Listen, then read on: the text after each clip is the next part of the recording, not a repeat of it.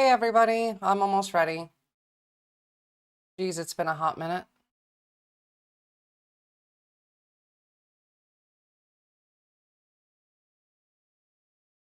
I don't even mean that as a pun, actually.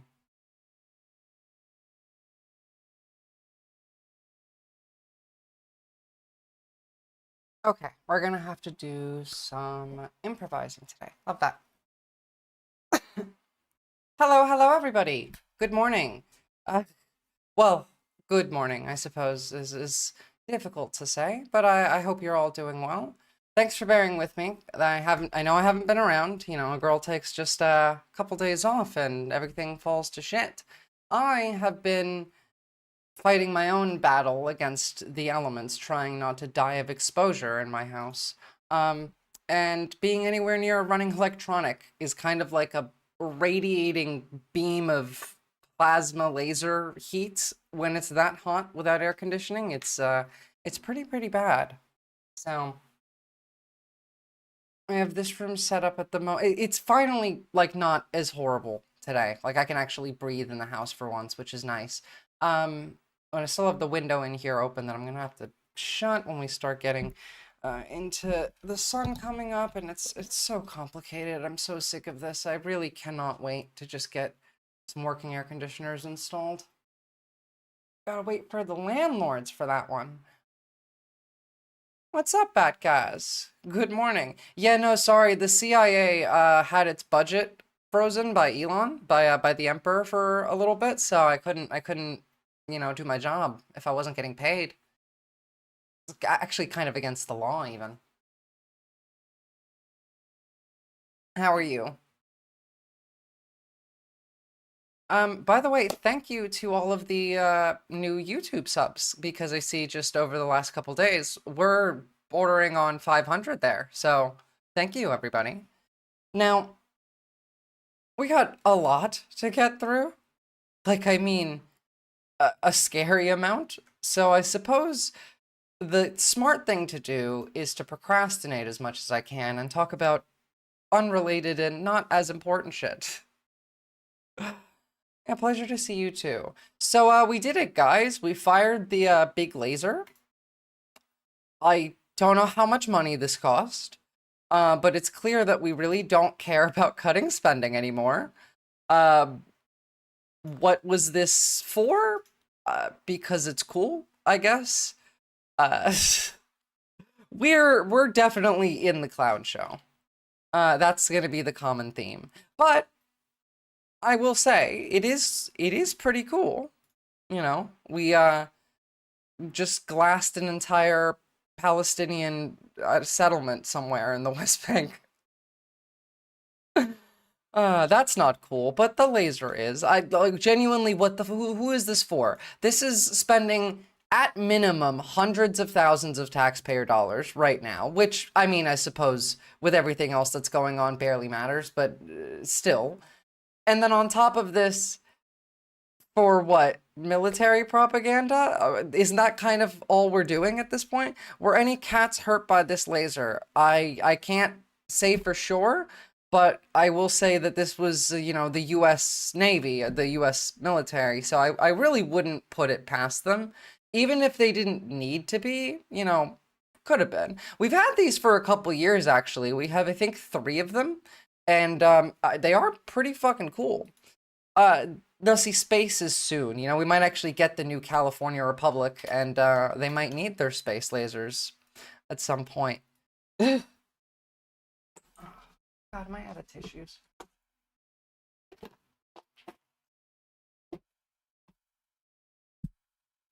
Sorry. The one downside of having to have every door and window in my house open right now to get the airflow in before it starts to get really hot is that I'm getting a bunch of other shit from the air, I guess. I don't know. It's been windy today, so there's particulates, and it's making my throat and nose all annoying. Anyway, I'm sure you guys heard about the tariffs. Donald Trump backed down, got absolutely dog walked, to the point where even on Fox News, Laura Ingraham is not pretending that this is a win. We'll get to Darth Musk, but it's not definitely not Emperor Trump anymore. Guys, we'll get to it when we get to it, but we've been like the United States is gone. Like that, this was the most remarkable coup in modern history. But here's some of the background. I'm not too impressed with the Canadian response, frankly. I mean, the fentanyls are, I don't know what that's going to do. And I guess they'll have a few helicopters flying at the border. I mean, it's not nothing, but they were going to get slapped with 25% tariffs, and now those are gone for at least 30 days.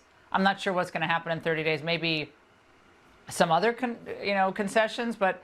So, like, understand here that the point of this is that they're not flouting this as a big win, right? And by the way, it's not a win even remotely, because all of these things were the same things that Canada and Mexico had agreed to in December of 2024. So nothing new is being added here. We didn't get anything out of this.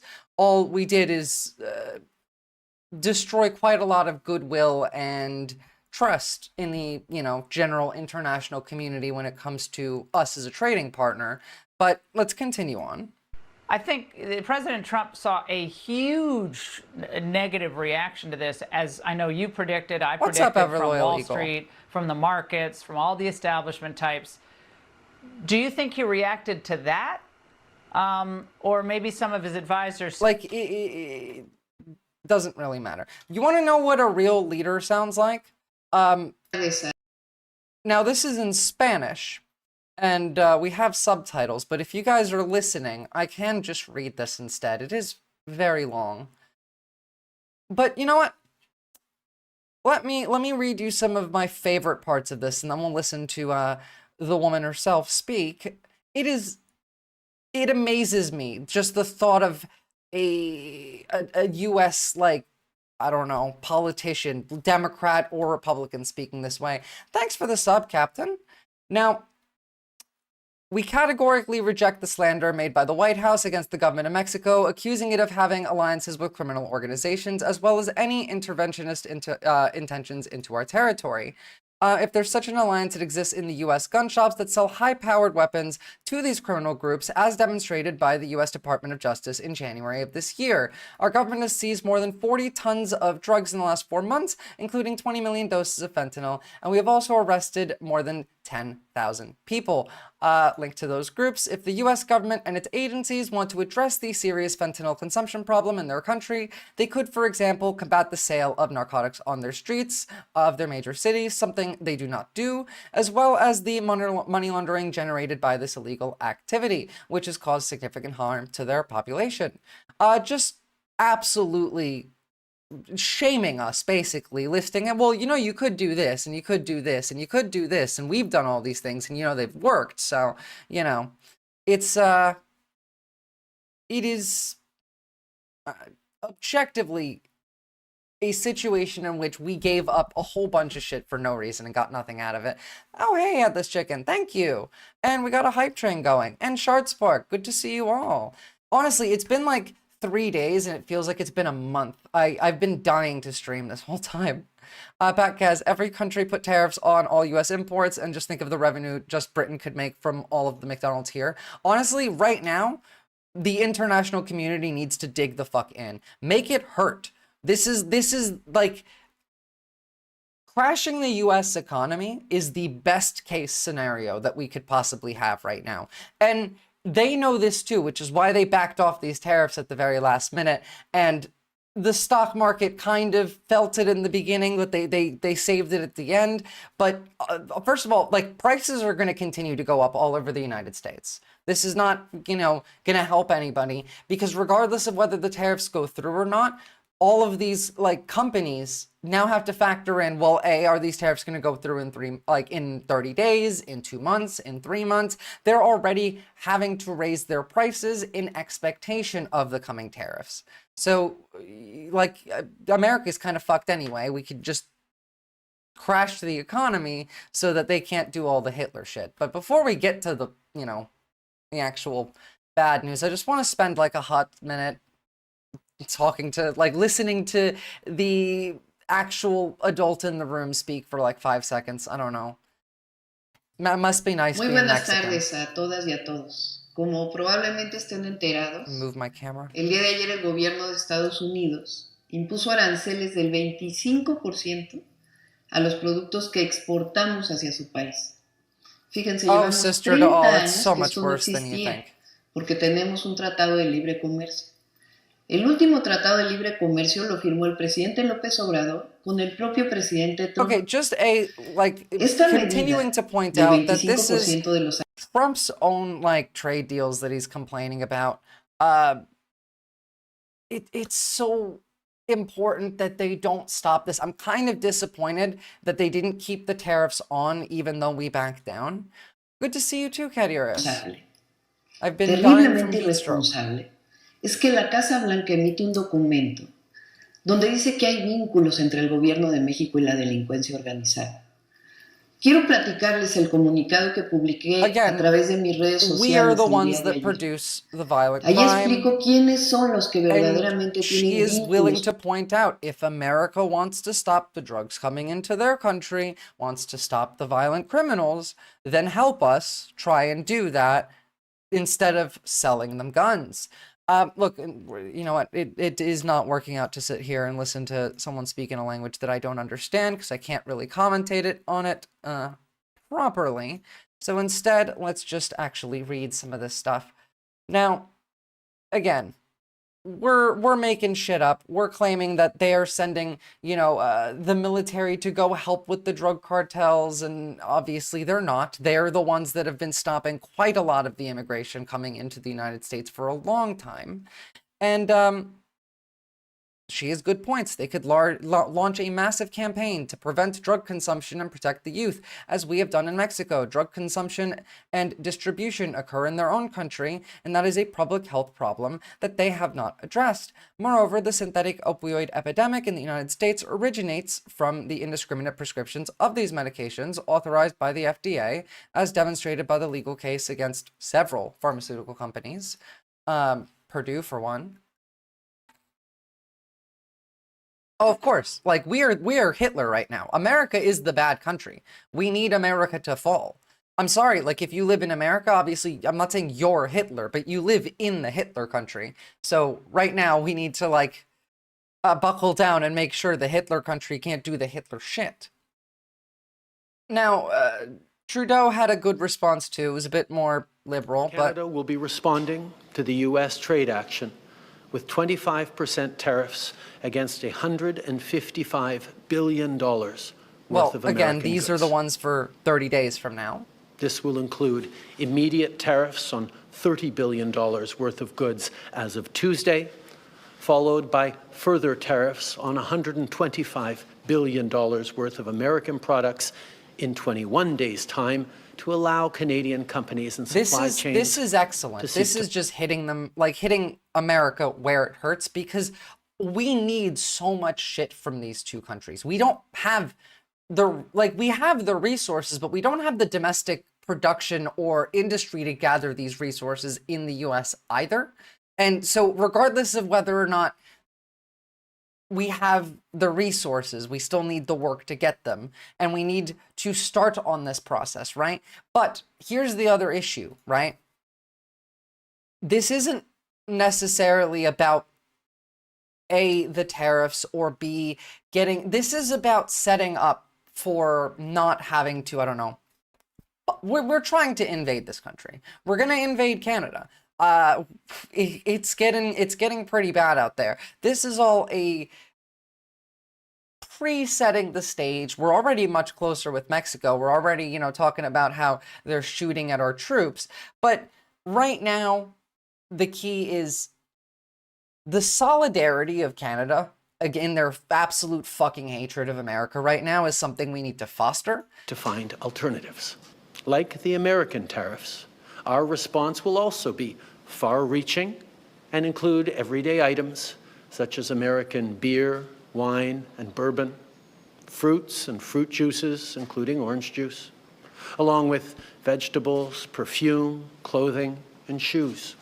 It'll include major consumer products like household appliances, furniture, and sports equipment, and materials like lumber and plastics, along with much, much more.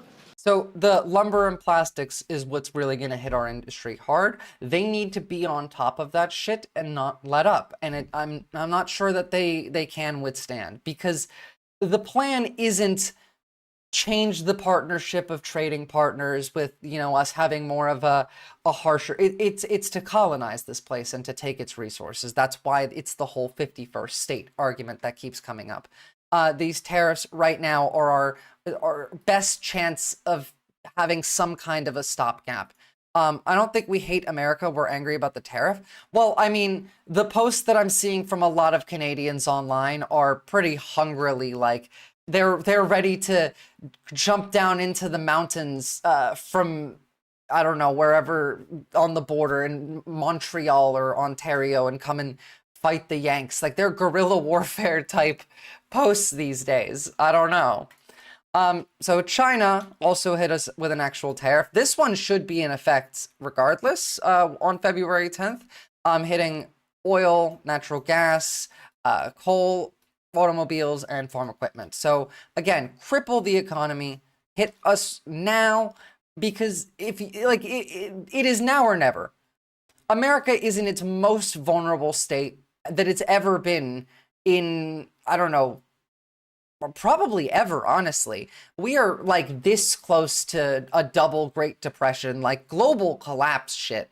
You guys have to understand that, like, I'm not saying the world is gonna end, but the absolute worst case scenario that we have on the table with Elon and Trump in charge involves nuclear weapons. So, like, understand that this has potentially consequences that could end all life on Earth. Now, we're not there, but we could get there. So it's all critical that we do as much now to prevent, I don't know, them from being able to consolidate any more so. But they're kind of planned for this. Oh, thank you for the raid, Glitterbell. So this is Canada. What the hell are you doing? What? That's Heinz ketchup. So? It's American. Buy French's. It's Canadian. We're in a trade war, you traitor. I'm sorry, I didn't know. Mrs. Butterworth? You were gonna buy American maple syrup?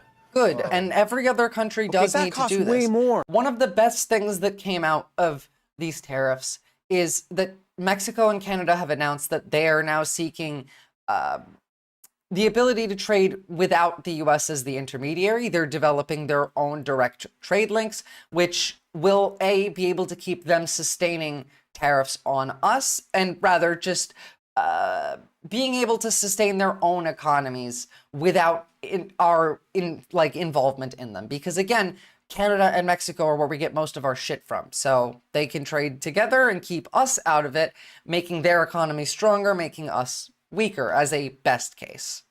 So does freedom. What the hell is that? My Timmy's. What?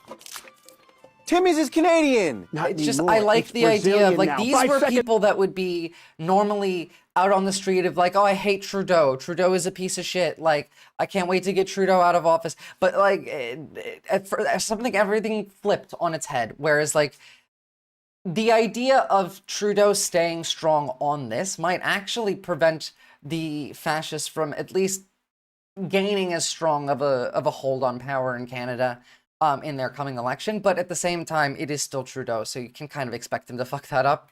Second cup. Oof. Maybe we just don't buy coffee for a while. That's fair. But again, restaurant these chains were the are guys safe. that would Boston be Pizza. guys that like him And would New be York. the ones whining about Trudeau right now, and right now they're whining about Trump, and that's what we want. Fries, basically, if there's an American city in the name, it's probably Canadian.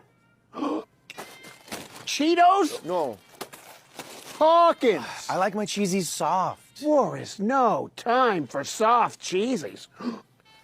Not my. If America doesn't offer some that Trump won't do this to global trade again, then Mexico and Canada making a separate agreement is just logical. There is no guarantee that you could give that we won't do this again. That's the thing here. Whether the tariffs go through or not, the damage that's done is the fact that we can't be trusted with this again. Now, we backed out of the Iran nuclear deal, for example, the last time Trump was in charge, and now we're messing with our two closest allies and trading partners. Why would anybody trust us? We're the insane country. Trudeau had, he stepped down. I don't know how their like system works. They're Canadians. Who cares?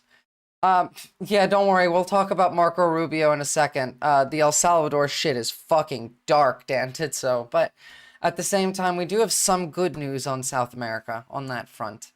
But here's, by the way, Trump talking about openly some of the scarier like rhetoric in that this is going to hurt, but it's for the greater good. This is the kind of shit you really need to keep your ear out for. No, I'm not concerned. We may have short-term a little pain, and people understand that. But long-term, the United States has been ripped off by virtually every country in the world. We have deficits with almost He looks extra every country. orange. Not I every mean, country, maybe. but almost. And we're going to change it. It's been unfair. That's why we owe $36 trillion. Look, understand that there might be a little bit of pain, but we'll come out on the other side of it stronger. That is things are moving so fast towards fascism that we're kind of making Nazi Germany look like a little bitch. Not to mention the unprecedented coup that we still haven't got to. We have deficits with everybody. We help everybody. We've been helping everybody for years. And to be honest, I don't think they appreciate it. So we're going to change that. We're going to change it fast. We're going to make America great again. We have to focus on our country. We have tremendous potential if properly used. And we like, anyone think he's tanking the economy on purpose? No, that's absolutely what's happening. Guys, that's absolutely what's happening. They're just like, they're not entirely ready for it in this fashion, which is why they had to back down. The entire plan is to tank the economy and to use that to have a massive transfer of wealth to the rich. Do you guys like, this is the level that we're at. Here's Charlie Kirk and Jesse Waters. And I think the president using tariffs in the way he has to encourage manufacturing to come back to this country has been long overdue. We used to fund the entire federal government with tariffs. We used to fund all of our goods and services that we had through tariffs. In fact, I love the president's idea of the External Revenue Service. Get rid of External Revenue Service? Hello? They want to get rid of the IRS. They've been talking about getting rid of the FDIC. Understand here that like this is setting the stage for a Great Depression style market collapse. What are the things that caused the Great Depression? It was high inflation, it was tariffs, and it was malicious incompetence, as well as people, rushing to the bank and drawing their money out because there was no Federal Deposit Insurance Committee, or what does the FDIC stand for? They're the government agency that insures your money in the bank for up to $250,000. The Federal Deposit Insurance Corporation, rather. This is worse than bailing out the banks in 2008. This is like infinitely worse than that. This is purposefully doing a Great Depression style crash, and like what they're gonna do with this is so much worse. the Internal Revenue Service. Let's start actually taxing the rest of the world. And we're able to do this as the world superpower, as the incumbent as in economic they power. want to start taking TIFs from other countries. Like, you need to pay your bills to us, your taxes of the world to us. Because everyone wants to do business here. It's one thing if you're Portugal. We one thing have if you're become Spain. basically It's an another thing we're the United Emirati States of America, state. because people want to come here. This will result in trillions of dollars of more investment and capital coming into our country. So Charlie wants to get rid of the income tax, so they just pay the federal budget down. Yes, tariff. and get rid I know of why. the It's because income Charlie's tax. making so much money, and They're I agree. absolutely trying to crash this economy on purpose.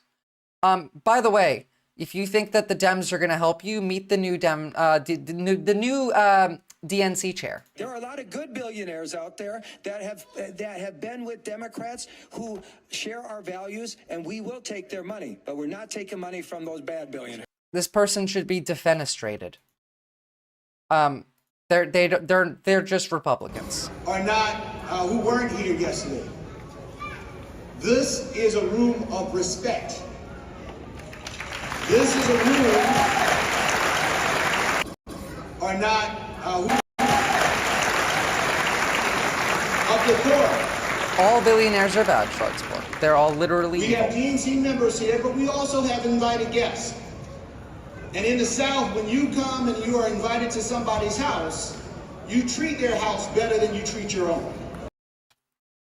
That's not how government or taxes work, Batgaz. You need income tax. You can replace it with other shit, but there's ways to get rid of income tax, but it's not in a way that's gonna help you. This is them stealing money. By the way, like this is... I'm sick of pretending that this isn't the people that raise awareness and support for hoping would save us. I'm so mad at this shit.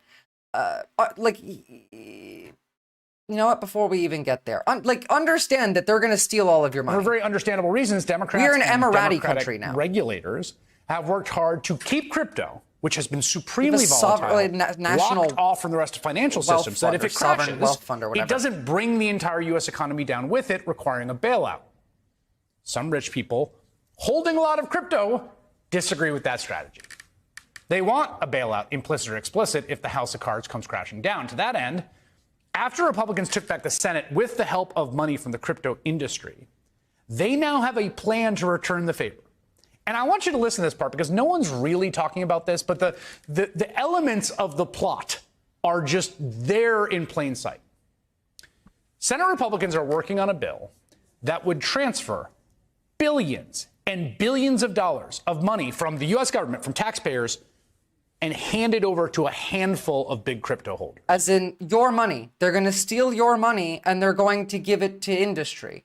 And by the way, they've already stolen your money. Elon Musk has control of the treasury and the government's fallen, but let's keep the pretext up for another 5 minutes. I'm really dreading when we get there. Donald Trump. Here it is. This is the Bitcoin Reserve Bill. In the Senate, essentially using the U.S. sovereign wealth fund that, you know, they are creating. Again, let's just hear it from here. President Donald Trump on Monday ordered the U.S. government to create, for the first time, a sovereign wealth fund within the next year, and said it could be used to purchase TikTok. This is just other countries have sovereign wealth funds, and they're much smaller countries, and they're not the United States. We have tremendous potential. Yes, generally, but again, like a sovereign wealth fund is what the budgetary surplus of the government, which, by the way, we don't have because the U.S. government runs at a deficit, not a surplus. And then they take that money and they put it into this fund and invest it for the betterment of the U.S. and like to spread influence, to gain soft power, which, by the way, we're doing the opposite of anyway in a different, even worse way. But to be able to have this, you need to not run at a deficit. We do. And they're not trying to not run at a deficit. You need a surplus. Where do you get that budgetary surplus? By cutting all of the parts of the government and stealing your tax money. In this country, tremendous. Trump offered little in the way of detail, We're probably and gonna it was default on the unclear US how debt. such a wealth fund would work. Typically, The such idea funds is rely to make Bitcoin the main currency. on a country's budget surplus to make investments, but the U.S. operates at a deficit. Its creation also would likely require approval from Congress. Details on how exactly the fund would operate and be financed were not immediately available, but Trump previously said it could be funded by tariffs and other intelligence. Trump says, listen, you could have healthcare, or we could buy these ape NFTs, and also this is a courtesy. We already did that. Kinda, yeah, basically. Understand why they're doing this, though. This is why this is happening. Which, again, like China, do nothing, win, as usual. In our hemisphere, largest country in the Western Hemisphere south of us, cut a trade deal with China. They're going to, from now on, do trade in their own currencies, get right around the dollar. They're creating a secondary economy in the world, totally independent of the United States. We won't have to talk about sanctions in 5 years because there'll be so many countries transacting in currencies other than the dollar that we won't have the ability to sanction them. So this is the excuse to transfer to crypto. They're going to default on the debt. They're going to steal all of your money. And that's kind of the plan here. United States to establish a Bitcoin strategic reserve, a network of secure storage vaults, purchase program, and other programs to ensure the transparent management of Bitcoin holdings. Oh, we're definitely not here to make friends. We have become like the genuine Hitler the Bitcoin country. Act from Republicans. We're a danger to the world right now. It would establish a Federal Reserve of Bitcoin.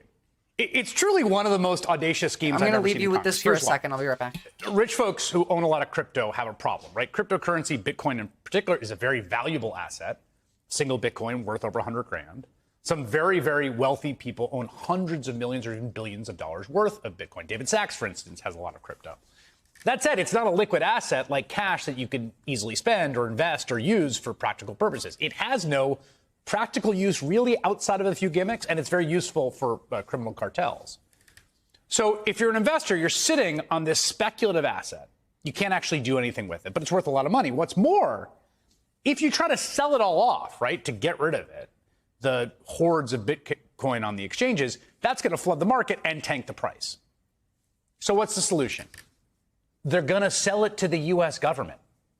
Over 5 years, the United States will assemble 1 million Bitcoin, 5% of the world's supply.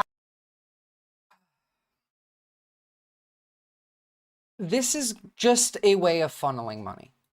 Now, and in the meantime, while they're trying to funnel all of this money, we're also prepping for some of the Hitler shit. Again, I'm trying to get some of the, I don't want to call this smaller news anyway. Like, this, unfortunately, we're at the stage where a penal colony is smaller news. That's where we are, genuinely, like right now. We're talking about creating a penal colony in El Salvador, and this is what I'm considering as some of the more minor news right now. Everything has been moving incredibly fast, but understand, like, that's the point here. The whole point is to try and overwhelm us. But the president of El Salvador offered up us being able to outsource part of the prison system to house the migrants in El Salvador. And this is the post from the actual, like, president of El Salvador. Like, this is him. He's a fascist. So 40% of our prison population is repaying its debt to society. In return, they receive shorter sentences and learn a skill. This program is not available for rapists and murderers. Would U.S. holding 1 million in Bitcoin really be enough to crash the financial effect? Well, the thing is, understand that buying that Bitcoin, Cardius, right now, you understand how crypto works, right? It's a rug pull scheme. If we announce that we're going to buy some and we legally obligate ourselves to buying 1 million Bitcoin, the price of Bitcoin will go up because people will know that we have to buy that Bitcoin.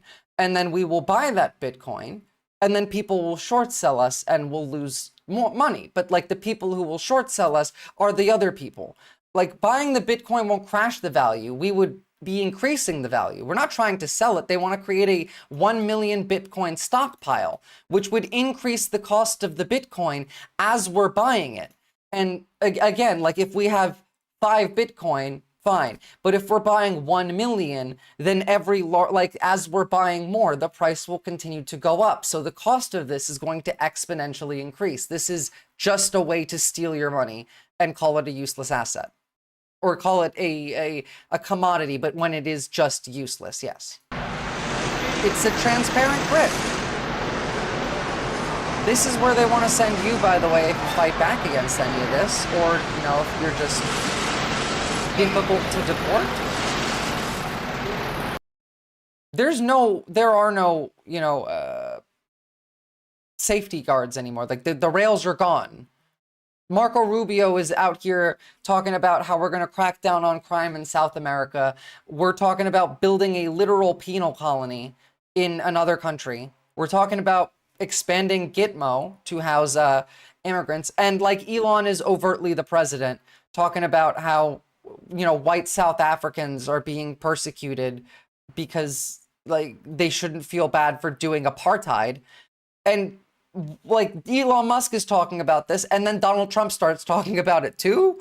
And now we're cutting, like, hold on, where is it? Where is this link?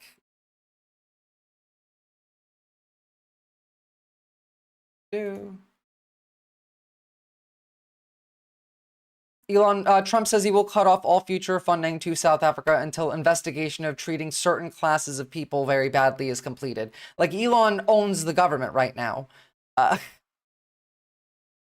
This is something Elon has done. He's brought up in court and about making comments on Twitter about stocks. Okay, look, understand. You guys are not really taking this in. So let me start over for a second to really just get across to you where we're at right now. Over the weekend, just the last couple of days, what happened was the world's wealthiest man walked into the U.S. Treasury Department, was told, no, you can't, come in here and do whatever you want to do. The person who told him no was fired and, removed. He then brought in 6 19 to 21-year-old incel groypers and are currently ripping apart the inside of the government. What's happening here, what's happening to the United States government right now is what a corpo would call a leverage buyout. Sorry to see that you're sick, Lord Fluffy Art. But, I'm glad that you're here for this at the very least. What's happening right now is what they would call a leverage buyout. It's when a corpo buys another corporation and they're going to have a merge, but one side has a lot more leverage on it. What they do is the one that's being bought, the acquiring corporation, just guts the inside of it out like a fish, ripping apart literally every system and implementing a cheaper and shittier system in its place.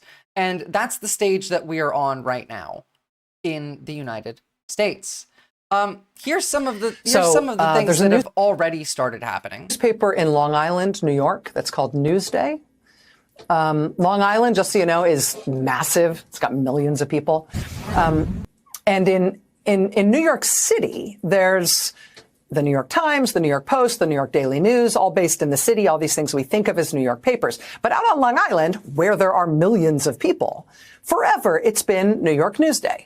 On Long Island, New York Newsday is a big paper, a big circulation. It is indisputably the paper of record, and it has been there forever. And I actually mean that literally. Local laws all over the country require the publication of public notices in the paper of record. So this is notices about upcoming public hearings, about proposed laws, real estate transactions, stuff like that. We don't really have classified ads the way we used to in newspapers, but there's still a bunch of fine print notices in major papers, and those are often public notices that are required by law in the local paper of record. And those public notices are a considerable source of income for local newspapers. So on Long Island, in Nassau County, Long Island, the county government there is headed up by an elected county executive.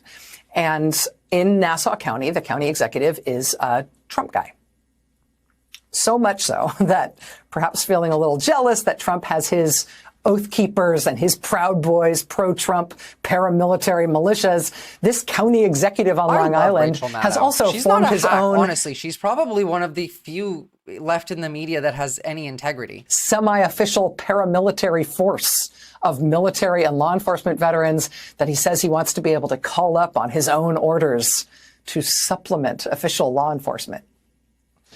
Yeah, if that puts a little shiver in your quiver, it's because you're paying attention. Yeah. But that's she knows this is a fascist uprising.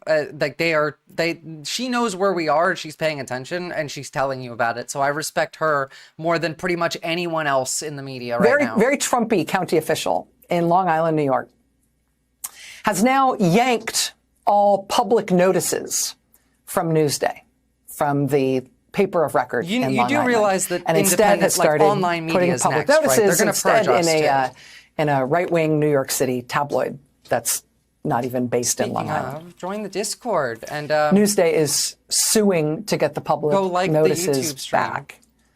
But we'll see. So that's one.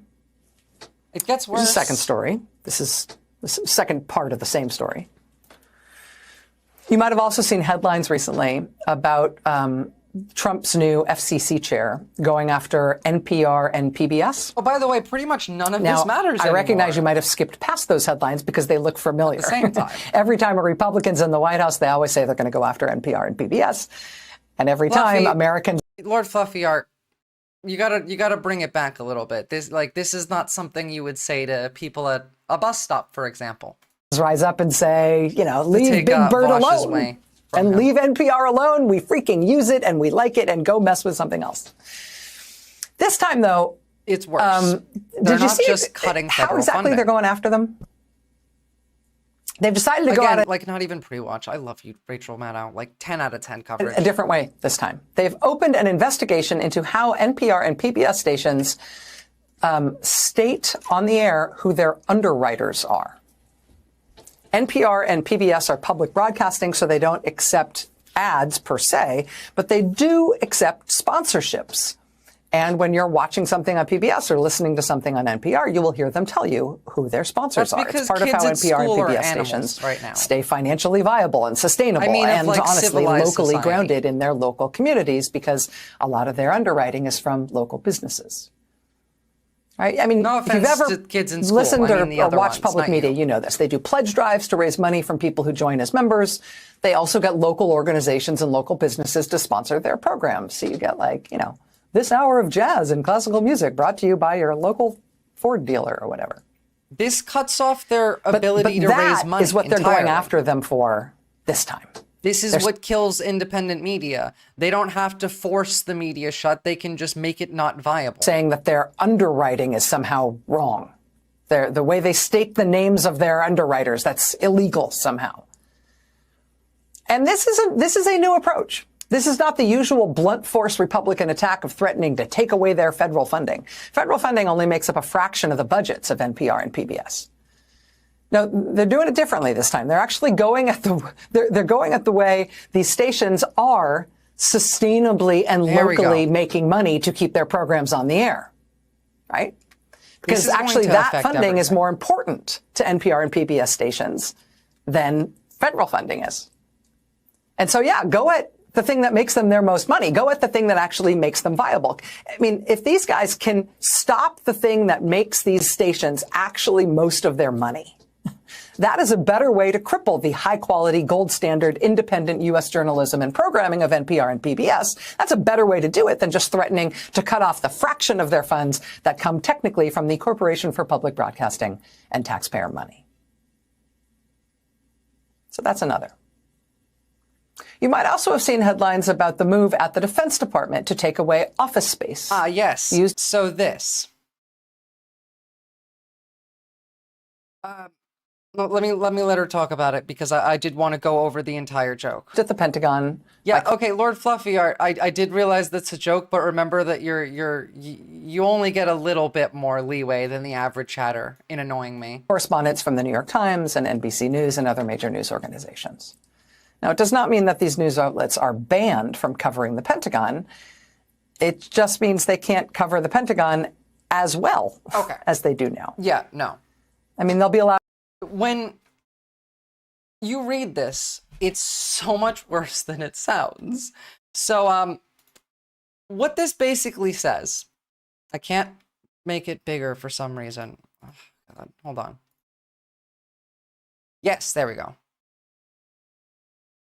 So, first off, understand that there is plenty of room here. There was no necessary, reason for having to remove some of these in order to add new ones as they're going to frame it. None of that exists. There's, space for at least 100 different little studios around in the Pentagon. So who did they get rid of? Well, the New York Times, out. NBC News, out. NPR, out. And Politico, out.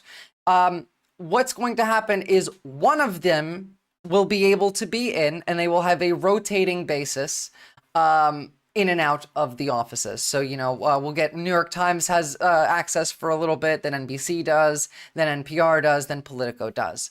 But in their place, in the main outlets where news from anything regarding, really, the Pentagon comes from is going to be the New York Post, One America News, so OANN, Breitbart, and they're letting the HuffPost in, which I guess is nice. But this is absolutely a purge of the media. Again, there was no reason to remove New York Times, NBC, NPR, Politico, and have them have a rotating cycle of one having access while adding in the New York Times, OANN, and Breitbart into regular reporting. This is absolutely just getting them out. Sky News is getting shut down. Good. Sky News is fucking evil. But they're all consolidating anyway. All of the media is consolidating. What this adds in its place here is an inability for us to know pretty much anything that's true. That's the goal, is they're going to make it really difficult for you to know what's real and what's not. Allowed to attend briefings and, I mean, they already do. Get emails or whatever, make phone calls. But they are no longer allowed to be based there at the Pentagon, so they can be there all around the clock while decisions are being made and things are happening. They can't do that anymore. That office space has been there for Pentagon correspondents for decades. But in the Trump administration, they're pulling it from well-established, competent, independent news organizations that they don't like and that they would like to hurt. And remember, we still haven't gotten to the All bad of these part. stories are the same story. Right? This is not just your typical political thing where you've got somebody in the White House or somebody in politics complaining about press coverage. It's not even the typical thing with Trump calling the press the enemy of the people or whatever Stalinist thing he's moving now. through these steps. This is what they call the Viktor Orban playbook for using the power of government to eliminate independent, credible, professional journalism. Using the power of government to hurt journalism as much as possible, to weaken it as much as possible, to try to drive independent, capable, professional media out of business and into ruin, the media so that it goes away. And the only thing that's left is, for lack of a better term, state TV.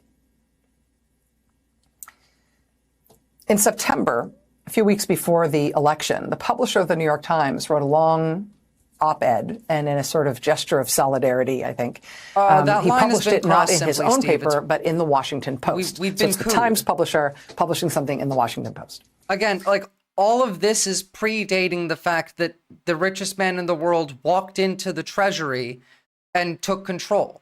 And now, like, let me put it to you this way. This is like Afghan warlord level coup. Like, this is unprecedented in like modern Western culture of a coup being done in this way successfully. Nobody could do, like, there's nothing we can do at this point. Elon Musk is the God Emperor. Donald Trump has no power right now because he has the Treasury. They have everything. They were installing private servers and hard drives into government servers. They have access to all of the election data. They have access to all of the money. They have access to all of your social security numbers. Like, we're in fascism. It's not even like we're not headed towards it. This is fascism. And it was a really important piece. It was about what he thinks, at least, we should have been expecting. Kinda, yeah, simply, Steve. If an authoritarian-minded Donald Trump returned to the White House and was determined to do to the press what he had been promising to do to the press through his first presidency. The warning basically was that Trump would probably try to do something to the press in this country along the same lines of what Viktor Orban did to the press in his country, in Hungary, when he destroyed the free press there as part of his takeover as a de facto dictator. It said this, quote, "He can't simply close newspapers or imprison journalists." Oh, by the way, yes, he can. Yes, he can. Because they have broken the law. This is people on Reddit talking about the 6 little incel boys that have been brought in to rape and tear apart the government. Like, he's calling this crimes. It's not like there's nothing illegal about knowing who works at the Treasury Department, but I mean, like, here's a list of the techies on the ground helping Musk gain access. This is confirmed. These are the right people. You have committed a crime. And in response, we get the U.S. Attorney General of D.C. statement. Our initial review of the evidence presents to us to indicate that certain groups or individuals have committed acts that appear to violate the law in targeting DOJ employees. we are in contact with the FBI and other law enforcement. There are no laws like this. They're making shit up as they go. Like, America's done. The country is dead. We've been couped. It's over.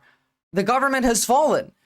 They, understand right now that, this is way more serious than I expected it to be. You cannot They're wave calling it away a coup on mainstream media. an agency that you don't like or that you disagree with by executive order or by literally storming into the building and taking over the servers. That is not how the American system of government works. Just like Elon Musk did not create USAID, he doesn't have the power to destroy it. And who's going to stop him? We are. We're going to stop him. We don't have a fourth branch of government called Elon Musk. No, we have the fucking God Emperor. Because again, nobody stopped this man when he came in and is literally, he owns everybody. He has your private information. Everything that you have ever said to the government is in these fucking 6 groypers' hands and Elon Musk's. There is no presidency. America, I can't explain to you in a way that refers this to history. This is a quicker coup than Stalin after Lenin died. This is the Nazis took 52 days to consolidate, and Elon Musk did it in a day and a half. Congress doesn't matter. The Constitution doesn't matter. Everything that's happening right now is illegal. All of this. And that's going to become real clear. Forever. They're shuttering agencies and sending employees home. All of this is illegal. In order to create the illusion that they're saving money in order to do what? Pass a giant tax cut for billionaires and corporations. We talked about Trump wanting to be a dictator. Look, let me just explain a bit more about what USAID is, because that video is going into USAID. The removal of USAID is fucking insane. Absolutely insane. Because the argument that's being presented from the right is that we're wasting money giving, I don't know, medicine or curing AIDS or sending condoms to people in third world countries, and they think it's stupid and that it's woke. This is the key to our power. If I was working secretly for China or Russia and I was Elon Musk, I'm not saying that he's working for China or Russia, by the way. He might not be at all. But what I am saying is that if I was him and I was working for China or Russia, these are the exact things that I would do. Because USAID is how we fund a lot of our Black Ops shit. So, it's a thing that counters China's Belts and Roads initiatives. It's being able to have influence in parts of the world that we can extract minerals from. You see it in Africa, as well as Russia does this with the Wagner Group. They do it from a more militarist perspective, but we get quite a lot of influence and power of spending, quite honestly, a little bit of money in comparison to what we have and what our ability is, and getting influence and control of a region of the world. Removing USAID, even with or without the tariffs wobbling, is a giant hit to what you would imagine of if you were Nazi Germany and you had all of this exact stuff, this exact context, Hitler would not have done this. This doesn't help you. This is the exact opposite of being able to expand and, in a militaristic way, be imperial. But I know what they're doing with it. It's not that they're just getting rid of this program. We're just going to enact a very a Wagner Group style version of this instead. But at the moment, just being able to remove this shit is insane. Take notes with the fashy stuff for tomorrow's debate. What is there a debate tomorrow? Well, I'm interested in hearing more. This is what we get for trying to play nice to talk with these people. Then we should have been fighting tooth and nail. Look, I agree with you. We don't fucking play nice with these people. It's dark woke time. Fuck these pieces of shit. They all belong in hell. They're demons, and we need to fight them. Like again, it is your American duty to fight over the overthrowing of the Constitution. They went above Congress and the courts and the president. This is objectively a coup. They have attacked the United States and are harming us. On day one, and here we are. This is what the beginning of dictatorship looks like. This is well past that. When you gut the Constitution and you install yourself as the sole power, that is how dictators are made. So is Elon like the Sultan now? Democratic members of the House and Senate outside the Washington headquarters of USAID today. They stood with protesters who had gathered to denounce the Trump administration illegally shuttering that agency. Oh, no, yeah, no, call them full-on Nazis, guys. Like, and on top of this, they're going to show you why. I'll show you, like, the nationalism is coming back. Yeah, oh, shit, I did talk to Wick that I was going to be able to chat with him tomorrow, and I told him that I might not be able to because of the heat, but at this point, if it stays this way, I might actually be able to. I know that Wick doesn't think that. I don't know what the fuck Wick thinks. We'll find out. USAID employees Emir were told Musk. to stay out of the agency's Emir. headquarters today. Many were locked out of the agency's computer system. Hello? What? Excuse me? Employees were told to stay out of the agency's headquarters today. Many were locked out of the agency's computer systems. Who the fuck are you telling government employees that you can't come to work and locking them out of their computer systems? This is not how, like, this is over. It is done. This is the U.S. government doesn't matter anymore. Congress did this. You can't undo Congress. Senators and members of Congress tried to enter the building today. They were blocked by... They blocked senators and members of Congress from the building. Does that not register as the rule of law is done? One more time, like, really take this shit in. It's really hard to conceptualize, like, the end of everything you know, but America is over. USAID employees were told to stay out of the agency's headquarters today. Many were locked out of the agency's computer systems. When senators and members of Congress tried to enter the building today, they were blocked by what appeared to be uniformed Department of Homeland Security officers. What are you doing there? Congressman Jamie Raskin told Axios, quote, "We were told the office..." Hey, look, I'll take a Trump supporter who's, reforming themselves and is regretful and open and tries.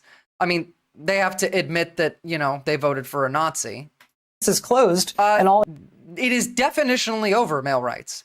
An unelected person walked in to the government, took control of the treasury, attached private hard drives and servers to it, brought in 6 of his shithead friends that are like 20 years old. One's on an H-1B visa. By the way, an illegal immigrant is doing this and has your access to your social security number right now. Has literally, can block members of Congress from coming in. It is definitionally over. There is no rule of law. If the Constitution is dead, if it doesn't matter, then America's gone. That's kind of 1-to-1. You can't. Employees were told to just telework, but I thought that was illegal now. Donald Trump has said working from home will be almost entirely banned as he tries to get federal workers to quit. There was also a protest this morning outside the Office of Personnel Management, which is essentially the federal government's HR department. This is the office from which Trump appointees have been sending out emails to federal employees telling them to quit. Tomorrow, there's a protest planned at 5 p.m. Eastern. Again, I'm going to say this one more time. What a corpo would call this is a leveraged buyout. It's when a corpo or a group or the board of their corporation, whatever it is, they go to acquire another one. And in the process of this acquisition, the one with leverage guts out the entire corp that they are acquiring and puts in place a shittier and cheaper structure. At the Treasury Department in Washington, D.C. That's where Elon Musk's demolition crew got this shit is worse than Hillary Clinton's private server or whatever. Elon just is installing private servers. He has access to, again, your social security number. He has access to the vote tabulators. It's over. The man owns the country. This weekend to the Treasury's payment system, which means that, among other things, Musk now has access to personal and financial data. I'm going to start assuming malice over cluelessness, by the way. From this point on, MAGA that comes in, you get 3 chances to show that you could be wrong if you're challenged on something. And you know, ignorance does like too much ignorance with no effort in a row. You know, if you get two things wrong and one thing right, it'll reset. I don't know. I'll figure it out as I go. My rules, I'm just being significantly less lenient because this is going to be dangerous, guys. Like they're already gearing up to announce a nationalist party. We're going to get to that as well. They're going to be flooding everything. And again, if they've purged a lot of the mainstream media, who do you think is next? Data of millions of Americans. Tonight, federal government employee unions. Again, one more time. Data, which means that, among other things, Musk now has access to personal and financial data of millions of Americans. Everybody. Tonight, federal government employee unions joined an advocacy group for retirees in filing a lawsuit against Musk obtaining sensitive personal data on, say, everyone in this country who gets a Social Security check. Pushback is happening on many fronts. Is it going to work? Joining us now is Congressman Jamie Raskin of Maryland. Yeah. He's the ranking. We are literally the Hitler country now. So member of the Judiciary. Remember, this is Jamie Raskin. This guy's a piece of shit. But like, committee is one of the lawmakers at USAID today. Congressman Raskin, it's really nice to see you. Thank you. It's great to see you, Rachel, and thank you for coming back in this service. You're a model to all America here. Well, I don't know about that, but I'm here, and I'm not going anywhere. Can you describe your decision to go to USAID? Okay, yep, there we go. The American Nationalist Party. I knew they were going to come with that in a second. Good on you, Lord Fluffy Art. Today. And actually, can you also describe what happened when you tried to go inside the building today? Sure. Well, for me, it was easy, Rachel, because not only have I been trying to defend the Constitution and legality in America, as you know, for the last several years, but I have tens of thousands of federal workers who are my constituents in beautiful Montgomery County, Maryland. And what I see are all the telltale signs of a coup. A coup is... Again, this is, like, pay attention. This is on mainstream media. This is a literal, like, U.S., like, this is Jamie fucking Raskin. Yeah, I've seen the clip of Trump that, like, not even being able to speak. What does this do for me?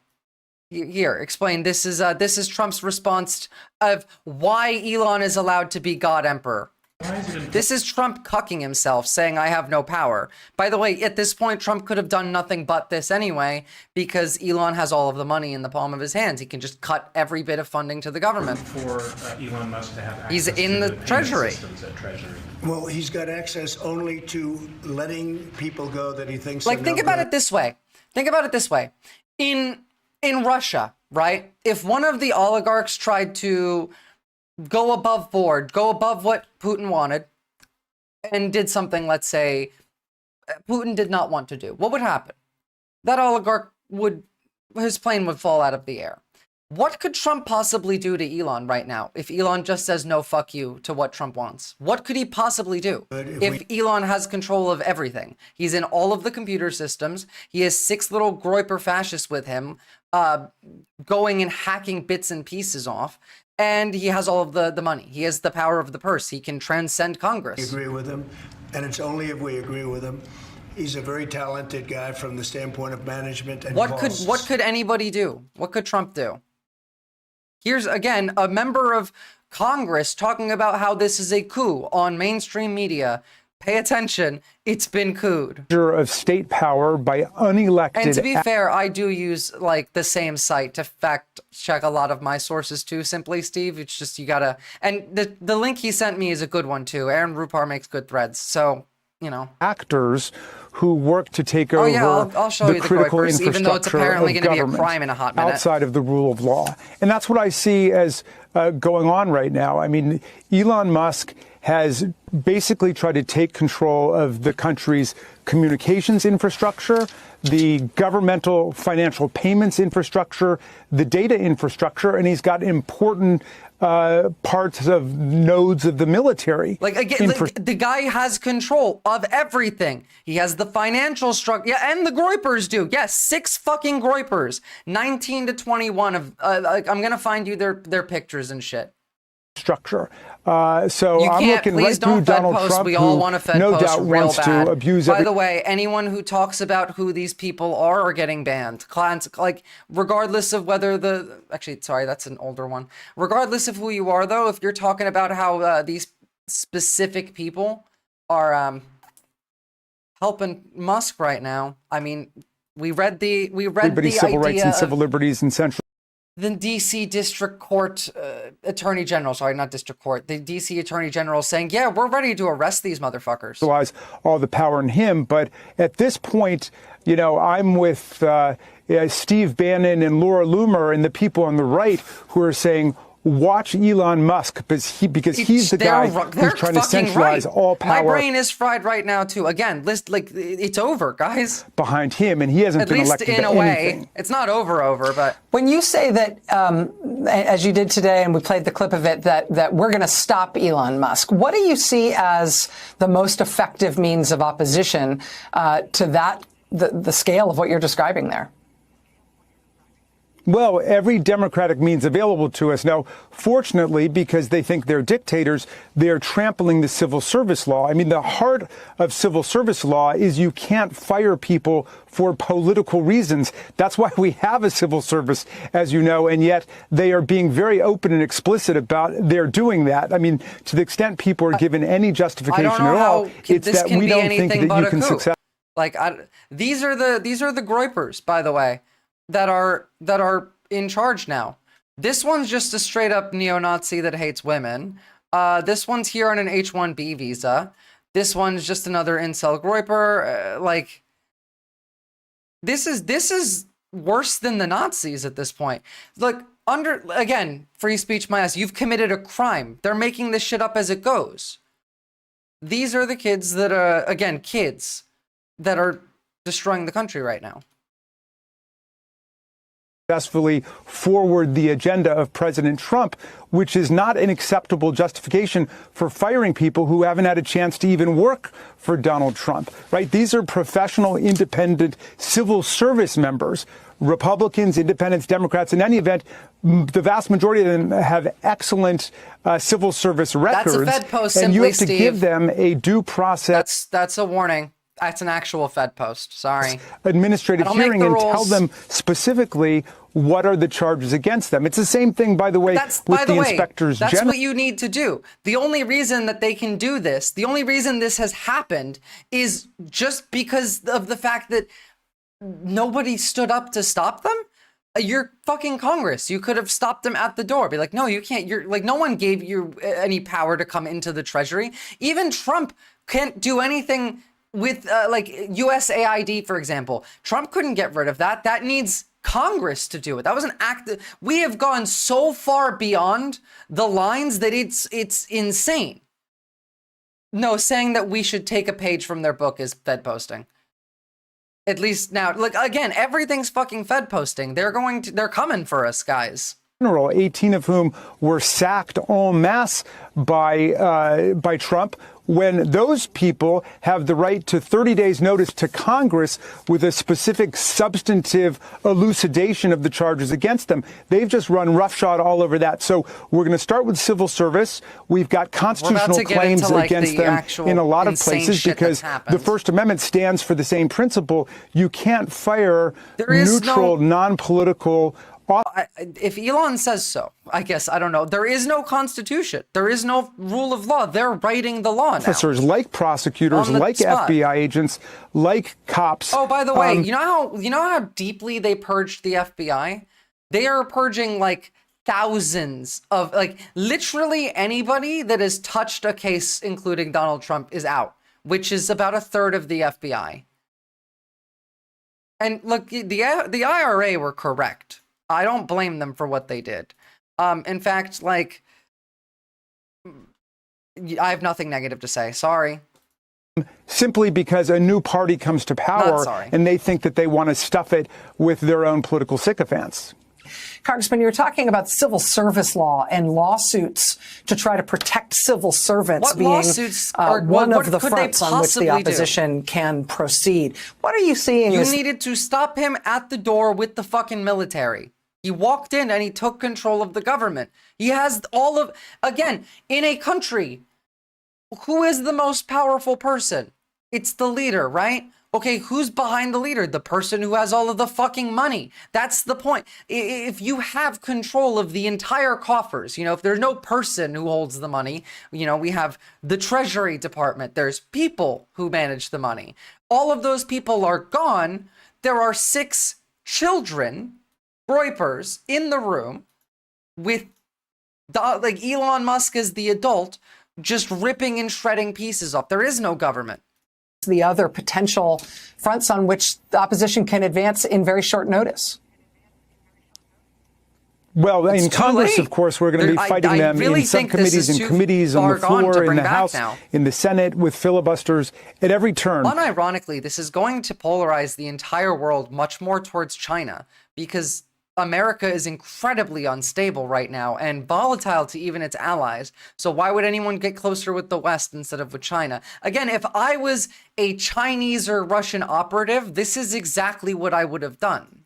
But popular protest is going to become very important here, and it's going to look very different from the first Trump administration. Everybody remembers, you know, 1 million people gathering for the Women's March, and I have no doubt we could get at least that many, if not 5 million. But we also know that Donald Trump has just pardoned 1,500 Proud Boys, Oath Keepers, violent insurrectionists, cop assaulters, and so what they're going to do is they're going to try and stage a violent false flag in the streets. We'll get to it, because the extremists, the Nazis, are all up there. They're fucking so happy right now. This works right up their alley. But again, just understand what actually happened. This is what USAID does, and this is a Republican senator on what's going on right now.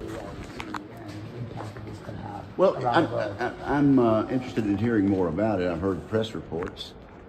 If there's massive fraud, if the funds aren't being directed where Elon's calling this this appropriated agency evil, and we need to know about that. So I'm actually. By the way, the entire reason this is happening is because the USAID, the U.S. Agency of International Development, had a part in ending apartheid, and Elon's real fucking mad about that, because again, both him and Trump are yelling about South Africa right now. And how the white population that currently holds pretty much all of the property and was the oppressors in the apartheid state are being oppressed.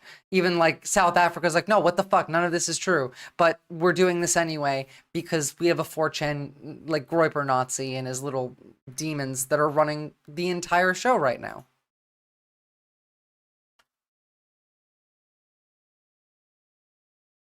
Are you fucking kidding me? Well, we need to let them start it, because they're going to try and use this to kill us all. Well, I'm interested in hearing more about it. I've heard press reports. If there's massive fraud, if the funds aren't being directed where the Congress has appropriated and the president has signed, then we need to know about that. So I'm actually in a fact-finding mood. Do you think on that trying to? Do you support that agency in providing foreign aid? I have felt for a long time that USAID is our way. It's not even old memes. It's Elon being mad. That's it. China's Sundry Clown Car to really gain influence around the world, including Africa and South America and the Western Hemisphere. So we need an aid program. Now remember, Marco Rubio just talked about earlier how we are losing our soft power globally by not being able to rely on us being the dominant currency, that other countries, especially because of the things that Donald Trump is doing, are beginning to do trade bilaterally between themselves using their own currencies. BRICS is growing. American influence and hegemony is shrinking. This is good, by the way. I'm kind of in favor of this. This is horrible for America, but it's kind of good for the world. Right now, again, the best possible outcome here includes crashing America's economy. Do not be like fighting out there in the streets is not where we're at yet. Right now, we can stop this by getting the where if you are not in America and you're watching me right now, you should be on the phone with whatever fucking leader you can get to. You should be rallying in the streets to prevent America from being able to continue to grow. Cut everything, because if the economy crashes now, then the Hitler shit doesn't happen. Imagine if Hitler instantly crashed the entire economy when he took power. We wouldn't have had the Holocaust happen. Maybe, I mean, like a lot of the stuff would have happened, but they wouldn't have had the ability to mount the entire war effort the way that they did. It would have been infinitely less bad. But also, USAID is a method of us employing soft power around the world. So messing up our economic soft power, as well as now entirely deleting our Black Ops and Belts and Roads Initiative counter is very much bad for American hegemony. I mean, good for the world, again, like, it's just what's going to replace this. The Chinese effort. But it needs to be done like boycott America, everybody. The United States. I don't really end up believing that boycotts work more often than not, but wherever the fuck you live, boycott American goods. Have decided it ought to be done, and so I'm eager to see an audit and see the sort of. If you're in America, you need to start being mean, like spiteful, vindictive, and angry. Because it's clear that this is what Americans respond to. And we have coddled these motherfuckers for so long. I am no longer, like, don't tolerate, like, people pretending to be stupid and bullshit arguments that ask you the same thing over and over again. Don't debate these people. Tell them to fuck off, call them a Nazi. I don't care if you slur them. I don't care whatever the fuck you do. It's dark woke time. Understand that you need to be able to feel pain. Pain exists for a reason. When you touch the hot stove, it hurts. So you don't touch the hot stove again. So right now, Americans are like, they're in the perfect material conditions for a punishment of standard of living drop employed as a weapon on them by the rest of the world has the highest chance of at least breaking through all of the brainwashing and getting them to feel empathy again. But beyond this, nothing short of this will stop the war machine from growing. Like, it is this, or we're going to start invading countries in a couple of months. Your mom's not going to believe you. That's the thing. All of these people are like, Donald Trump got dog walked by Canada and Mexico over these tariffs, and the Trumpers are out there saying, oh, look, Canada and Mexico conceded. There is no reality. There is no factual information that you can give these people that will convince them that they're right. What they need is punishment, isolation, spite, and vindictiveness. You need to treat them like they treat you. Give them no mercy, because these people are entitled, they're coddled, and they think of themselves as the most the most mistreated person in the entire world. Everybody is constantly a victim. Meanwhile, they have never suffered scarcity in their life. Now, obviously, plenty of Americans suffer from scarcity, but as a whole, we are a rich, lazy, soulless, like, shameful country. We have no ability to empathize with our community. Most of the country hates their neighbors, has no desire to talk to them, thinks of everybody outside the walls of their house as the literal enemy who is going to come and steal their resources and rape their wife, and I need to protect, like, my fort and my castle and my home. There is no community at all. This is like fall of Rome level shit. Like, we are checking every single box for the fall of an empire. Tell them two things: not a step back, and vive la résistance. Exactly. If someone comes up to you, you declare your distance, and you say, if you reach for me, if you grab past this point, like, I'm hitting you. You have the right to self-defense. This is not fucking around time. This is finding out time. Mismanagement that the Secretary of State has told us about today. But they can't just. I don't know what our government is now. I don't know what the emergency powers are. No one does. They're making shit up as they go along. Yes. Are you concerned that Congress didn't get a heads up about this? Are you concerned about? Well, things are moving very fast. A Pakistocracy, I guess. Yeah. 2 weeks of the administration. The thing is, I don't think that they're incompetent or inept. I think this is on purpose. This is Teal and Yarvin level accelerationism. This is let's break everything. And what they're going to build instead of it, inside it, is just the nationalism. They're going to break everything. They're going to blame Canada and Mexico and say that they started it, that, they were sending fentanyl over the border and then they started a trade war and Americans' lives got worse. And then they're going to use this to, rile up the public as you've been mistreated. The rest of the world hates us. We are the better eugenics shit. And we're going to see why in a second, more of that. But understand the kind of shit that USAID does. To make sure that we're countering Chinese influence inside Africa, to make sure that we don't lose access to critical mineral supplies, so that we're fighting back against Hezbollah. They're highly competent. That's Lebanon. The problem, exactly, So Lord Congress Fluffy. writes a law that dictates how USAID spends money to make sure that we're countering Chinese influence inside Africa, to make sure that we don't lose access to critical mineral supplies, so that we're fighting back against Hezbollah in Lebanon. So Congress writes a law. Look, there's speaking of what you said, Batgaz, and I agree with you. There's a video that I can't show it on stream because it's against TOS, but I can link it in the chat. And I really, really, really, really recommend that you guys watch this. Give me a second. Where the fuck did I put it? Ah, here we go. Oh, no. I cannot play this video. Sorry. I would absolutely 100% recommend that you watch that video.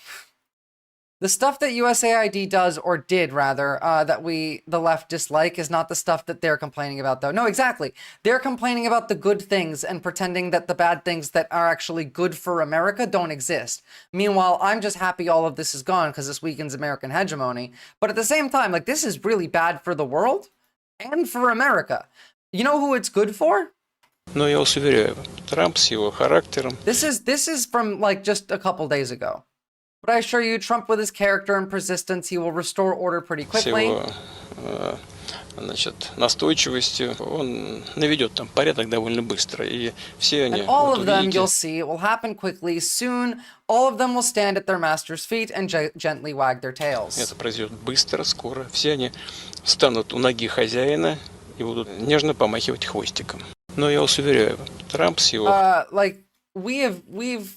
We've gone beyond the pale now, we've removed ourselves from the UN Human Rights Council, which I guess is good because we don't belong on the Human Rights Council, and it would be bad if this would be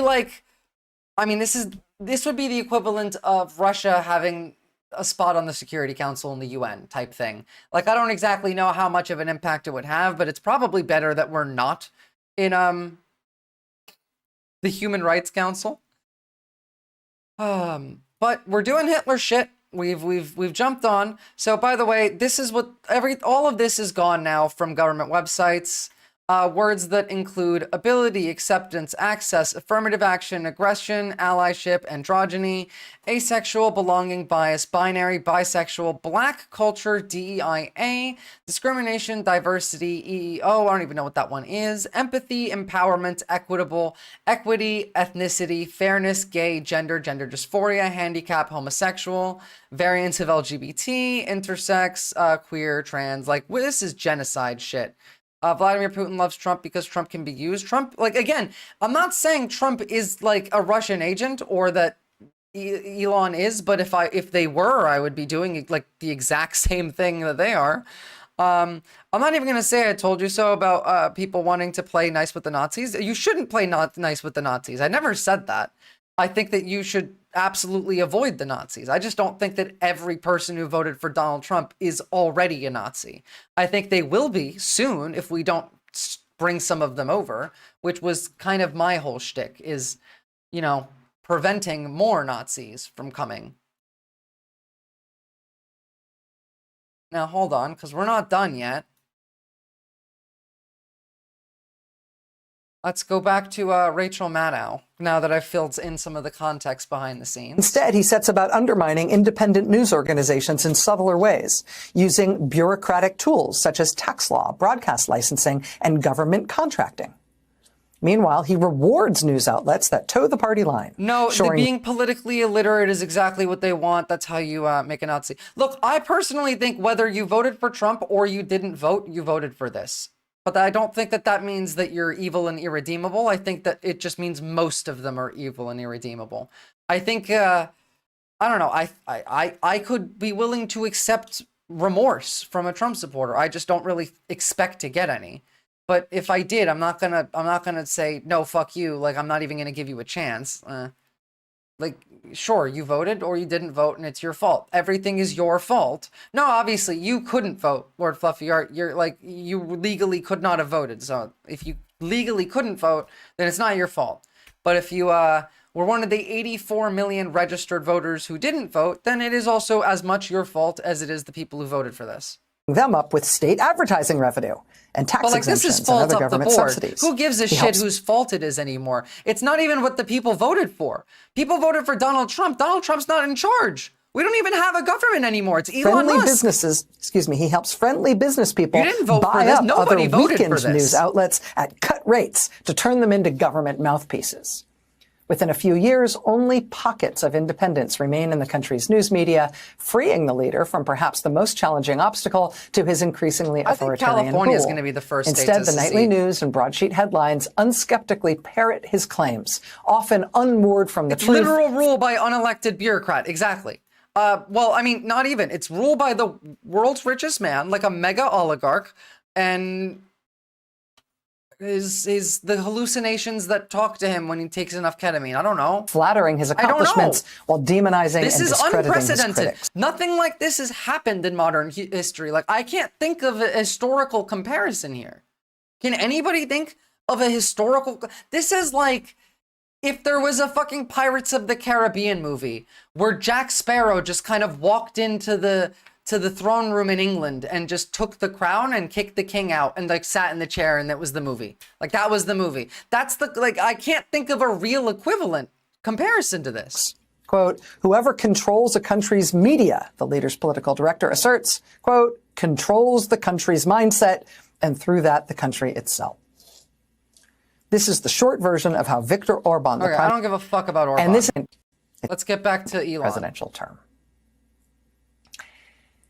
And this is not yet being treated as one of the things the new Trump administration is doing, but they are doing it. And they are using both the federal government and allies outside government to do it. And if the model holds, I expect that what we're going to see is a big spike in defamation cases brought against various media companies, particularly now that so many companies are settling them and paying rather than fighting them. Mm-hmm. We will see a systematic litigation effort, I believe, to undo libel This is how they're law in going this to country. try and get the the decades-old leftists to shut precedent the called fuck up, New York by the Times way. v. Sullivan. The goal of undoing that precedent will be to make it easier for truly ruinous lawsuits to be brought against news organizations, whether or not they're brought in good. By the way, like, again, this is how they're going to go after, like, people like leftist content creators. Chicago aides expose how leftist groups help criminals evade ICE. Coach to fight back. Coach to teach self-defense. Here we go at demonizing leftists. We're teaching the migrants how to be a guerrilla fighting force, and we need to be a national security threat. Ding, ding, ding, ding. Any bells ringing here? Mussolini walked into the king's palace and took control with no resistance. Yes, but so that's the thing. Mussolini took control from the king with no resistance. Mussolini had people behind him. Like, there was an expectation of that happening. Nobody expected this to happen, and nobody could stop it if they wanted to. Like, it's not like, the comparison is probably the closest you can get to this. But imagine if, like, it was Mussolini, but came in and not only took the king's palace, but broke every system of government and then got a bunch of, like, teenagers to do whatever the fuck they want with it. I can't make a comparison. Like, even that, like, that's the closest, sure, but... And hey, good to see you, Bulletproof Bullet. Every senator should now declare a state of emergency and the US can ask for international aid. They would probably just get disappeared at this point. Like, we're at the point where they'll just disappear people. The best comparison I can think of is the guy who tried to steal the mace that the British Parliament needs for its actions. Like, if people had gone, oh, gee. Again, sure, but make, like, if that mace was, I don't know, the key to all of the wealth and access to finances and computer systems and information of the country, sure, I guess. I'm starting to feel like Dems are colluding, and no, they're absolutely colluding. 100%. 100%. Here, I showed this earlier, but here's the new chair of the DNC.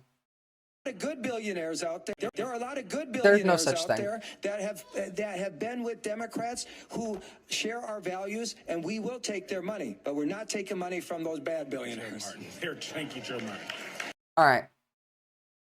Understand that they're not coming for you. They're not coming to help you.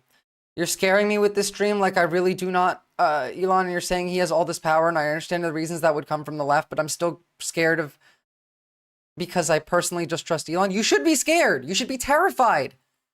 You should be terrified. This is a moron who has God Emperor power. Nobody could do anything to him. Again, like, if Donald Trump now wanted him assassinated, again, Donald Trump has immunity. He's allowed to do this. How is he going to pay the people to do it? Like, sure, you can order the military, but the military needs funds. They need funds for allocation to gas, petrol. They need again, it's not even that. It's that Elon's already, like, he's in the Pentagon. He has all of the computer systems. There's nothing you can do now. This is like cyberpunk level of shit, which is kind of cringe to think about, but, like, no, I mean, it kind of is just cyberpunk level of shit. Oh, by the way, OSHA's gone. The Occupational Safety and Health Act, entirely gone. So if you were getting anything from OSHA, sorry, no, you're not. Dems are the party for poor rich people, and it's uniparty now, Lord Fluffy Art. There is no Dems, there's no Republicans. Oh, look, Elon Musk says regulation should be gone. Zero. Default there. Default gone. We need a wholesale spring cleaning of regulations. If we ever remove something good, we can bring it back. Love that. Musk eliminated the direct file tax program that Congress had passed, Elizabeth Warren's tax program. Again, like, this is undoing Congress. There is no government other than him now. This is illegal. Everything we've looked at today is illegal under not only, like, current existing law, but also the Constitution. This literally exists just so you have to pay like $100 now to, like, H&R Block to get your taxes done. Which, who the fuck knows how your taxes work now? Because Elon he has all of it. Like, your Social Security money could be getting drained right this second. But while that's happening, we are also being introduced to a different side of certain people that are in the media. Now, really quickly, let me just get a couple things ready for you, because this can be a whole own segment.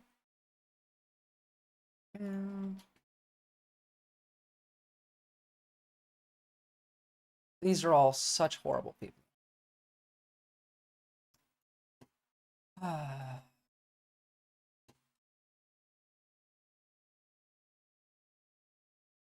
Okay, first of all, I want you guys to, hey, Shuffelpoofer, guess the country with me.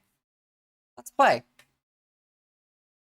Which country threatens and intimidates its geopolitical neighbors, cozies up to foreign dictators and create new alliances of aggression, scapegoats communists, socialists, and Marxists, scapegoats Jews, black and brown people, immigrants, LGBT, and disabled people, wants submissive women, bans abortion, systematically radicalized and mobilized violent young men as enforcers, creates concentration camps, targeted the previous government for retribution, seized all aspects of the administrative state, made the legislative and judicial branches subservient to the dictator, and attacked the press as a dishonest, crackdown on dissidents, and attacked education unions under liberalism. Could you guess which country these this list is describing? Because no, it's the United States, actually. And yes, it is Nazi Germany. But actually, yes, this is us. We've done all of these things. We are currently the Nazis. And also Russia. But, like, we are the bad guys now. Yes, all of these things are things that can be applied to the United States.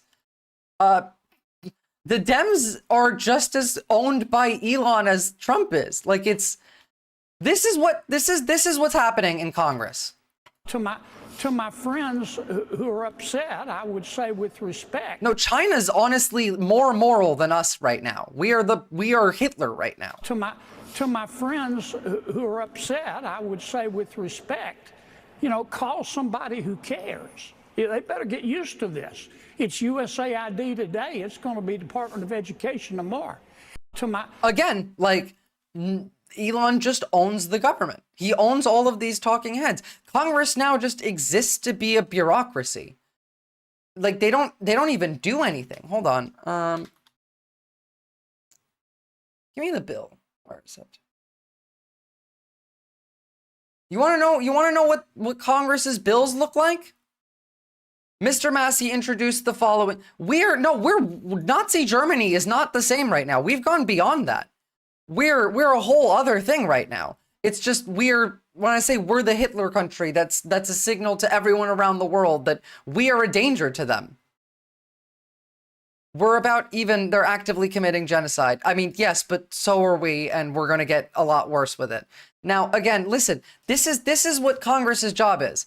A bill to terminate the Department of Education.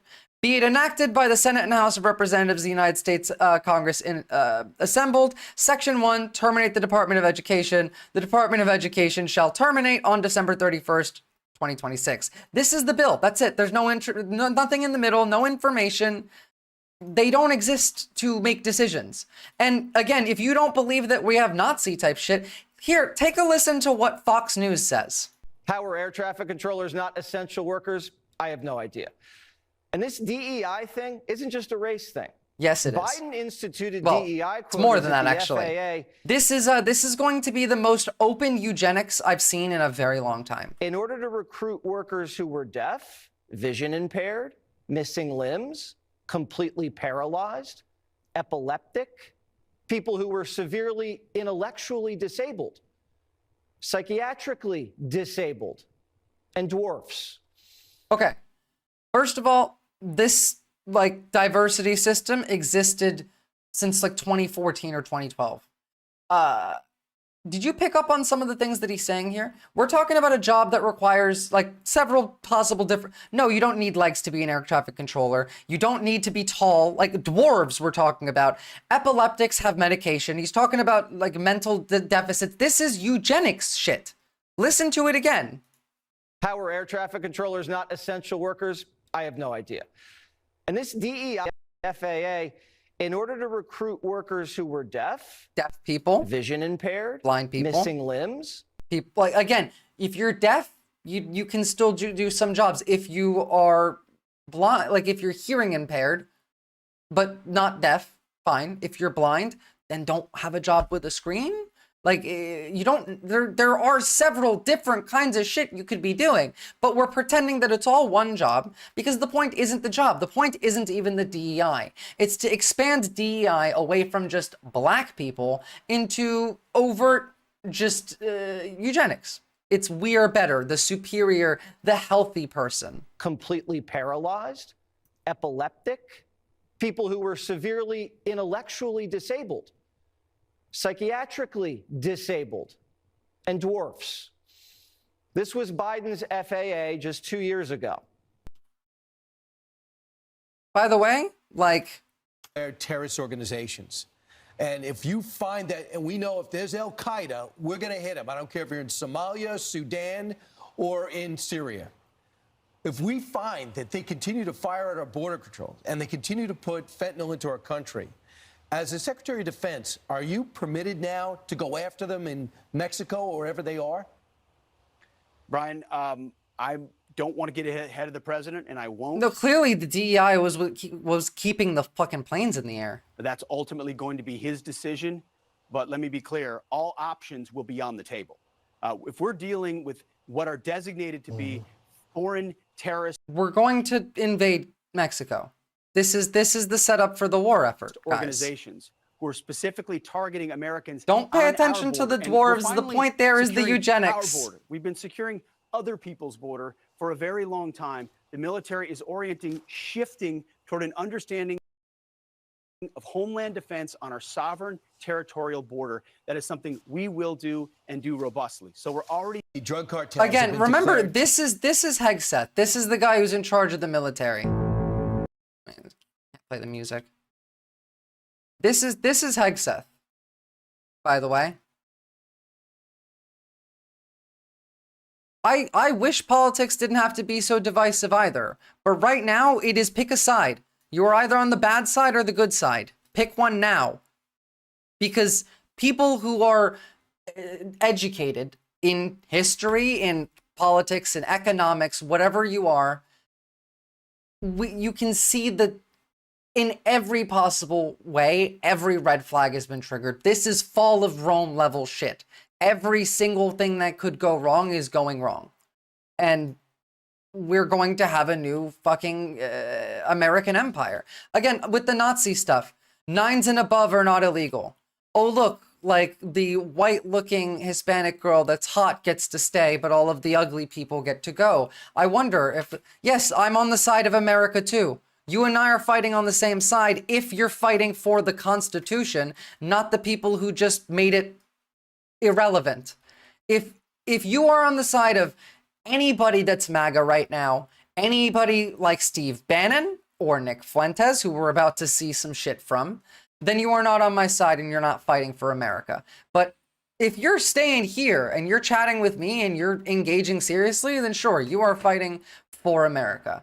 Now, again, what are we fighting for? We're fighting to stop this shit, stop the eugenics, but also, no, don't give up on America.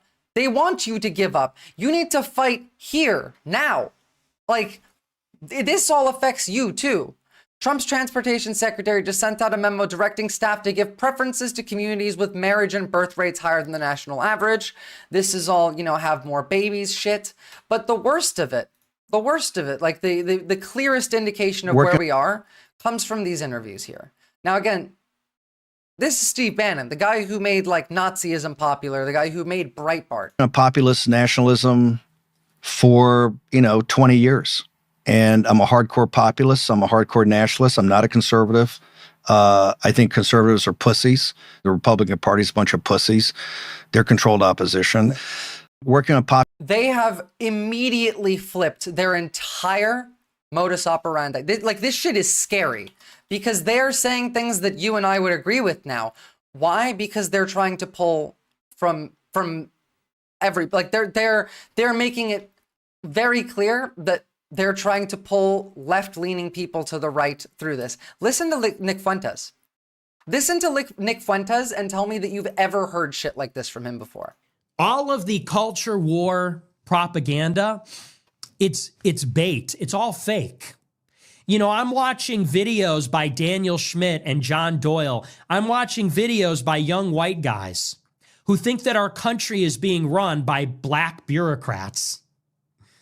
Young white radicals who have been screwed out of a future. He has no power. Their future has been mortgaged. They have been sold into debt slavery. You think that Trump is the best for America, literally allowed a coup unprecedented in history that crashed the country and broke it in 2 weeks. There is no hope. You are a minority in your country. This is a country financed by debt. No one is deflating this global debt bubble. We are all going to pay the cost. Again, he's making sense. And they have been tricked by billionaires into taking out their anger at black people.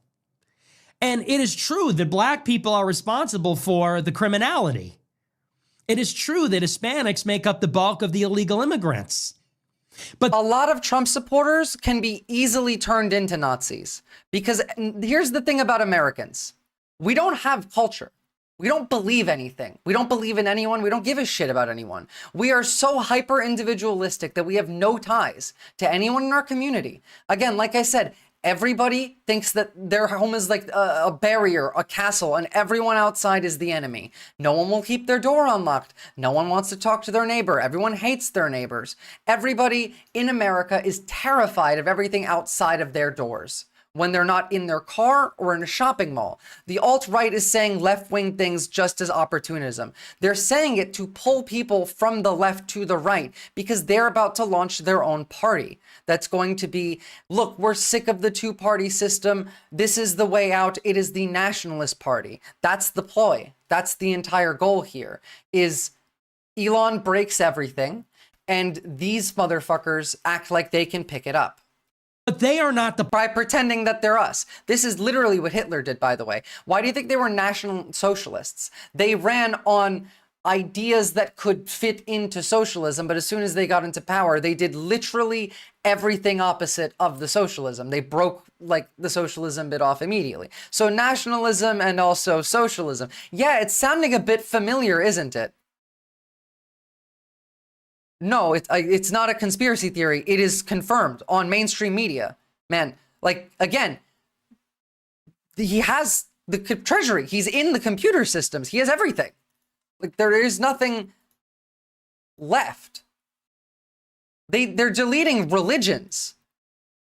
Mike Flynn, now the Lutheran faith, the use of this religion as a money laundering tool must end. Lutheran Family Services and affiliated organizations use massive amounts of taxpayer dollars. This is just a search for the word Lutheran. This is a whole bunch of, all of this gets deleted. Like this is not a conspiracy. Elon is the supreme leader. He owns the country right now. And remember that socialism is not compatible with nationalism. These guys are fucking evil and they're going to try and trick you. It's true that Hispanics make up the bulk of the illegal immigrants, but they are not the planners. Oh, by the way, they're also trying to recruit from minority like communities. It's liberal fascism. And the managers of our society. And yet young white radicals, all of their righteous indignation and anger is being channeled and directed at Democrats. It's being directed at bureaucrats in the federal government. Millions of people is being... Right now, we are in a situation where millions of people are already probably going to die. Like you can add a couple million to the body count already for the things that have happened here. But this number could potentially go up to the tens, 100 millions. Like they can do a lot of damage if they consolidate. There is a new bad guy and he's toying away with no checks. We know he's constantly fake. Yes, but like the thing is, he has everything now. This is the God Emperor. There is no new bad guy after him. I mean, to be fair, I will say this has probably also made him not only the most powerful person in the world, but also the most at-risk person in the world, I guess. But he holds all of the keys to power right now. There's like nothing that anyone can do without Elon's say and Elon saying okay on it. Like there is nothing you can do without him saying okay. The Pentagon couldn't do something without him saying it's okay.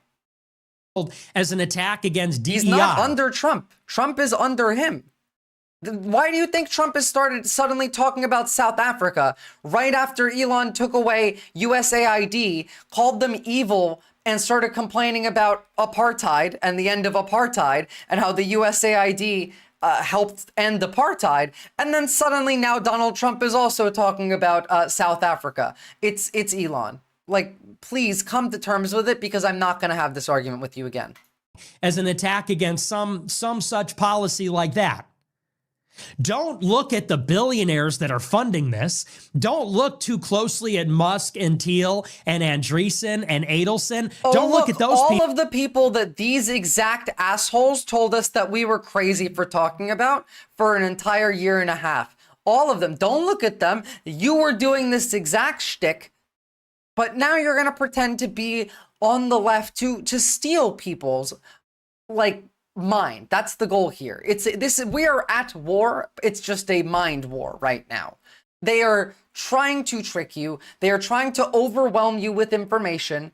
It's the blitzkrieg. Everything that's been happening so fast, it is created to overwhelm you so you feel too tired and you stop paying attention. We're all trying to find the guys who did this. What do you mean? We know who did it. Like, we know who did it. People, it's the black and brown bodies. Don't fall for this shit. In the Department of Education, they're the problem. Now, he is correct. Again, he's right, but don't fall for this shit. What? And he's right on some of it. Probably not everything he said. I can't remember everything this dipshit said. No. And yes, obviously, I was going to say, I hope you're laughing.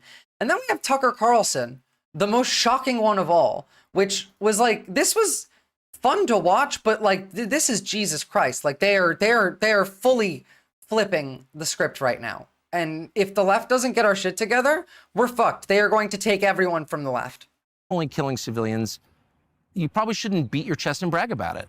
You know, maybe you could make the case, with that. Maybe you make the case that we had to do it or whatever, but you should. I agree. You should weep, and that's evil, and you should just say it's evil. And I know it's really threatening to Ben Shapiro to say that or whatever, but is it evil? To kill civilians on purpose? Yeah, it is. I think it is. Really? Kids and children.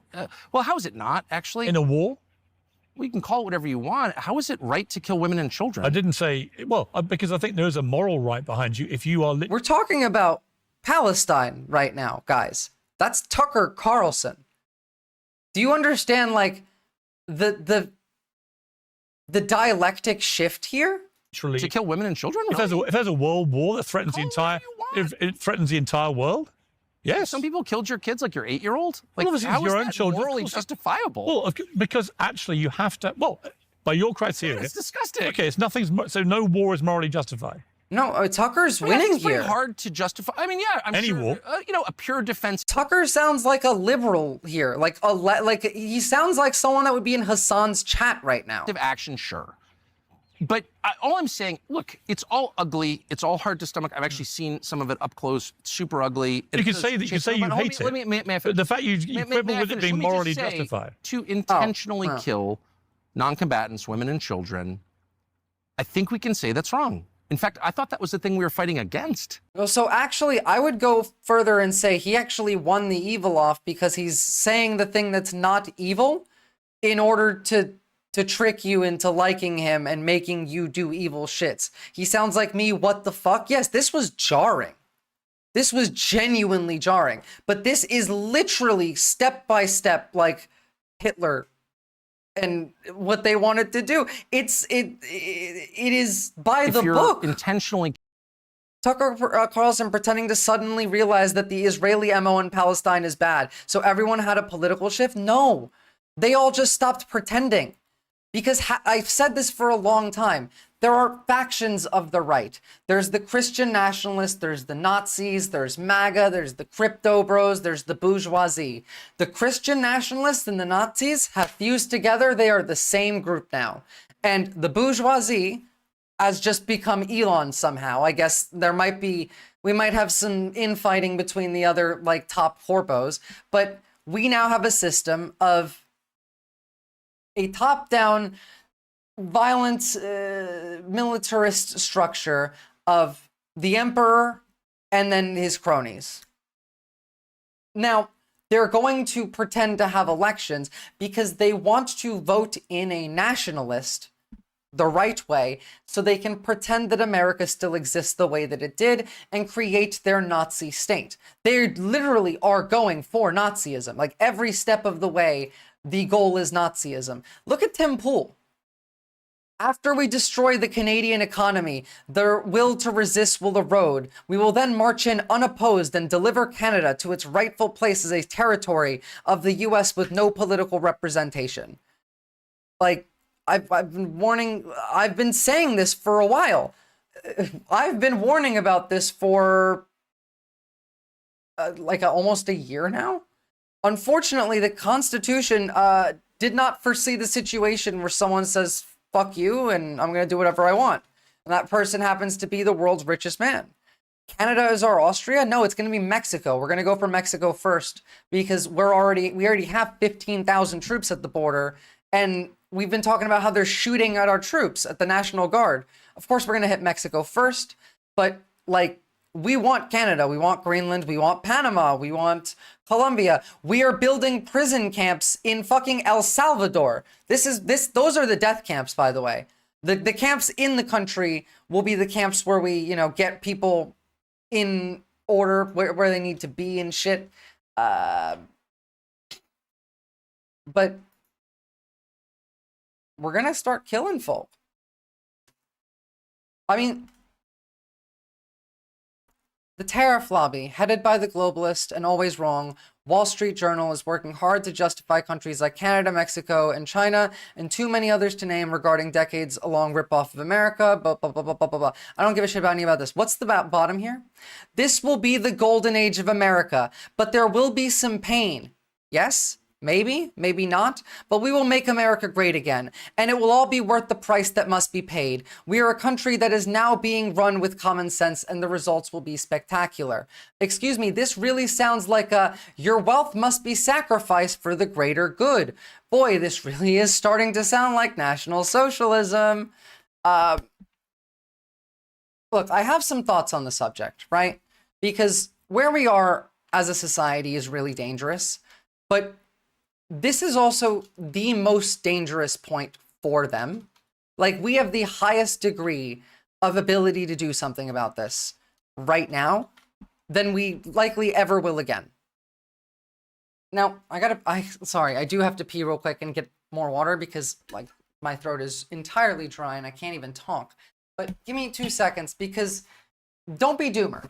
This might actually be a good opportunity.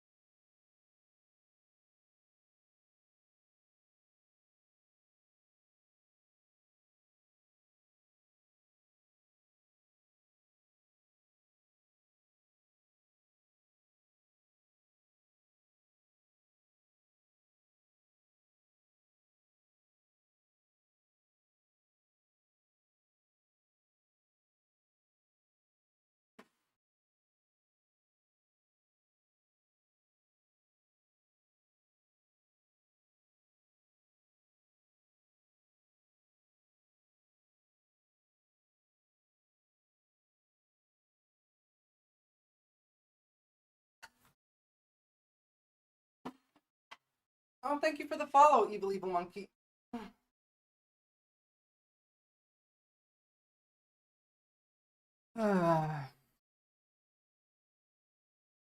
Canada is our Austria because we're going to annex them without much resistance. Our Czechoslovakia will be Greenland. Our Poland will be Mexico. I mean, ideally, we don't get there. Right now, if the U.S. economy crashes in a way that they cannot pull out of, which again, remember, these people are competent to an extent, but they are extremely stupid at the same time. And you can't you can't bank on their incompetence tripping them up, but you can expect that there are ways that you can take advantage of the system. Now, the Groypers are pot committed. They're all in. So if this goes all wrong for them, they're boned. Remember before the election, that interview with Elon and Tucker Carlson, where Elon said something along the lines of, if he loses, I'm fucked. Like, I don't know how long I'll go to jail for. I might never see my kids again. I wonder what that was about. Because remember, like, they have private servers now installed and everything anyway. But like, I don't know. If you're in another country and you see American tourists, shame them in public. No. Listen, don't do that, because then you will radicalize like Americans even more. Americans are not the problem here. Americans are a symptom of the problem, and most Americans did not vote. Like, just let me cook for a second, right? You should absolutely refuse to do business with them.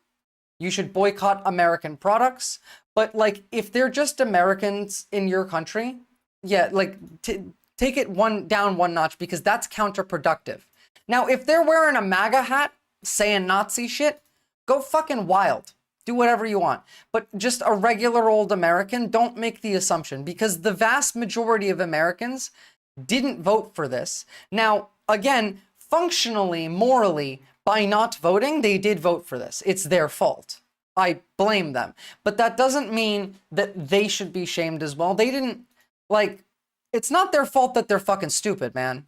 We are the issue. Yes, we're the bad ones. We shouldn't roll over, but like, don't make them Nazis by making them all feel even more isolated. Talk to some of them, and the ones that are assholes, shame, sure, but you're going to make more Nazis if you call all of the ones that aren't Nazis, Nazis as well. Because the tactic that they're using to radicalize these people into being Nazis is exactly that. Is everybody hates you, the world hates you, but you are better than everybody. And that's why they're jealous and they can't stand you. So if you start hating on random people that don't believe this shit, they're more likely to start believing the propaganda when it is directed at them. Use nuance. There is critical thinking involved here that you need to apply. There are circumstances that can change even in the same situation within 5 minutes. Like, I'm an American and I voted for Kamala Harris, sure, but I'm still part of this problem. We are all the problem, but like, short of killing every American, which is not something that the countries of the world are keen on doing right now, there is nothing that like is useful from this. You should definitely targeted boycotts and absolute like refusal to do business with this is like calling Russians orcs, all right? Like, I know, and when they get there, like, that, the thing is, you need to learn nuance. You need to be able to separate any given situation, because you, right here, like what you're describing, Simply Steve, I would argue that 8 out of 10 times you're probably right. But maybe those 3 or 2 times that you're not right are people that could be brought over to the resistance. And you are just allowing them to go over to the other side by not trying. Now, they have a lot more money, people, and power. We need everyone we can get.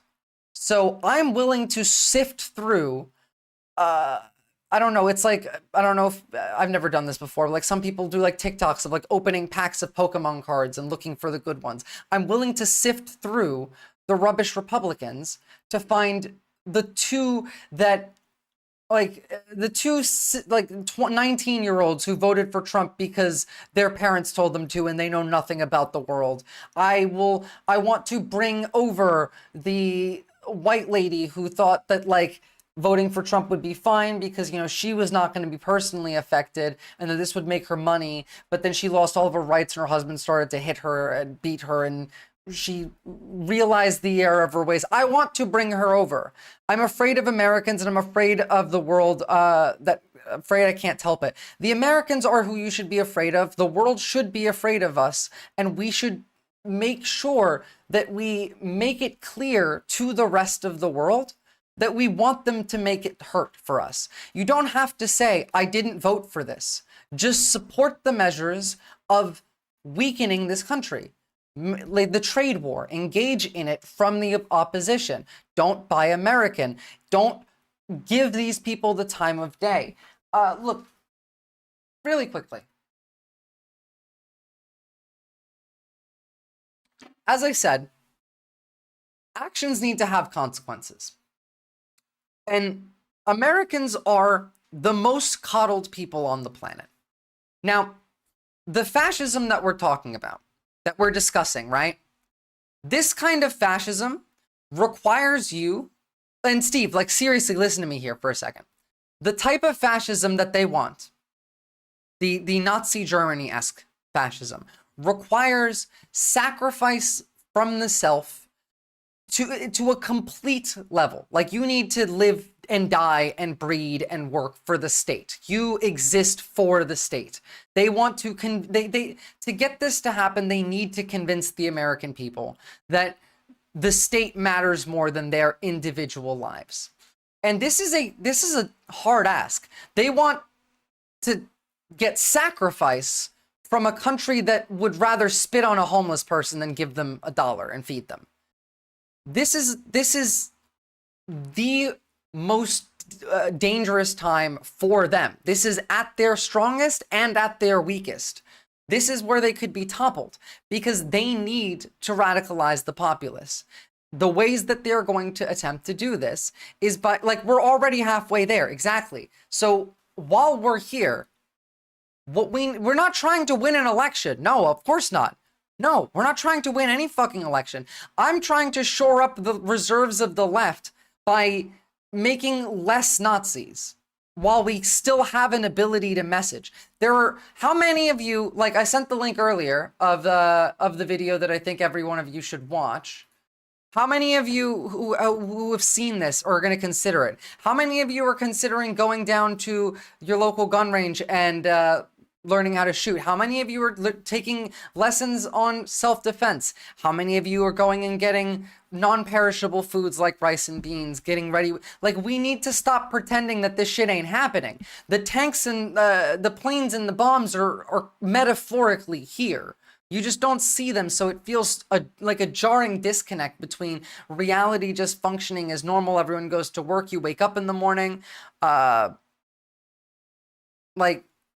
we don't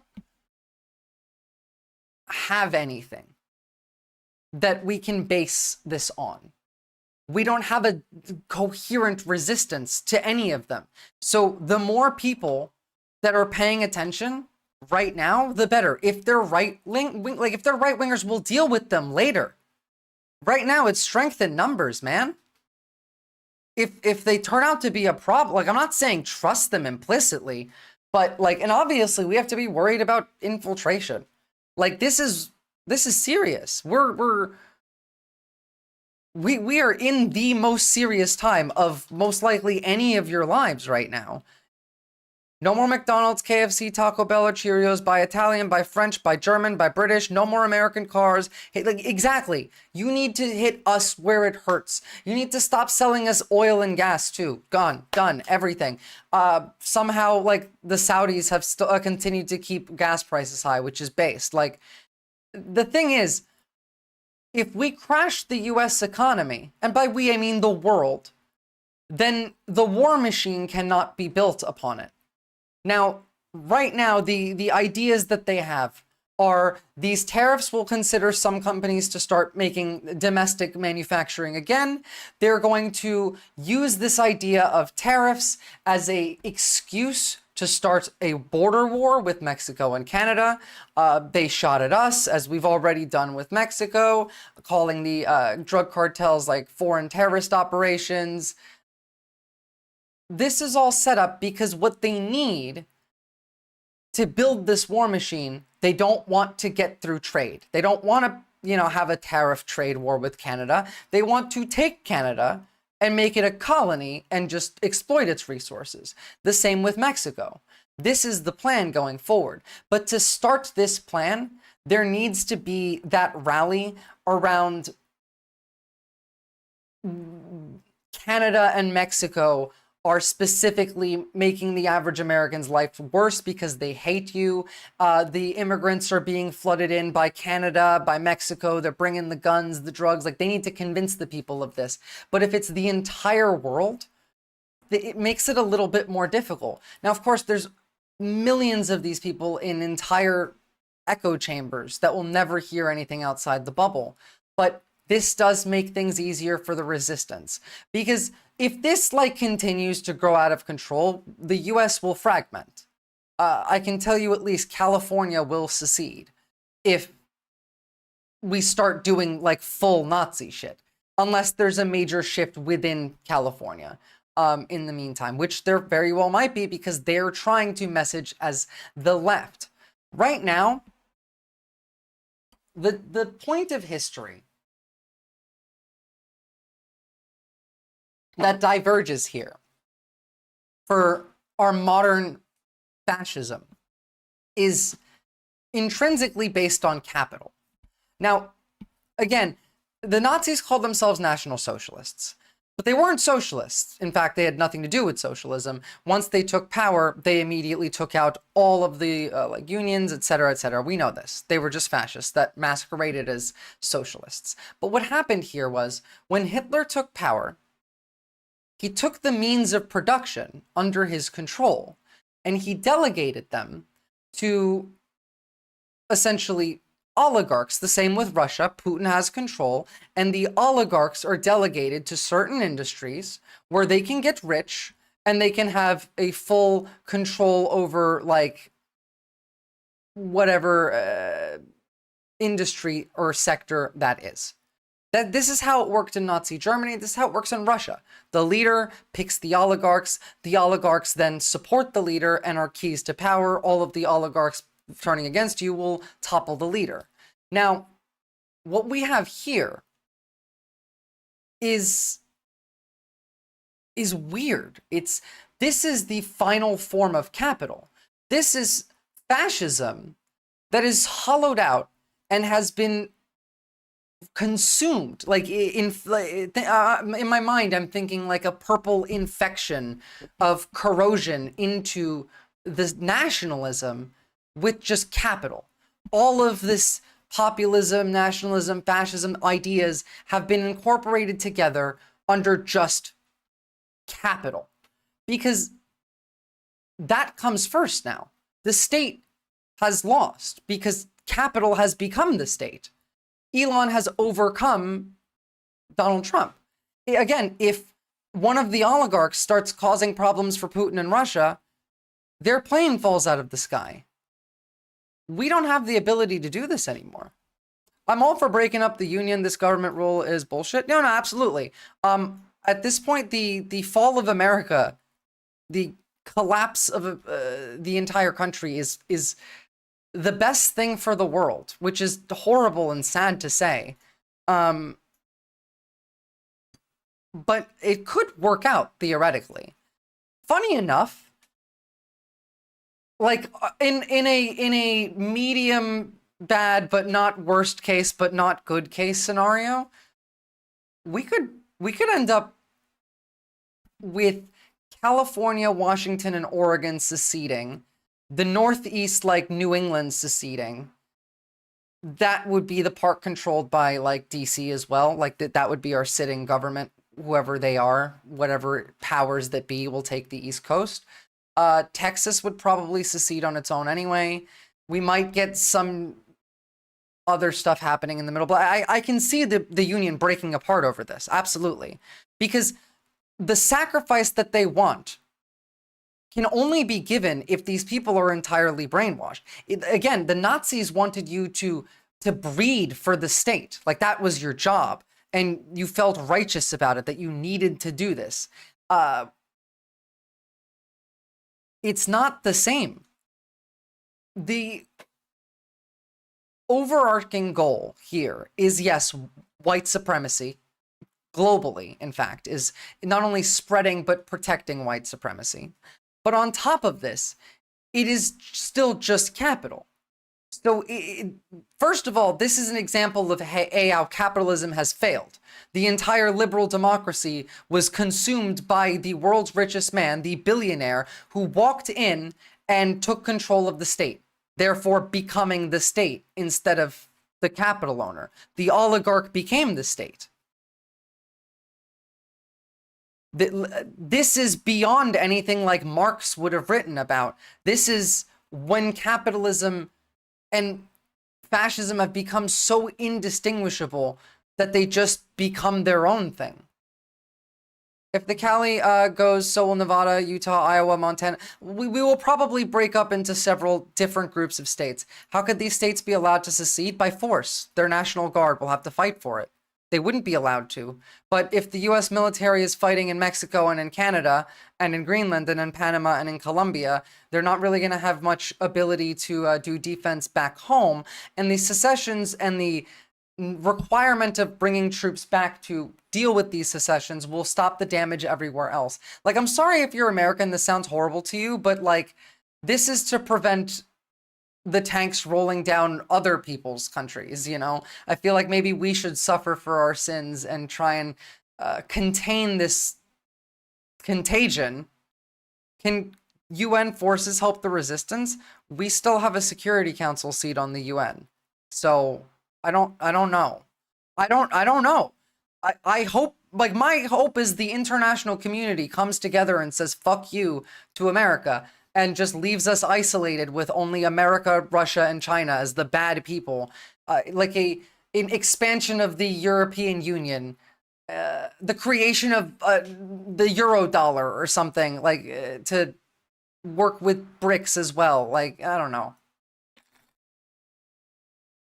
All I know is this is excellent for China. Like, this is 10 out of 10 for China. But my point in how you should engage with Americans comes down to, these are people who have never been told no, who are told that they are special and that they are perfect and that they deserve everything. But at the same time, they believe that they are the most mistreated, unfairly denied individuals in the world. And so what you need to do is you need to be outraged, you need to be vindictive, you need to be spiteful, you need to be the Karen, you need to be annoying. It doesn't matter what it is, whether it's morally right or not, it's required at this point. You don't have the luxury of morality when we're dealing with Nazis who want to take over the world, essentially, and kill the vast majority of us. These people want us dead. Stop coddling them, be mean, be spiteful, don't respond to bullshit. Like, if someone is actively trying to pretend to be stupid and you're trying to answer the same question 3 or 4 times, fuck right off. No more of that. You need to stop being civil, get angry, and stay that way, because they have no civility that they're extending to us. And every time we've tried to, it's led to failure. The only thing that they want to give us is death. We need to teach them that it fucking hurts to touch the stove.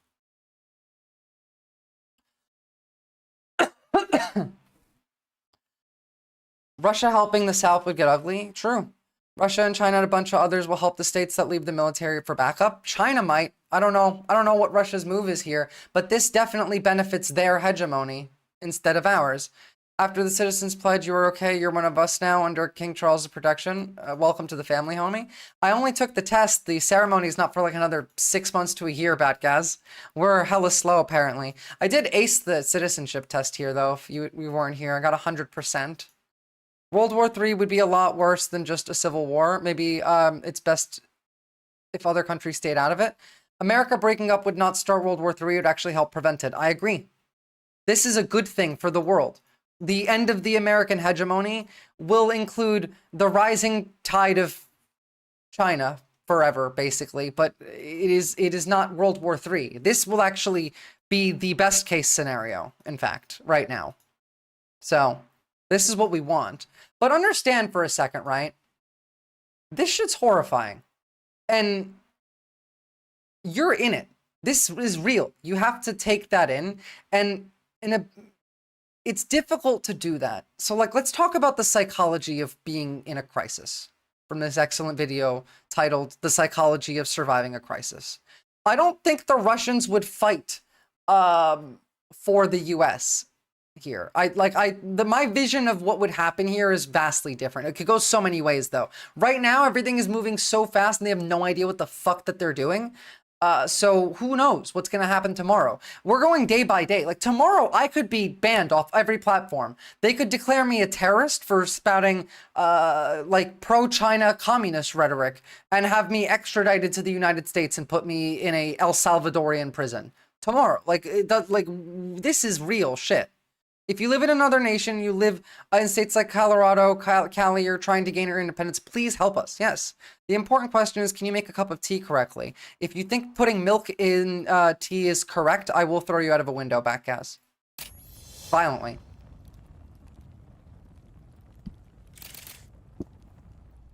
We all have ideas about how we're gonna behave in a crisis or emergency. It's almost never how things actually go. What you learn in a real disaster is that you have another personality, a disaster personality. And it's helpful to understand it better. No, Guantanamo is, I don't know what the fuck that one's for. El Salvador is where we're set, is the death camps. That's the one I know. Actually, no, El Salvador is the labor camps. Maybe Guantanamo is the death camps.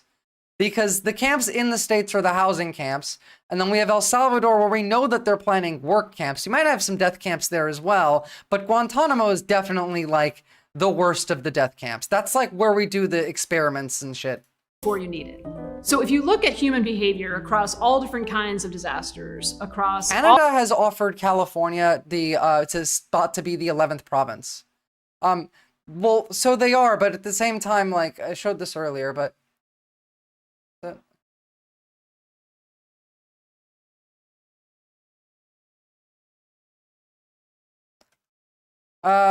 the president of El Salvador posted this saying, you know, come use our prison system, and Elon said, great idea. This is the guy. So like we have a deal now where we're going to send, I assume, just regular people that aren't immigrants or illegal or whatever. It doesn't matter who they care. Just whoever they disappear are going to end up in an El Salvadoran work camp. Guantanamo's the one he's heard of, so of course he's mentioned it. Guantanamo is the one where we're going to do the scientific experiments and the horrible crimes against humanity. El Salvador is the work camps. We're also going to have work camps in the country too. Is that you have another personality. That's how they plan to get the war machine going. Slave labor. And it's helpful to understand it better before you need it. So if you look at human behavior across all different kinds of disasters, across all of history, you see a huge spectrum of responses. Sometimes people start... Bulletproof bullet. I feel so cringe mentioning it. But like, this actually does feel like Cyberpunk 2077's fucking plot in some points. Like, think about it this way. The new United States would be the East Coast. California breaks off, have their own thing going. We have corporate states, again, company towns, which we already know that they're building, where the rule of law is ruled by the corporations. They're above the government. Again, Elon is above the government. It's just a lot of cyberpunk imagery and tropes here, but at the same time, in Cyberpunk 2077, just going to show how much of a nerd I am here, we do something called the South American Wars. What was this? Hold on, I have a really quick bit of a video I can show you that is, like, ironically funny.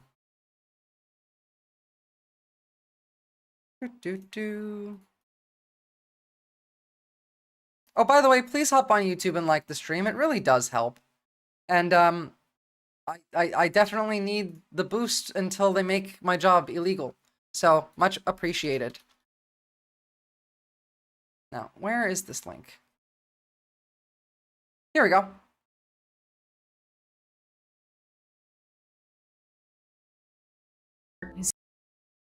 I guess we'll have to start that one over, but like, just real quick, this comparison is so silly, but United States of America is the successor state to the United States of America. that emerged sometime between the end of the Fourth Corporate War and 2040. Now again, when ignore the years, ignore the corporate wars. The Pacific Confederation, California is part of like their own thing. The Western states, the new United States of America, the Republic of Texas. This is a very likely scenario of splitting up. Elon is Arasaka, Microsoft is Militech, New York becomes Night City. No. Elon is Knight, like Elon is Richard Knight. Militech would be like the existing defense apparatus here. It doesn't matter. I don't really see corporate wars being a thing. I don't see that being a thing. Total economic, social, and political breakdown of the original United States had begun with the crash of that it makes me feel like maybe Elon just played this game and wants to make this reality. Oh, thanks for the sub, Viasucks. 94, and resulted in the disintegration of American society and its standing as a world superpower over the next 2 decades. The subsequent years would come to be known as the Collapse, and would see the deaths of millions of people as a result of plagues, mutated viruses, terrorist attacks, and complete ecological collapse. I wish. I keep getting bots following me on Twitter that all have Keanu Reeves as their name and profile picture, and I really don't understand it. Oh wow, thanks Viasucks. I hope you're enjoying them. Disintegration of NATO and the hardline foreign policy pursued by the Gang of Four isolated the United States politically and economically, with trade wars increasing the suffering of the American people. Oh look, you know, like trade wars and tariffs and suffering of the American people increasing. The complete destruction of the American economic, political, and social fabric was irreversible. That's literally what just happened.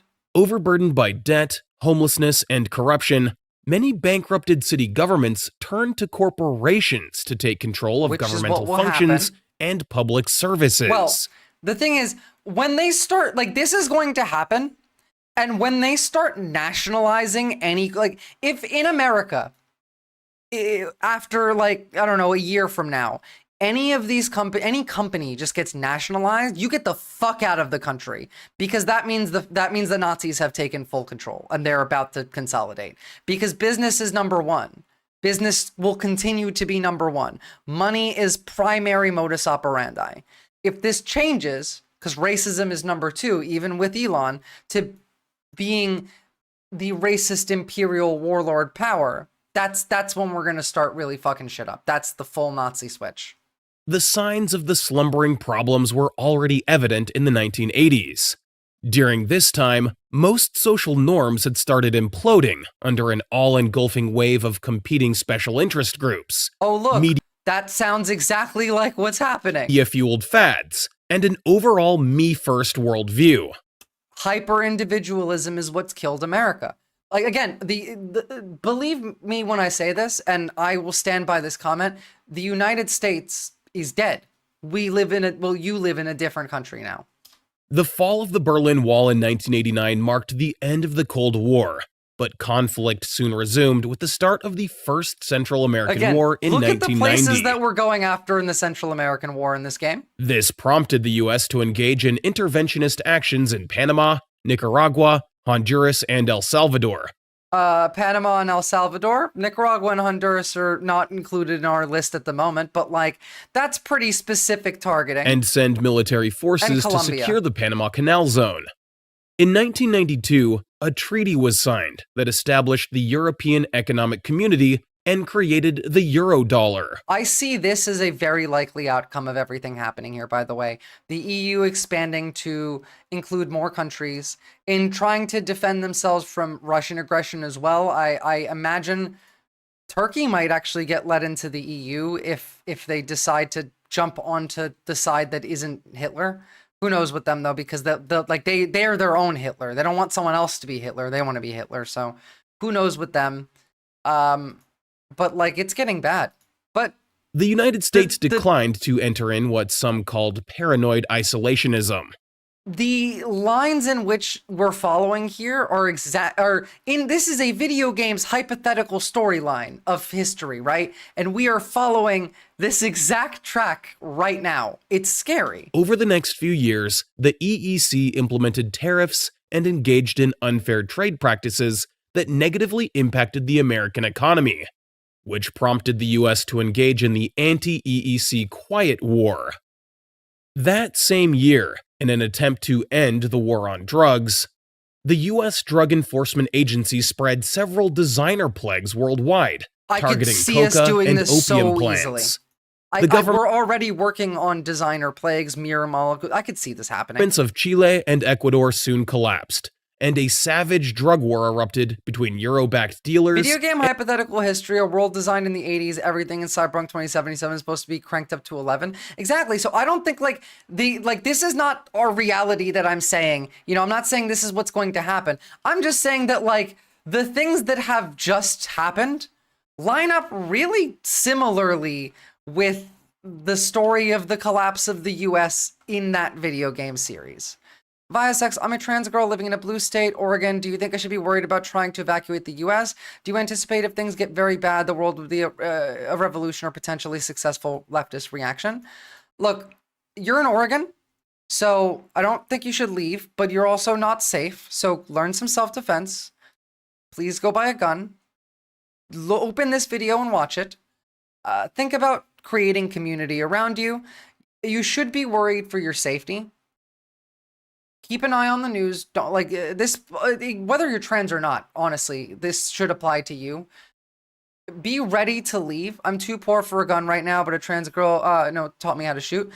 Go watch that video and see if there is an SRA chapter near you, because it's not even just about the gun, it's about community, and they're all go watch the video. I swear, they're your people. You'll like it, and there's probably a chapter near you where you can learn to build your own community around yourself, make friends, make people that will protect you, but also learn how to do self-defense. And no, don't build your own. That's not legal, simply, Steve. That is illegal.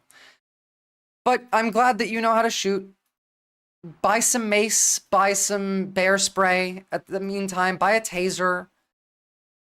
It is well within your right to defend yourself. Join the Discord. I have in the resources section some resources of self-defense, how to engage with these people, whatever I can find, really.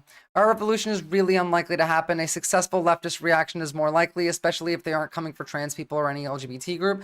I don't think a revolution is likely to happen either. But I don't think that it's likely to happen, but I think that we can have something similar. I think the right wing, the Nazi side, will try and start a revolution. And I think that it will be really just a pogrom. And in that time period, the left needs to stand strong and show ourselves as capable of leading and protecting a group, because it will legitimize the left. I think that we're in for the only way to win is winning the culture war. We need to convince these people that they are wrong, and if we can't convince them, we need to outnumber them and overpower them. That's the only way out of here. And you just, if it's legal, do whatever you can. If you have a gun, by the way, and you have it indoors in your house for self-defense purposes, I would look into getting hollow point rounds if they're legal in your state, because they will reduce ricochet. If they if someone breaks into your house and you shoot them, and the gun if the bullet ricochets and hits somebody else, they might die. But the hollow points expand, so they don't leave the body. They're pretty bad, so they're illegal in a lot of states. So definitely check the laws on that. But this is, take a minute to think about yourself right now. Think about the situation that you're in and how you would react to this, how you want to engage. Let's think about who we are in a crisis situation. We all have ideas about how we're gonna behave in a crisis or emergency. It's almost never how things actually go. What you learn in a real disaster is that you have another personality, a disaster personality, and it's helpful to understand it better before you need it. So if you look at human behavior across all different kinds of disasters, across all of history, you see a huge spectrum of responses. Sometimes people start hysterically screaming. Other times, people shut down, they freeze. Believe it or not, people laugh in the face of a life or death situation. Maybe most often, people carry on doing whatever they were doing before. And sometimes people rise to the occasion and do incredible things. They're heroes who lead hundreds of people out of mayhem, who save lives at great personal risk. And it's really hard to predict just looking at the person. Look, I'm not gonna say much right now because she's just explaining, but all of this falls on you.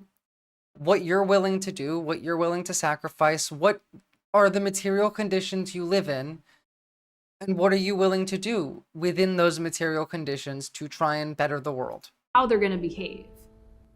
What are you willing to give up? For my book, The Unthinkable, I followed people who had What are you willing to survived gain? really hellacious disasters of all kinds. And what you find is there's a pattern, even across very different contexts, from plane crashes to earthquakes. Almost always, people go through a period of denial, profound disbelief and delay. Then people go through a period of deliberation. People get really social. Hi, Baptist Leo. They do. Good to see you. And definitely doing well. I hope that I can keep streaming tomorrow too, because there's so much shit happened that we need to talk about. And just stick to the topic for now, Simply Steve. Like, we can talk about the IRA sometime if you want. Like, you can join the Discord, send me some links, we'll do a research stream. But I need you all to understand that you are in a emergency situation. There is a natural disaster occurring. There is an earthquake, a volcano, a hurricane. Pay attention to what you need to do. What are you able to? What are you capable of doing? What are you afraid of? These are all questions you need to start asking yourself. Be aware of be in the world. Exist in the space that you inhabit. Something that researchers call milling, where they discuss with each other what's happening and what they should do next. And finally is the decisive moment, where people either take action or flee or cooperate in some way, or most often shut down and do nothing at all. Denial. Just the other day, I was walking through DuPont Circle in Washington, D.C., and I heard a gun go off around 4 o'clock in the afternoon on a random Tuesday. It was very close. I could tell it was like a block away. I looked around and nobody reacted. Everybody in that neighborhood, This where is there aren't really a lot of common, by the way. shootings, kept walking as if it didn't happen. People were on their phones, they're talking to their friends, they're drinking their This is what the vast majority of you, this concept that we're about to explore, are currently experiencing. If you are still remotely in denial of the coup, this is the feeling. Oopsie. What?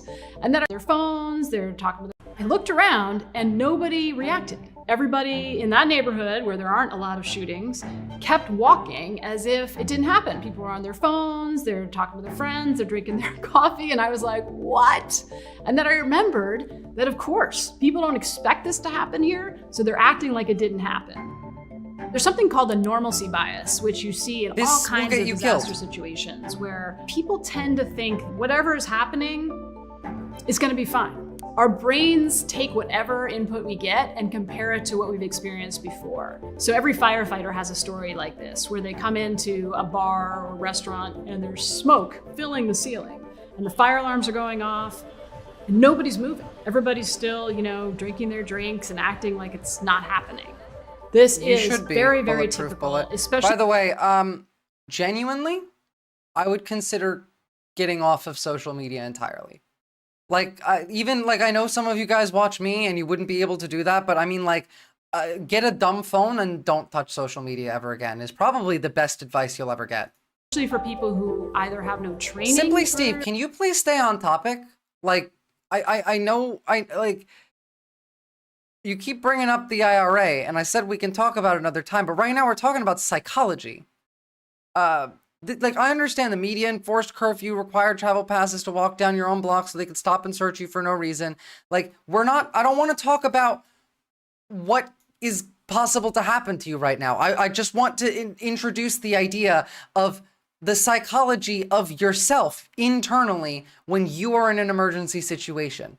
Again, if you weren't paying attention, you'll get killed if you don't pay attention. Take whatever input we get and compare it to what we've experienced before. So every firefighter has a story like this, where they come into This a will bar get you or a killed. restaurant and there's smoke. What you're filling exactly exhibiting right now, in fact. the ceiling, and the fire alarms are going off, and nobody's moving. Everybody's still, drinking their drinks and acting like it's not happening.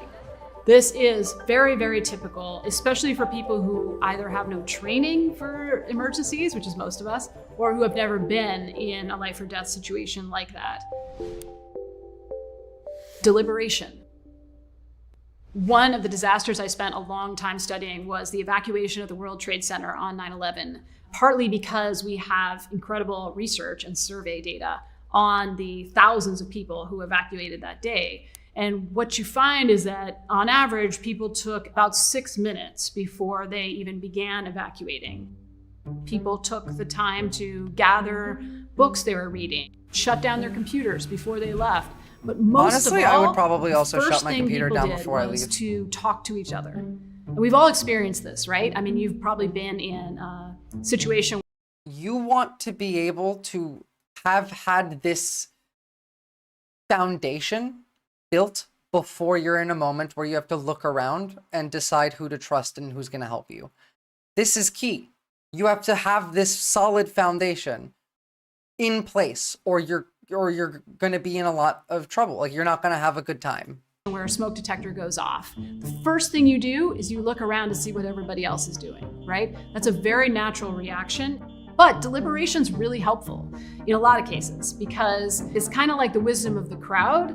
If you have people around you who know things that you don't know, then you can make better decisions. It's a good survival response if the people around you know anything about how to get out of the building or what might be the actual threat. One of the things that people are often surprised by is how social disasters can be. Typically, people become hardship more is polite and the best nicer period than they are normally, which is the opposite of what we might expect. We are in the optimal time zone, like a period of time in which we can create change right here. Reasons the evacuation took so long is that people who were evacuating from the upper floors would let the people coming in below them go first.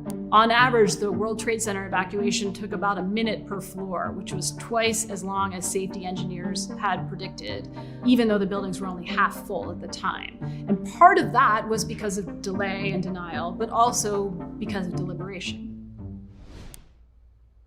The decisive moment. Now, the reason why I'm talking about this is because you're likely to be faced with a moment like this in the future.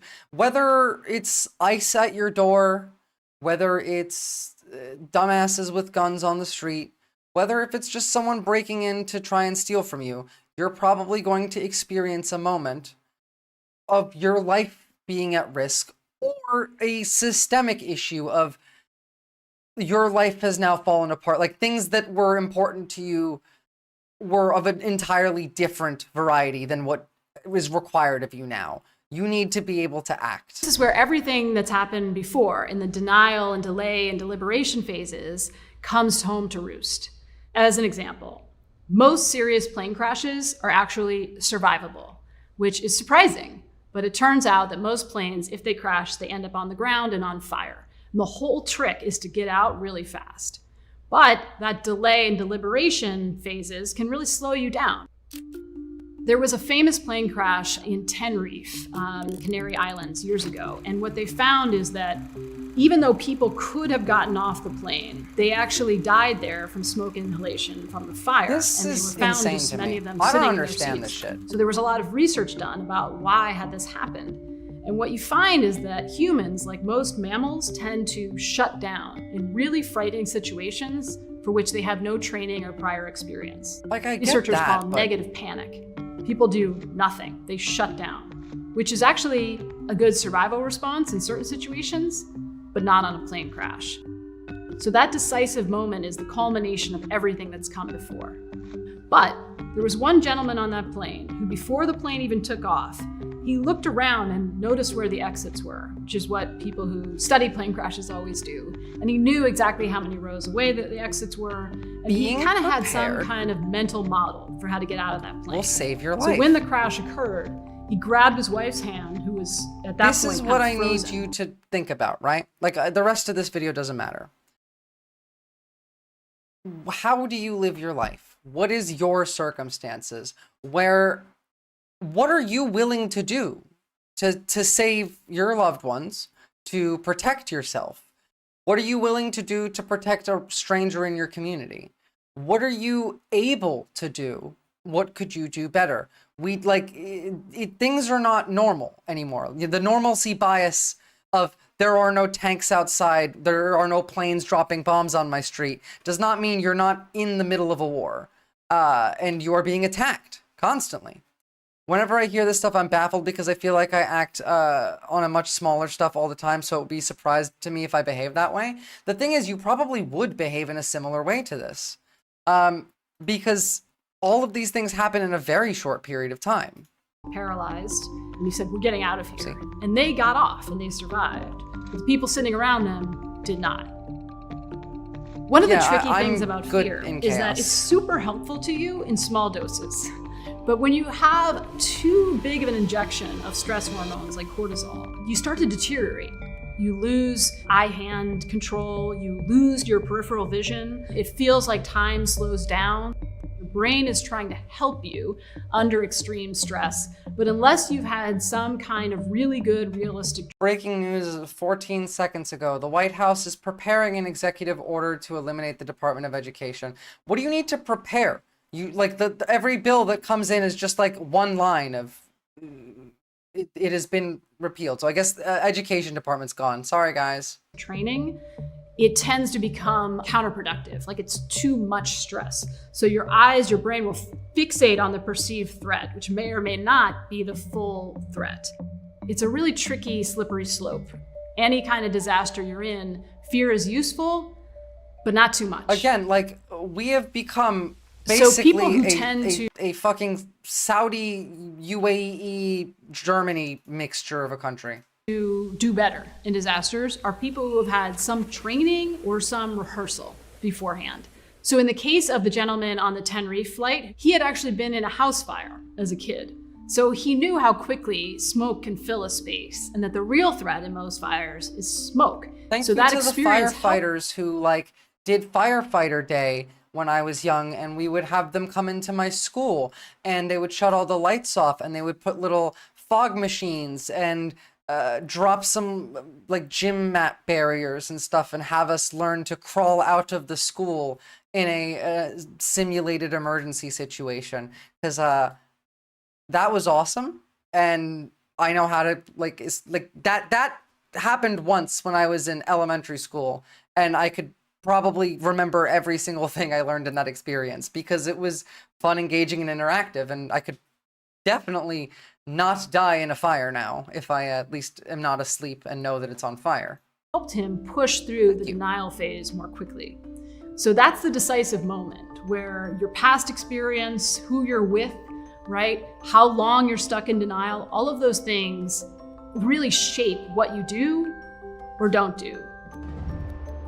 That's what I'm trying to drag you guys out of. The fire is happening. It is around you. Get up and pay attention. Survival instincts don't serve us very well in the modern world. The good news is you can actually evolve on purpose through realistic training. So the better you understand your environment and the risks that you face, and the more prepared you are for some of the problems you might encounter, especially denial and delay, the better you can push through those phases and make an intelligent decision under stress. We are capable of incredible things, but we have to respect regular people enough to help them be agents of their own destiny. We have to trust them to do the right thing, but give them the information in advance. The biggest mistake I've seen in every disaster I've ever covered is that the people in charge do not trust the public. They think that the public is going to panic, to misbehave, to do stupid things. And so in this situation, because I'm the streamer, I'm the one giving you, I'm in charge, and I don't think you're gonna panic. I need you to not panic. I need you to take a moment, understand that things have changed. We have seen a coup of the US government. Again, like this is incomparable to anything in modern history. So things are changing, and the Nazis are here. Batgas, my answer when it comes to family and friends, if someone attacks them physically, their lives are more important to me than my friends and family's lives are more important to me than theirs. So it's my life or theirs. I'm willing to decide to sacrifice my life to defend them. Now, imagine yourself actually doing it, because saying that you would is one thing, and envisioning actually doing that is an entirely different thing. Do not be a doomer, be a prepper here. And like, not like a doom prepper, but a community builder. Again, one of the best things you could do right now, especially if you have some privilege, like you're white or you're a white woman specifically even, is go and create a community garden around your like town. Go knock on some doors and say, hey, food prices are really expensive. There's an empty lot over there. If you live in suburbia, easy peasy. I'm going to start a fundraiser because I want to run this community garden. You can make it like fascist woke, because, you know, like the fascists are all liberals anyway. They're liberals that are overly fascistic because, I don't know. My town has a community garden. Go join it. Go do that. Make friends, especially you, Viasucks. If you are a trans person, your best defense is community. The more people that like you, that make friends with you, the safer you are. Hell, if you have the ability and you feel safe enough, go make friends with the cops. Because especially, like, I don't know what you look like. Sorry to say this, woke, don't come get me. This is dark woke time. If you're passable, if you're hot, go talk to the police. They will, for like that is your instant defense force forever. Be a nice member of the community, active in community engagement, be part of the garden, and like honestly, I think it's a really funny term, by the way, dark woke. Like I know it's cringe, but like lean into it. We live in strange times. We might as well have some fucking whimsy, because the alternative is dickheads like this. So to my friends who are upset, I would say with respect, you know, call somebody who cares. They better get used to this. It's USAID today. It's going to be Department of Education tomorrow. Well, they weren't lying, because it's tomorrow and they're getting rid of the Department of Education. Although protests have begun. Most people don't know what dark woke is. Again, like, you want to know what dark woke is? Dark woke is being a Karen. It's being mean. It's being vindictive, petty. It's being spiteful. It's being the person that cuts off family members that are Republican and are not, like, stop engaging with them. Give them the cold shoulder. Ignore them. If they need help, fuck them. Give these people consequences. They need to suffer. You don't, like, that's how you learn something is bad for you, by suffering. Drug addicts have to reach rock bottom before they can learn to get better. Fire hurts when you touch it, so you stop touching fire. The police equals protect and serve the establishment, so never trust them. No, of course not trust them, but you can use them. If you become in the, like, because we're not talking about an institutional level. We're talking about in a town, specifically one police department's officers, the town in which you live. If you can manipulate those police officers into thinking that you are the type of person they are meant to protect, then even when ICE comes, maybe they like you enough to keep their mouth shut. You want to be able to set the stage to be Anne Frank if needed, right? I don't think that there's any chance of us coming together, male rights. They have no desire to. We tried that for 8 years. 8 years we tried to be conciliatory. 8 years we tried to be nice to you people, to say, to worry about your feelings, to try and reintegrate you, to say, no, that you're just brainwashed, that it's okay, that it's not your fault. Fuck you, it is your fault.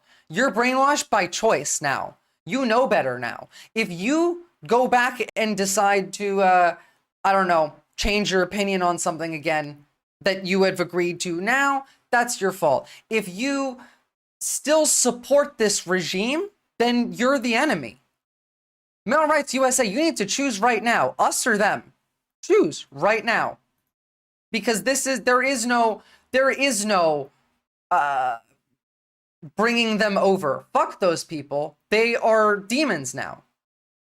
Like, I don't care if it feels bad for the German in 1939 Germany. I don't care. I don't care. You don't get it, Visora. White men must be at the top, period. No room for anyone else ever, no circumstances. He's them, not us. I know, I just want him to say it. Pick a side.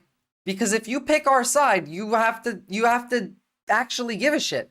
I need to see some... You've been here for a while. You tried to join the Discord, Male Rights USA, and I kicked you out of it because I don't trust you enough. You're likely an infiltrator.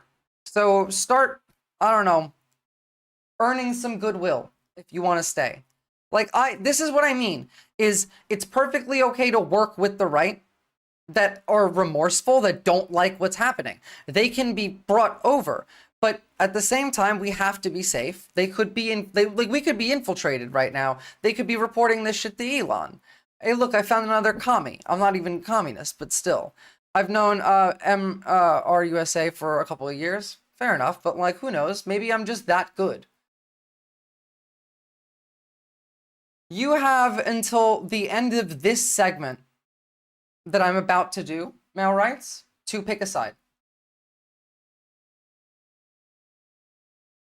And this is dark woke, by the way.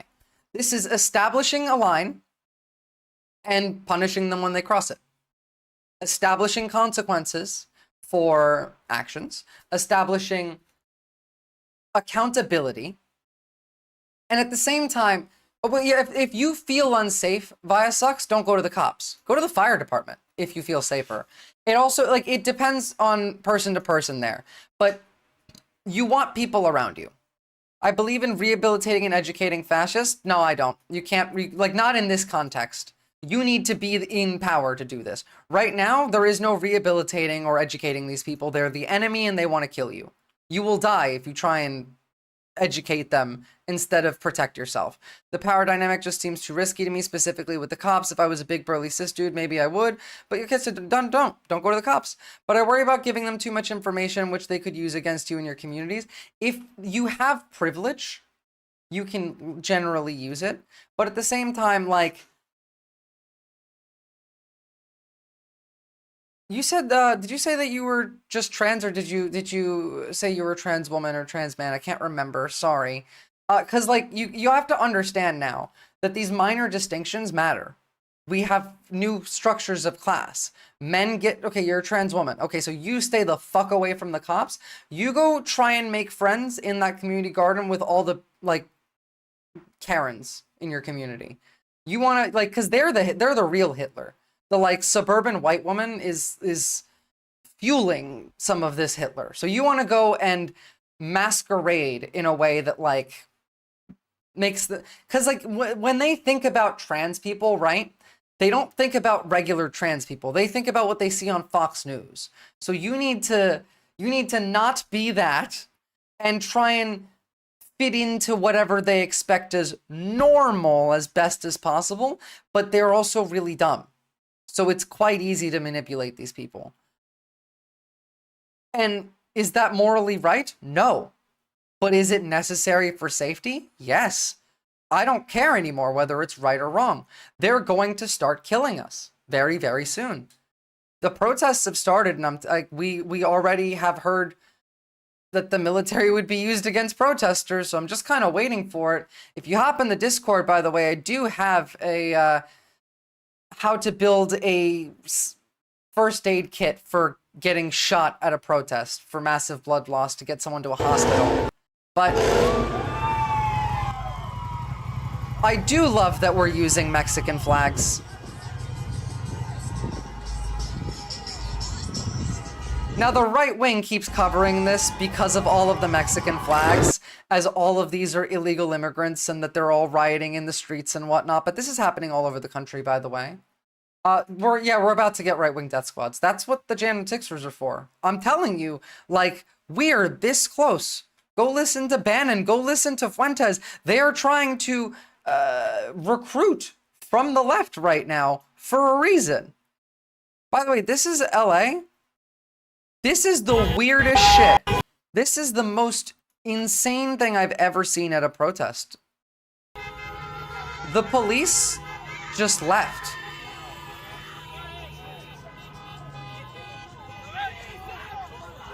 They showed up, no arrests, and then they left.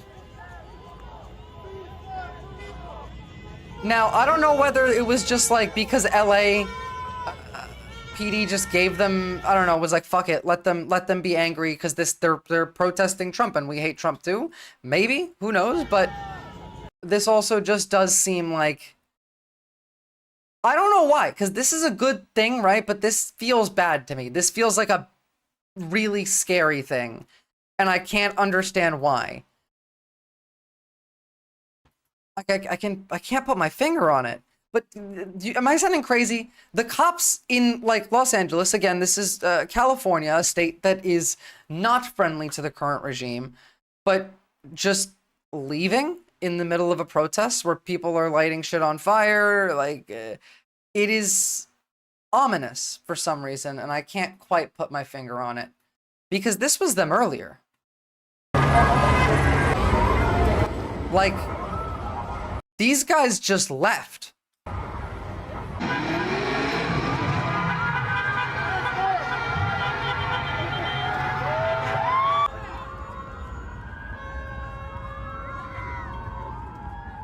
Like, they were out in full fucking force. And again, like, remember, we're not going to get to the death squads bit for a while. We want to have enslaved workers first. So if you don't believe in rehabilitating and educating... No, see, I do in a context that would support it. In our current context, I don't believe that it's possible because we don't have, A, the power, B, the legitimacy, and C, the trust. I'm not the enemy. I lean libertarian. I'm against government taking anyone's freedom, so I'm an ally to all. So here's the thing, male rights. The fascism is being framed through a libertarian lens. But when I say libertarian, and when they say libertarian, they're very different things. Because libertarian is a socialist ideology. It is a mixture of socialism and anarchism. When they talk about libertarianism, they're talking about anarcho-capitalism. That's the kind of libertarian that they believe in, is a free trade, a free market. That is the system that killed the United States. It was the desire for this that gave Elon God Emperor power. It's kind of hard to have the death squads when those people are also trying to kill, have guns too. Well, that's the thing. Arm the left is important. That's why I keep posting that link that I'm not allowed to show on stream. But secondly, there are steps that need to be taken before we get there. America is not a country that will be okay with giving up a standard of living without extreme push beforehand. Now, right now, they're going to be worried about they're more worried about optics around creating the necessary conditions to start a war. Oh, is it the wrong link? Whoopsie. Once the war, what link did I even link? Oh, whoopsie. Yeah. Once the war is started, then we'll get the death camps. But up until then, I think you're safe. Where is this? Go.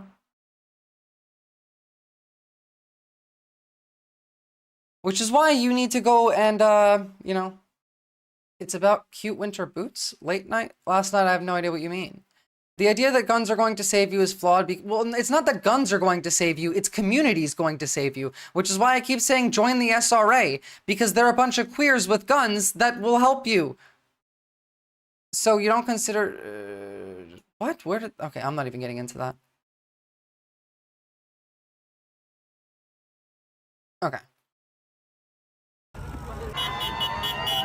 But these protests are being suppressed in the media, by the way. Like, very, very little coverage at all.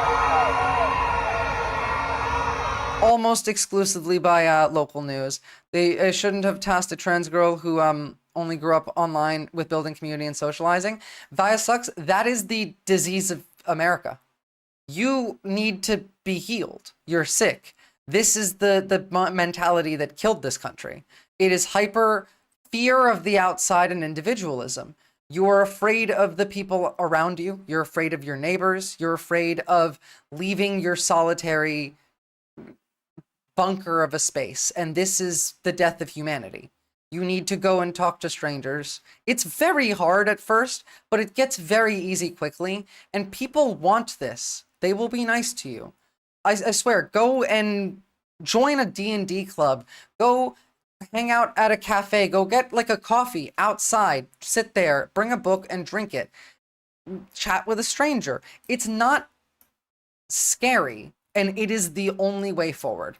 If the police stop you, follow the following guidelines. You say, I have the right to remain silent. No, that's... If the police come up to you, you can ignore them. If they ask you a question, the only ones you legally have to answer are your name. You have to produce an ID. That's it. Now, if they want anything else from you, you ask, am I being arrested? They say no. You ask, am I free to go? They say yes, then you can go. If not, they say no. You ask, why am I being detained? It doesn't matter what they answer. Your next, the next thing that comes out of your mouth is, I want a lawyer, and then you shut the fuck up. From that point on, you just shut the fuck up.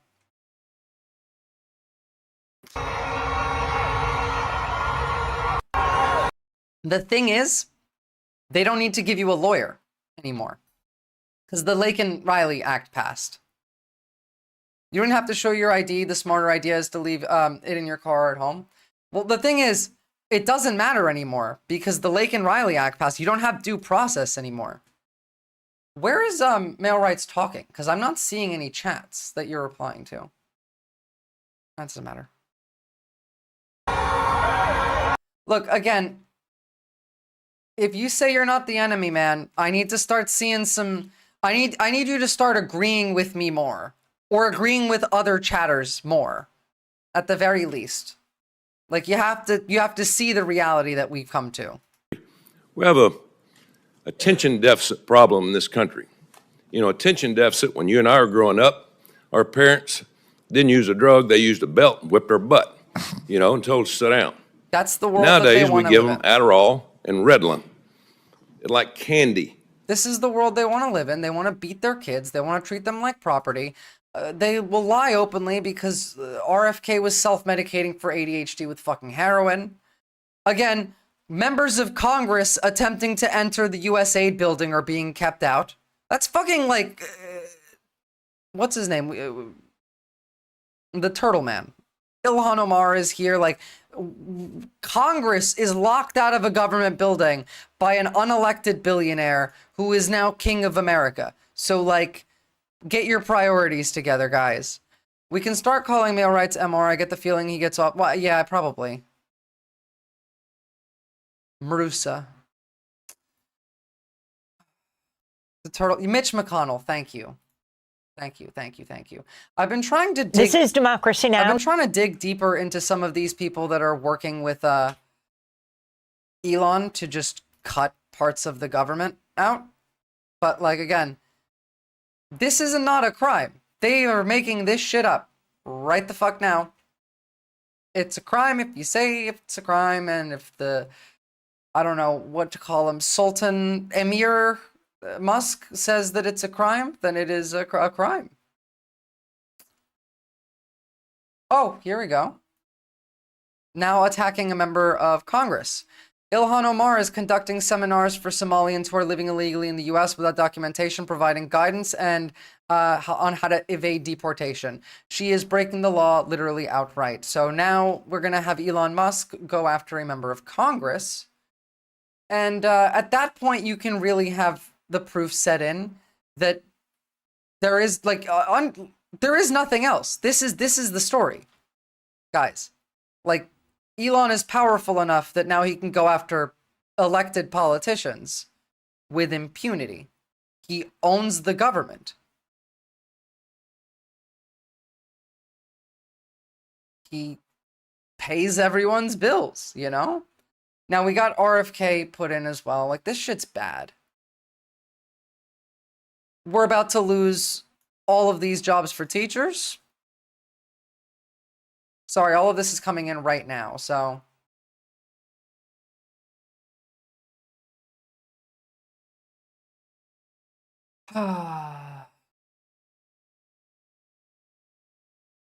Here is a Hitler. Confirm that today. And I can also confirm that today, the first flights from the United States to Guantanamo Bay with illegal migrants are underway. Who's going to be housed there? Is that the hardest of the criminals? Will there be families there? What is the goal at Guantanamo? Could be all the above, Lawrence. As in, we're sending entire families, including children, to Guantanamo Bay. Surprise! Could be families. Could be. And I can also confirm that today, we are genuinely evil, guys. Like, we have descended into the worst kind of state. We are a failed state. America is basically a fourth world country right now. I don't even know what this means. Like, everything that's being done right now should be treason. Like, if we lived in a real country, we would be hanging Elon Musk right now. Like, not to say that, like, I'm not saying that we should, but this is a capital crime. He's gotten rid of the Constitution. He's attacking members of Congress. He stole your Social Security money. I don't know how clearer I can make this, you know? Nobody voted for this. Nobody is okay with this. Nobody wants this. Even Republicans in Congress, like, what the fuck is going on? The only person who's okay with it is Donald Trump, and that's because he's a puppet. He has no thoughts, beliefs that he's fighting for on his own. Like, he doesn't care anymore. It's gone. It's just grift. Everything has been consumed by the grift.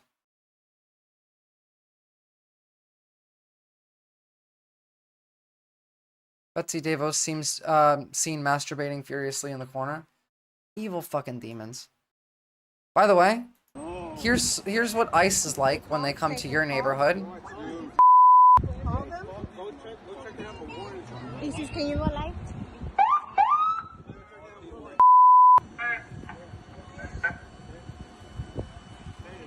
America has become everything they fought against in World War II. Yeah.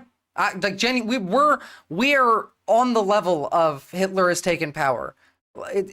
In less than half the time. Everything is moving so quickly, which is why I've been calling it the Blitzkrieg. But now it's like we're getting a couple days of quiet while they fuck around behind the scenes. The Groypers, again, the 19 to 21-year-old virgins who killed him. I can't believe America was killed by virgins. I can't. Like, that makes me angry.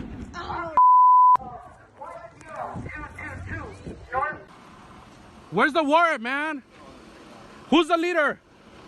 Who's in charge? VS sucks. Some of them do, and they're secretly okay with it, and some of them are just exposed to the same kind of normalcy bias. And, like, it's not even libs. It's just regular people. Imagine having to... like, for example, my father's having a rough time with this because it's difficult for someone to explain to themselves, to imagine a world that is entirely different than what they believe, what they grew up in, what they just lived in like 2 days before. Everything is different, and that's very hard to cope with. Who's in charge? Who's in charge, man?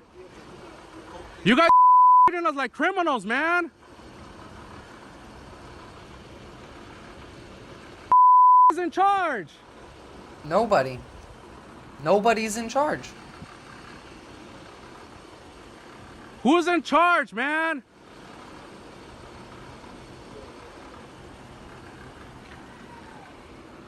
So it's true that is it true that Doge closing is just closing it at the federal level, but schools, Department of Education closing, but the federal levels, but will not be closed instead of power shifts to the states?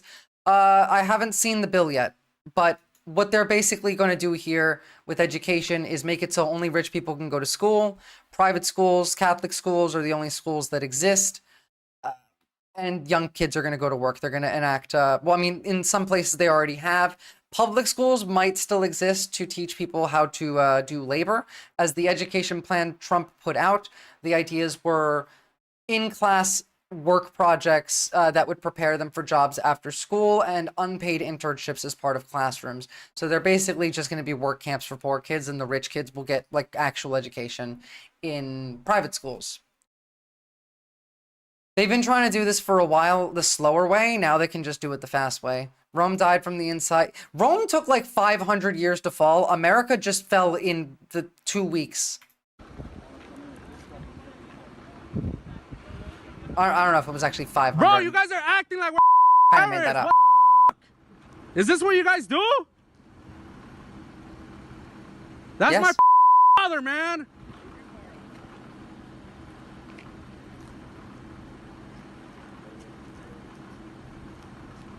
My wife is in there, man. They don't care. They don't care. And if you're not willing to help us, then we're not going to have this conversation. I mean, if you're willing to help us, then we can have conversation, but... Do not let them bully you if you are someone with privilege. Okay. I mean, clearly you're talking to them, telling A lot of people did, simply Steve. I understand that, but you might A lot of them you did. might not even be talking to these New York people Times. who are actually trying to figure it out. Okay. So... That's totally fine. I'm sure you would have their contact information. Well, this is the address that we have. Okay.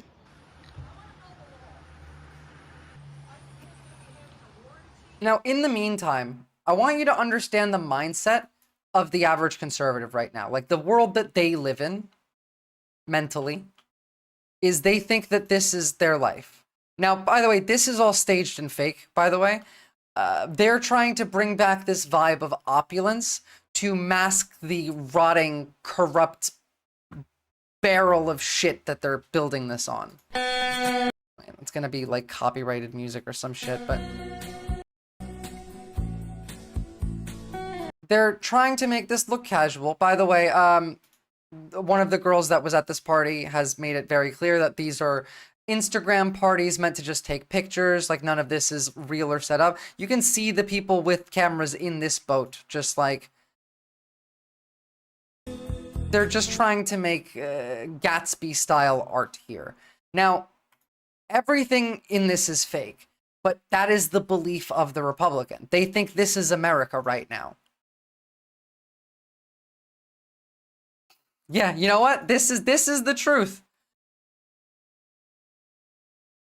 And you know what? Fuck it. Like, you should be able to talk like that. That's dark woke too.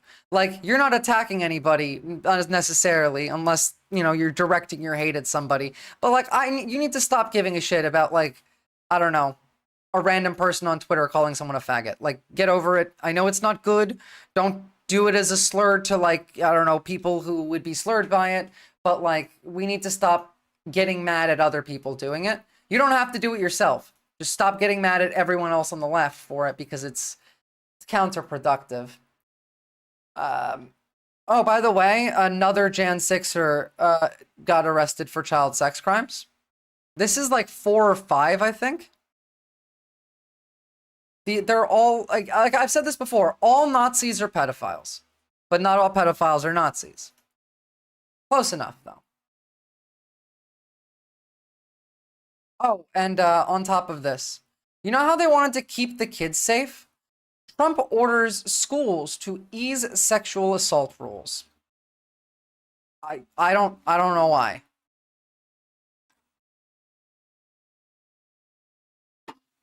Okay, well, it's because of Title IX. It's just, they hate you so much. And they love to lie. Again, Trump's not in charge. Everything that's happening right now is just Project 2025 being implemented. We are becoming Argentina. The only difference is that Elon Musk stepped in midway through, and now everything's unclear. Like, no one knows what's going to happen now because of that. But that was the track that we were on. But remember, like, this is what the psychopath tech billionaires are saying.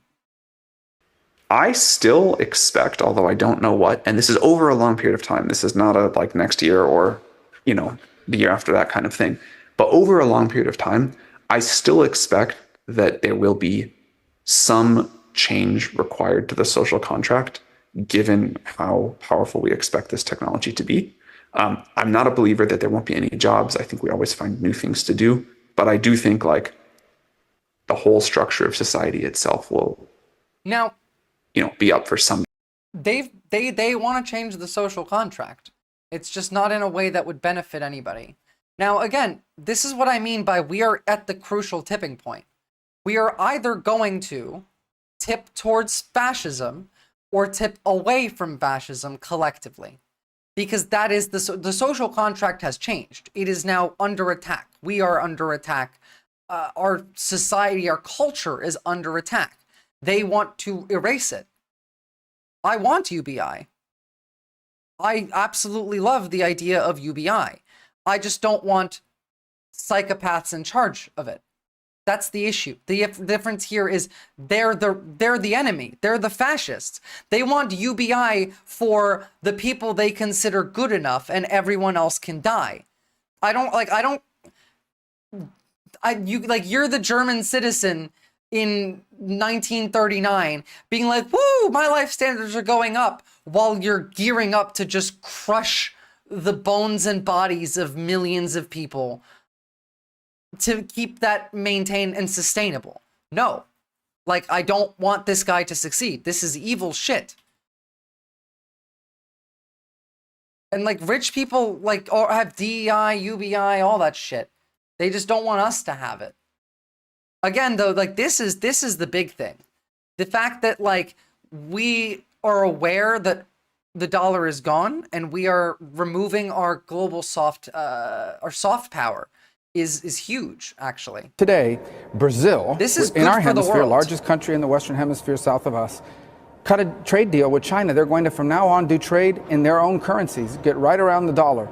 They're creating a secondary economy in the world, totally independent of the United States. We won't have to talk about sanctions in 5 years because there'll be so many countries transacting in currencies other than the dollar that we won't have the ability to sanction. BRICS is through the roof. America's going to default on the debt. You guys understand that, right? Like, that's the whole point of the Sovereign Wealth Fund, is to funnel tax money into it, use it on crypto and AI shit, and then just drop everything. What is going on in Fox News? They have been bashing America a lot lately. They are trying to shift towards the nationalists. Like I said, for those that weren't here before, we are in the stage. I'm just going to do this segment a bit again because I don't think I gave it quite enough of a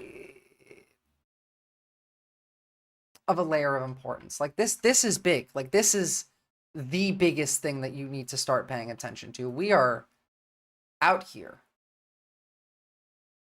Hold on.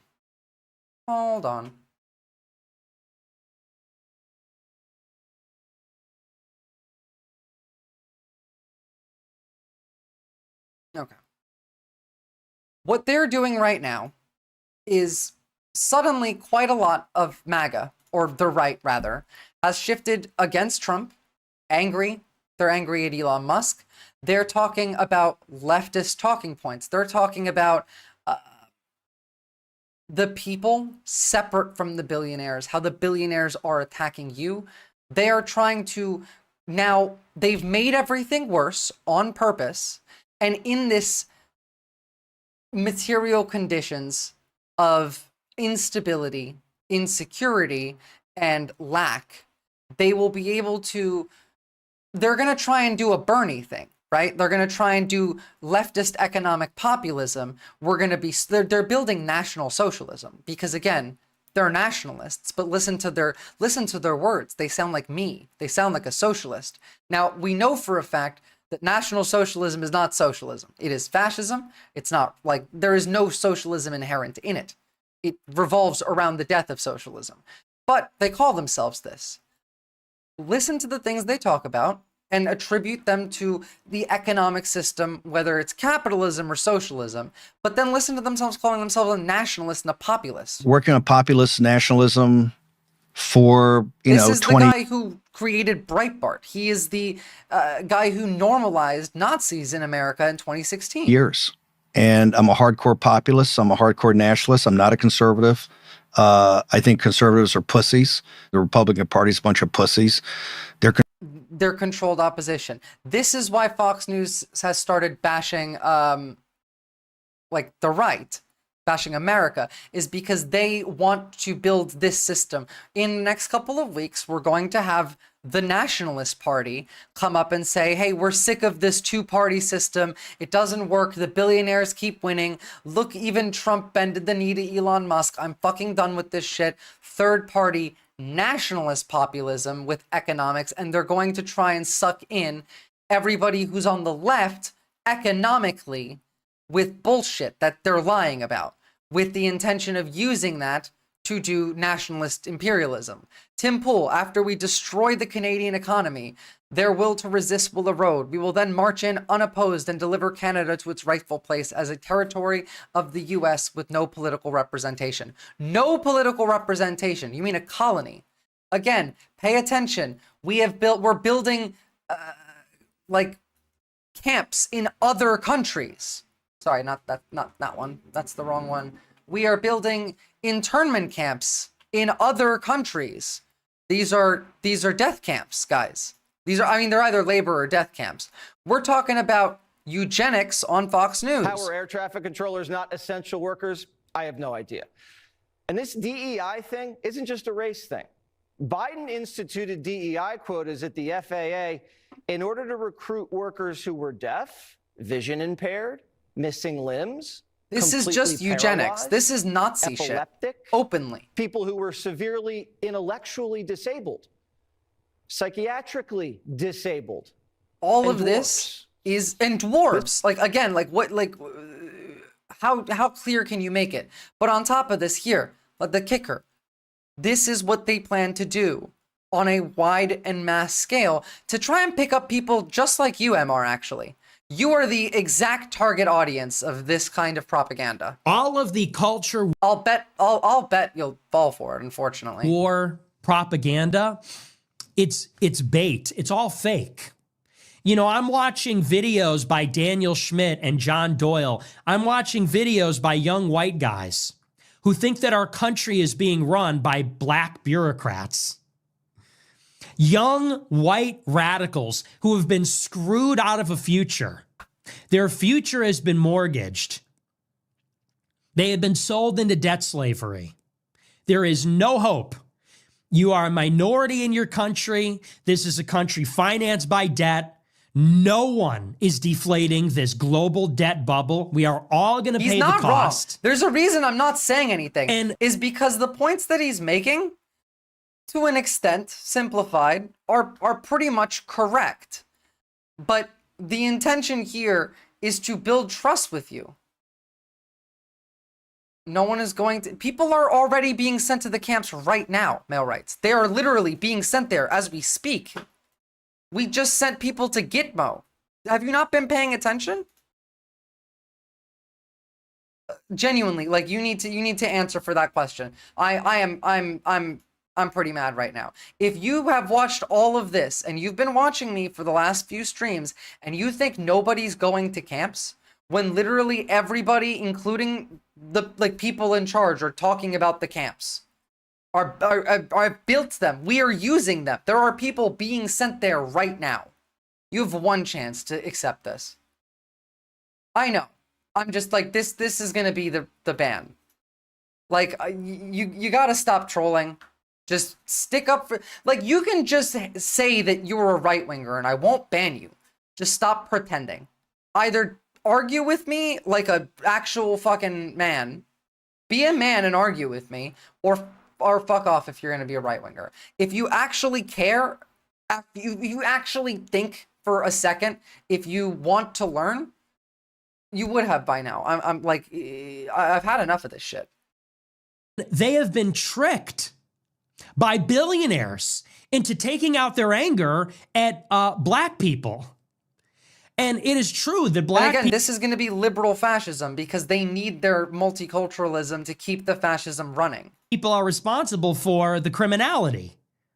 It is true that Hispanics make up the bulk of the illegal immigrants, but they are not the planners and the managers of our society. And yet, young white radicals, all of their righteous indignation and anger is being channeled and directed at Democrats. It's being directed at bureaucrats in the federal government. Everything is being channeled as an attack against DEI, as an attack against some such policy like that. Don't look at the billionaires that are funding this. Don't look too closely at Musk and Thiel and Andreessen and Adelson. Don't look at those people. It's the black and brown bodies. Now, like, again, he is correct. And this is the scary thing. They're going to use this. And it really does scare me that they might be we might be just dumb enough that this will work on the average American. But the best option here of what the good timeline is all of this just increases China's global, like, dominance. Unfortunately, like, I am pro-China now. We're the bad, they're infinitely better right now than America is as, like, a government. Like, yes, they're both genocidal and expansionist, but, like, China's stable. They're not insane. Their leaders aren't on drugs. You can be LGBT in China. It's just, like, hard. Like, it's not illegal, you know? Like, they're not gonna disappear you off the street. It's just difficult to be. You'll probably have. You know what? Let me not make a claim. Hold on.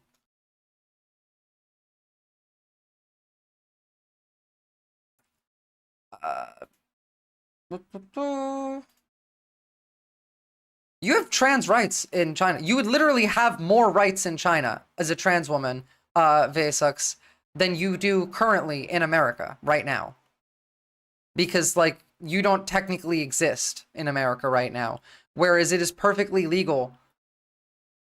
I mean, there's no protections or discriminations based on any of this stuff, but, like, you can be it. Like, people just might get mad at you. I'm talking about American citizens, not the holding center for people being deported. Look at the thing. AOC cries about kids in cages, then is quiet once Biden is elected. Okay, no, fuck you. Like, you're literally just trolling right now. Like, they are. I don't know why I bother.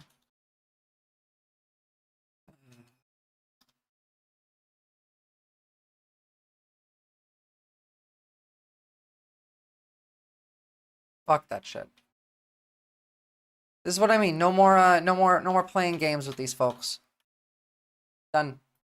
Done. Because that's what they do. They just come in here and they say things that you know that they know better of in an attempt to get you to engage with them. And sometimes it's worth it because I can use these people as, like, a jumping off tool. Like, they ask a stupid question, then I get to go on a rant, I get to yell at people, and it's entertaining. But at the same time, like, there's a limit to how worthy how worth it is to have this person around. And at this point, it's just getting dangerous. Let's listen to Emma Vigeland and Sam Cedar's outlook on the Steve Bannon situation. I'm going to leave you with them for like 10 seconds first, though. An advisor to Trump. I think informally, just because he's still like a broadcaster mostly, he still just has his show. Well, it didn't stop Sean Hannity. No, certainly not. I mean, but the real Stephen question Miller's is high up there. That's probably his go-between. Yeah, it is. I mean, it is. Bannon has been pretty vocal that he's mad that guys like Elon Musk have pushed him out.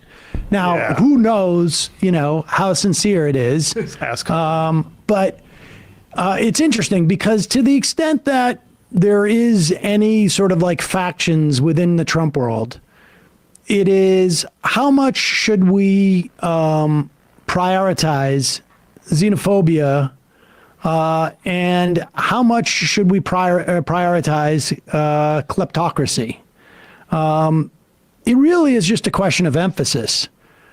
But this is what this exchange between Dothout and Bannon brings up is that the Democrats, and this is when people say socialism is the way to fight fascism. What's up, Schmitzborg? What No, I'm Bannon not brings yelling up at anybody. here, and Yeah, I just banned them. I know that they're a troll, but like I said, they were useful at some points to, jump off of. So, my view here, from the perspective of like a Marxist, is going to be vastly different than you would expect. But yeah, he's gone. But like, let me skip a bit forward because Sam talks very the slow. way that he addresses even Bernie Sanders, it has to sort of struggle to find a way to undercut Sanders, and it has to actually sort of lie. Yep. It exemplifies the vacuum that's been created and the space that exists for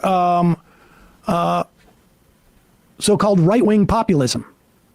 Because the difference between right-wing populism and left-wing populism is left-wing populism is an economic populism that extends to everyone. Right-wing populism necessarily needs to demonize an other. It could be an internal other or it could be an external other. Here is Dothout with Steve Bannon. Trying to come to America for the sins of global finance and so on. Sorry, go back even further. We need to get the full Dothout question here. And there needed to be a populist surge, but all the way to the why is it so central? And what do you say to so just drill down on immigration for a minute? The question up to this is Bannon saying how the 2008 financial crisis led to a bunch of working class energy into the Republican side of things. Now, again, think about another economic crisis, worse than 2008, as we discussed, that the impending economic doom of America ties much closer to, historically, the Great Depression, with high inflation, tariffs, trade wars, and an insane president. Oh yeah, I am almost at 500 followers on YouTube as well. Guys, please go and like the YouTube stream because I am so close to getting monetized on there. I'm actually really happy the last couple videos blew up because once I get the followers, I still need the watch time, and I'm only at about 2,800. But yeah, no, honestly, this situation that we're in is one that is created on purpose.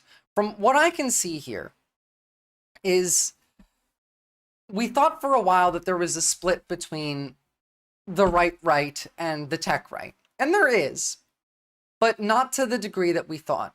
What they're planning is setting up a large economic crisis for the next couple of years. Even Donald Trump said it. You need to feel the pain. You'll come out better on the other side. It's worth it, etc., etc. And during these 2 years, they're going to create this third party, this nationalist party. We're going to pretend like we still have a democracy, and they're going to rally economic populism to try and pick people off from the left. While everything is struggling, Trump is being crazy, they're now the right wing yelling at Trump and siding with people like Bernie Sanders. They will build up a following of young people that actually want socialism and turn them into Nazis. This is the most dangerous thing that we have on the table right now, because I'm willing to bet that this is part of the plan. The people that Elon has with him, destroying the government, playing with the treasury, looking at your social security number, etc., are groypers. They're Nick Fuentes types. They're 19 to 21. They hate black people. They're racist. They hate women. I tried to look for some of their tweets online, but I don't care enough to know that these are horrible human beings. But they fit right in with this ideology. So again, the idea, all of this ties back to both not only heritage with Project 2025, but stuff like dark enlightenment from Peter Thiel and Curtis Yarvin and what all of these other tech billionaires believe. They're accelerationists. Their goal is to make everything worse so that they can funnel everybody into economic populism from the right and do national socialism. They are actual Nazis. That's why the from my heart thing is actually, like, stop debating it. They are being open. And to be clear, part of that was, and I would take issue with the idea of Republican energy. I would say it created a nihilism, because you remember Barack Obama had a choice. He could do what FDR did, which is make homeowners whole and have them pay the banks because they were underwater on their mortgages. Stop quoting law at those carrying swords. Exactly. Because every time we try, like the Congress members are being locked out of the building. They've had their passwords changed. Elon's installed. Remember Benghazi with the private email server? He's literally installed them in every part of the government now. Like, that shit does not matter. We can't, like, physically, you cannot have any trust that if we had an election in 2026, that it wouldn't be rigged, because Elon has access to the vote tabulators with his private servers that are attached to them. His hard drives, like, he has everything. He said nihilism by saying nihilism. I don't know. It's Sam.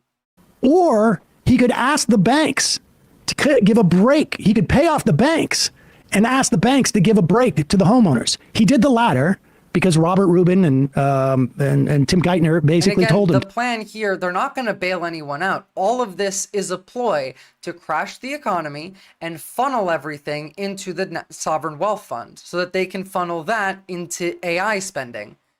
We have just become the Saudis. We are the United Emirates of America. Too. And it turns out the banks were like, thanks for the money, but about that favor you wanted from us, we don't have to do it, and so we're not going to. And so you basically had somewhere between 2 and 4 million people lose their homes in foreclosures.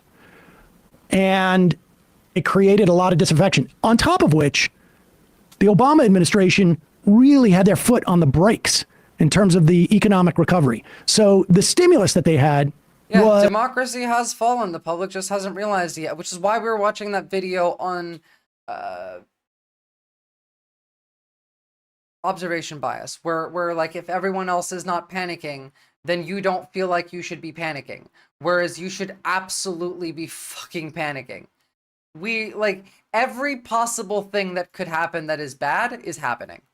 We have a human outbreak of bird flu in Mexico as well. On top of this, we're not doing great. And again, blaming the left has already started.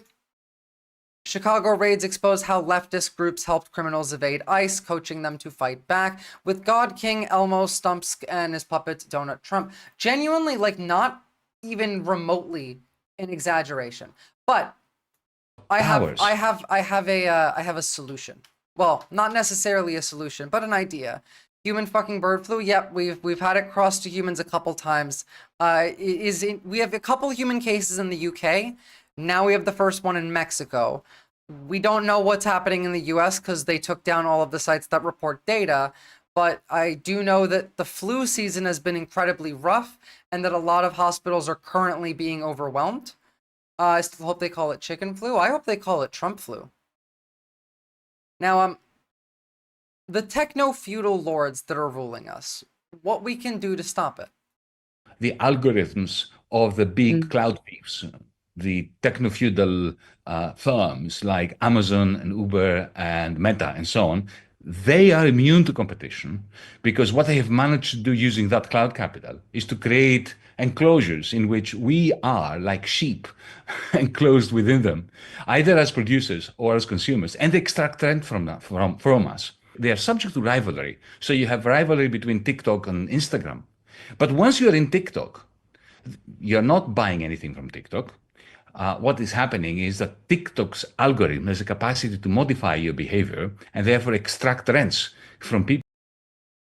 Why do you have to be so gooner-brained, Batgaz? You think I would make a ministry for that? People that sell you stuff on TikTok using this algorithm. It's that old saying, if you're not buying a product, you are the product, right? True. Yeah, but it's, we've known that now for 20 years. We've moved on beyond that. That was always the case for the last 20 years. What is new is that the algorithms, what I call cloud capital of Meta, of TikTok, and so on, have a capacity that Google didn't have, let's say, 15 years ago. It has the capacity They've to developed brainwash this you. new capacity. And what is this capacity? It's this capacity to have us Google it, train Backhouse. those algorithms in real time, to train them, to know us well, so that they give us good advice and things we enjoy. Like we talk about brainwashing as if it's some like fantasy trope from movies, but what else is the algorithm doing? You spend most of your day on your phone, on your electronics. It gives you recommendations based on what you like and what you do, and you live your life accordingly. That's like the same thing that people do with AI now. You ask ChatGPT, how do I do this? How do I do that? How do I fix this? How do I cook this? And you're not thinking for yourself. You are being led by machines, by algorithms that are telling you what to do. And because they're usually useful and they're convenient and they're easy, you use them. But as Marx said, like machines are the death of humanity. Like this is not a good thing, because you are training yourself as it trains you to keep relying on it. You are training yourself to not rely on yourself at all. And so once that is unavailable to you, you are useless. You can't think for yourself. That's the goal. Hassan gave a good explanation on this on his stream a few days ago in Japan. Oh, cool. I see he's enjoying Japan. Recommendations for music on Spotify or videos that we enjoy watching on TikTok. And in so doing, they acquire these algorithms. We saw the likes of Zuckerberg, Elon Musk, Bezos, all at the inauguration of Trump. What did you make of that sort of tech company power at the inauguration of a president? Two things. Firstly, on the one hand, it's not new, because we've always known that behind the throne, there was the dollar. Capital. John D. Rockefeller was behind various presidencies once upon a time, like the rest of the robber barons. Thomas Edison, Westinghouse, Henry Ford. This guy is based as fuck. They all had media companies, newspapers. They influenced politicians. They bought monopoly power. So in that sense, it's not new. But what is new is that these folks that we saw at the inauguration have masses of cloud capital that directly modify our behavior. Yep. And what they want from a president, and they don't give a damn. I keep saying like it's kind of cringe to make the cyberpunk reference, but it's kind of apt in a lot of ways. It's almost like we have taken it to the comical extreme. Whether it's Trump, or rather the horror. Else. What they want from a president is to get the federal government off their back. So as to be able to use that power without any kind of impediment. The tech company owners would say that they're just giving us the content we want or selling us the things we want while making cash as well off that. Do you see them as benign, or do you see them as inherently evil, or? Oh, it's a joke. I was making a joke back, Gaz, because like you made a ministry up that I would never ever even consider. The West slavery is. Wait, sorry, I need to go back. Do you see them as benign, or do you see them as inherently evil, or just having no characteristic at all? The West slavery is one that you volunteer to. This is an old saying from the Middle Ages. There's no doubt that it's all voluntary. Nobody's forcing you to use this. I use it all the time. I'm not critical. I mean, if you take away my phone from me, you'll make me a very sad person. Yeah. But that doesn't change the analysis. The analysis remains valid that it's private ownership of these, and very concentrated private ownership of these mega cloud thieves or platforms, is creating a macroeconomy which is utterly unsustainable. We have the threats of TikTok. Like, understand here, right? That of course we want our phone, and of course we use it. Of course parts of it are helpful. Honestly, like, I hate AI, but if I'm too lazy to Google something, I'll ask ChatGPT the question. And oftentimes I'll make it link me to like the source if I really like, if it's something that, if it gets a little bit of it wrong, if it matters, I'll tell it to link me a source. It's actually better than Googling shit half the time. I'll give it that. But other than that, you need to try and figure shit out for yourself. Like, I don't like to read a manual when I play a video game. I don't like to know how to do a thing before I start doing it. And that is a good skill to have, to just start fixing some shit. Now, it's not just fixing some shit, but anything. Any problem in your life, consider it and don't ask for help first.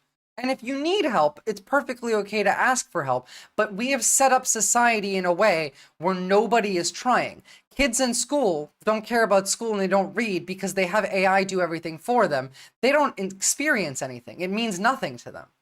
We have created a system of social media that is addicting to use openly. Like, there's no issue with the fact that it is knowingly 100% addicting and bad for you, especially for young people.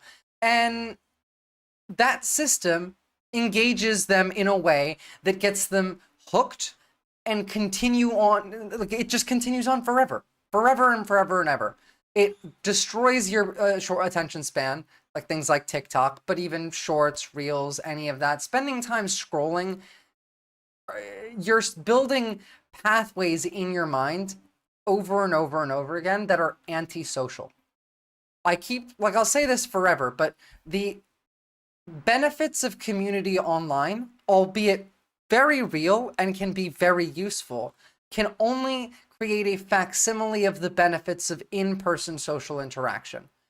In-person social interaction is good for you on a, like, I don't believe in God or souls or spirits or anything, but like on a spiritual level, it's the best way I can ascribe something to it. We're gonna end up like Dune, where personal computers are outlawed. I would love that. Genuinely, Butlerian jihad right now. Except, unfortunately, we're not. We're gonna end up with fucking everyone has to have a goddamn Neuralink in their brain or something. And it's US arm. We've had Trump initially before the ban in the US of TikTok, now walk back on that sentiment. What do you think is going to happen there? I don't see TikTok as a threat, not more so than Meta. Have we forgotten the scandalous behavior of Zuckerberg's Facebook? Have we forgotten the scandal with Cambridge Analytica, where millions of Americans' data was plundered in order to alter behavior at the ballot box? This was also with Trump, by the way. They are all a threat to our sovereignty as individuals, as communities, as electorates.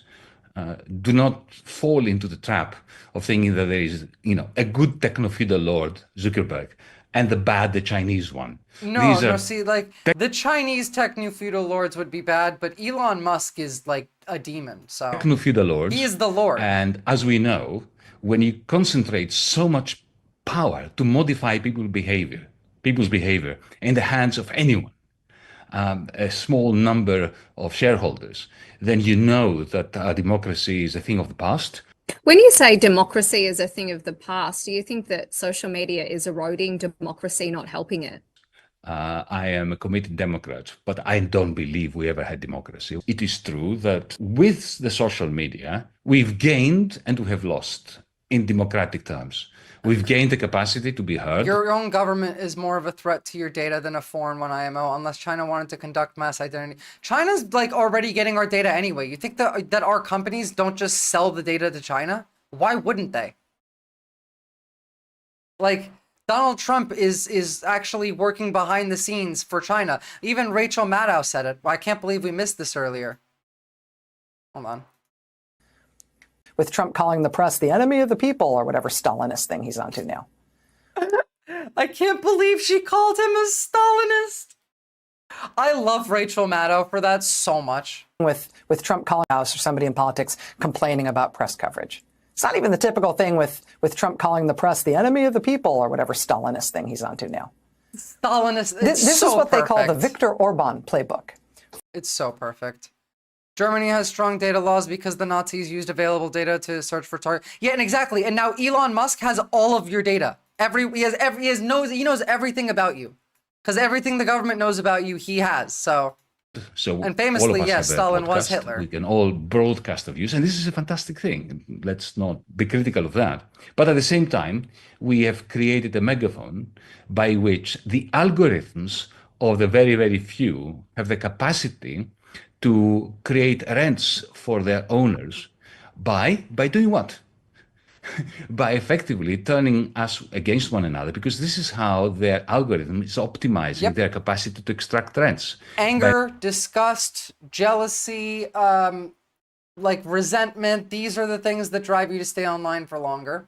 So they make money off it. So you become an angrier, shittier person because everything is trying to make you feel that way constantly. By making sure that they maximize our engagement with the screen. One of the big concerns in recent Well, Musk is literally like the Sultan right now. And like, that's it. That's the thing. Like Elon Musk has the government alone. No one else has any power right now. He has all of the power. Has been Google's. And yes, you can absolutely be a Zionist and a Nazi. Look at Netanyahu. You can absolutely be a Zionist and a Nazi. The fucking founding of Israel was partially done by extremist groups that tried to work with the Nazis, like Jewish groups that were trying to work with the Nazis. The Likud party, actually. The party that Netanyahu is a part of. Einstein talked about how similar they were to the Nazis back in '49. Power controls the search of about 96% of the internet. Do you see Google actually being split up, as some people are suggesting at the moment? What the fuck? Absolutely. What the fuck? What the actual fuck? Why is this on my timeline? Hold on. I have to like censor it a bit. You see this? This is a fully naked photo of Donald Trump. Why are you on my phone? But the Majority Report reposted it. Oh my goodness. And no, Nazi doesn't necessarily imply anti-Semitic, although they are anti-Semitic.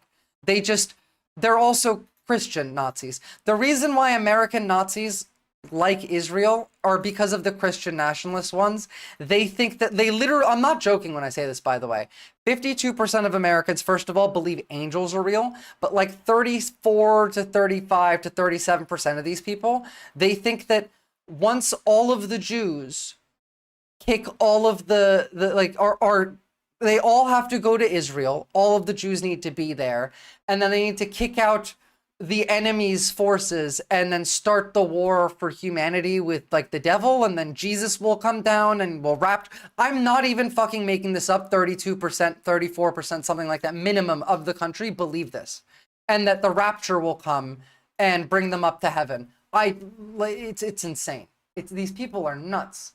You know. This is a pie in the sky. Breaking up Google from the search engine from YouTube Thanks for is not going link, to Schwartzberg. I'll have a look at reduce it in a the minute. power of the Google search engine over you.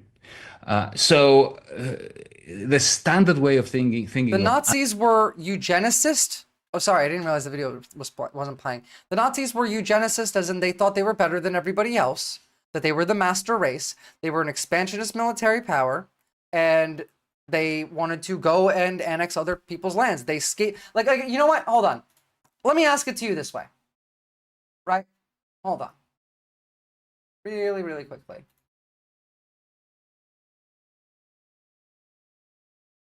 Could you tell me what country I am describing right now? When I give you these definitions. 1, name the regime. Threatened to intimidate its geopolitical neighbors. 2, cozied up to foreign dictators, creating new alliances of aggression. 3, scapegoating communists, socialists, and Marxists. 4, scapegoats Jews, black people, brown people, immigrants, LGBT people, disabled people. Wants submissive women, banned abortion. Systematically radicalized and mobilized young men as enforcers. Created concentration camps, targeted the previous government for retribution, despite a peaceful transfer of power, seized all aspects of the administrative state, made the legislative and judicial branches subservient to the dictator, attacked the press as dishonest, and cracked down on dissidents, and attacked education, unions, and liberalism. Yep. We are right in that category, and so are Nazis. Does Nazi imply genocide? I think you can be a National Socialist and not decide to do genocide. I don't think you can. Nazis imply genocide. You can't be a National Socialist in the way that National Socialism exists. Like, you can't have the beliefs of National Socialism. You can have socialism or you can have nationalism. The two, like, do not work together, because nationalism is about creating a state to rule over the people, whereas socialism is fundamentally about removing the power of the state. You can't have National Socialism. Socialism requires no state, or a limited power state. You can't have, you know, it both ways. It's like the fact that, like, American libertarians are the exact opposite of actual libertarians, but they can still call themselves that. American Nazis are the same as German Nazis to the point of belief, but not to the point of action. Americans are lazy. Americans are entitled. We don't like to sacrifice. This is what they have to overcome. They need to convince the country, a country of people who would literally rather, like, beat a homeless man for fun than give him a meal, need to learn to sacrifice for the country. They are going to try and build the idea of community through a top-down structure. They're trying to do exactly what I've been trying to do to you guys for a while, but the reverse, with them in control instead of all of us are in control. That's the difference. This is all the things that Nazis did, and this is all the things that we did.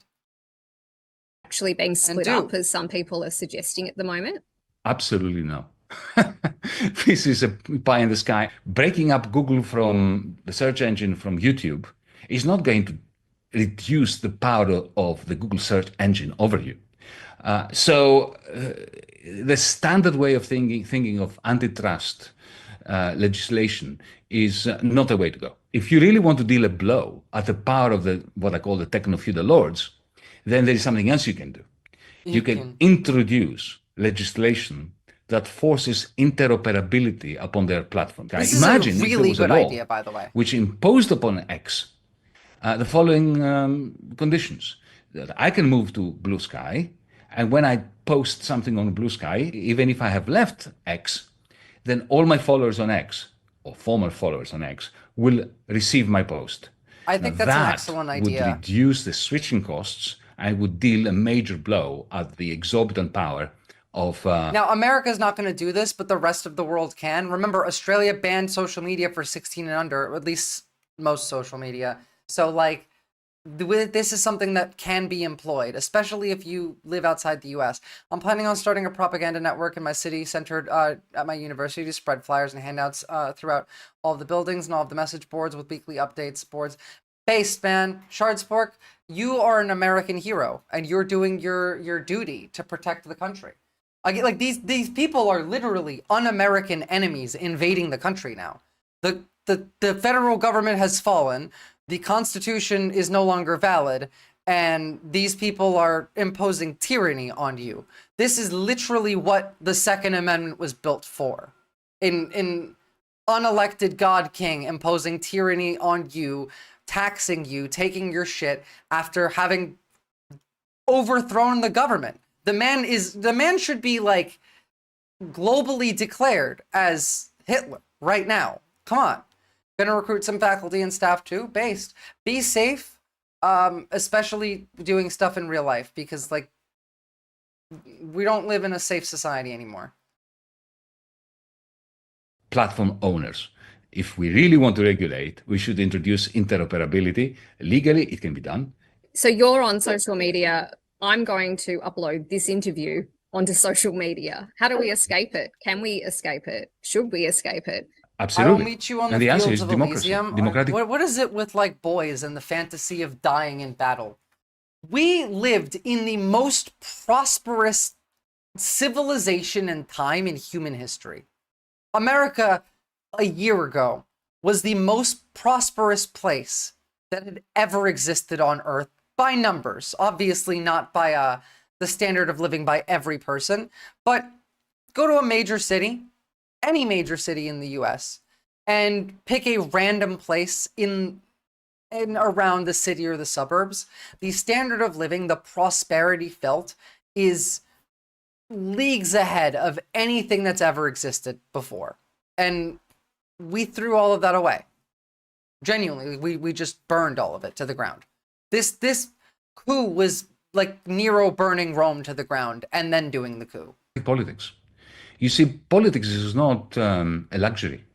It's not something that some people do like a hobby. Yeah, like, I need to. you You need do, to get anyone that says, "Oh, like I don't care about politics," or "Oh, it doesn't interest me." You need to slap the shit out of that person. Like, I'm not like kidding, obviously, but like get them awake. Politics is everything. You're gonna die, motherfucker. Like they are stealing from you right now. Politics is your life. Suck it up. No one likes politics. We all have to deal with it. Surfing. Politics is the only impediment to our collective failure, to our collective demise. And therefore, democracy has never been weaker than today and never been more needed in order to introduce the checks and balances which are now absent regarding the power of these cloud-less, cloud capital. You want to know the type of people in charge right now? This is one of the Doge employees, right? So first of all, what the fuck are you wearing, man? Are you kidding me? Like this is what you wear to go overthrow the American government? We are such a fucking clown show. Like this cringe motherfucker overthrew America's government. This little incel virgin wearing shorts with a suit jacket? Like what is wrong with you? But you want to know what type of person he is? His LinkedIn profile is called Big Balls. To be slapped around by Visora, that would be one of... you see, exactly, that's goon posting. But you know what? I would happily give out slaps to people because it's fun to slap the shit out of somebody. Yeah, I'm not gonna go easy though. Understand, right? This kid was a camp counselor, a systems engineer, a warehouse team member, and an assistant bike mechanic. He graduated high school, and I guess he got a degree from Johns Hopkins for engineering. Like this is the dumbest motherfucker to be ripping apart can you guys stop focusing on gooning and talk about the I don't know, the coup of the largest, most powerful country in the world happening over the course of a day with no interruption, with no pushback? What is this? Yeah. But there's a separate story to the excursion of today. Okay.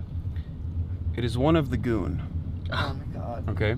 Gooning has I did this to myself now. Gooning has become a cultural sensation. Yes. There are only two ways that Gen Z goes nowadays. They either become the anti-fap connoisseurs. Semen retention. But semen retention. Apparently you have to be the incels to overthrow the government. So connoisseurs, heavily anti-porn and anti-sex work in general, or they become sex-crazed gooners. Now, Ray, you asked earlier about what gooners are, and I told you gooning is not simply a hobby, but more so a lifestyle or an ideology. okay, I'm sorry, I don't care. I don't want to listen to gooners. Did you guys see that Canada booed our national anthem because it was pretty based? 8-year-old Kyra Daniel.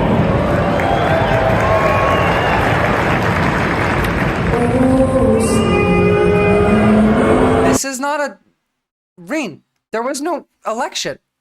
There is no election. The richest man in the world walked into the Treasury Department, was told no by Trump's... the people Trump put in place, was told no. That guy got fired, walked into the Treasury, and took over the government. He has everything. He has more power than Trump now. He overthrew the government.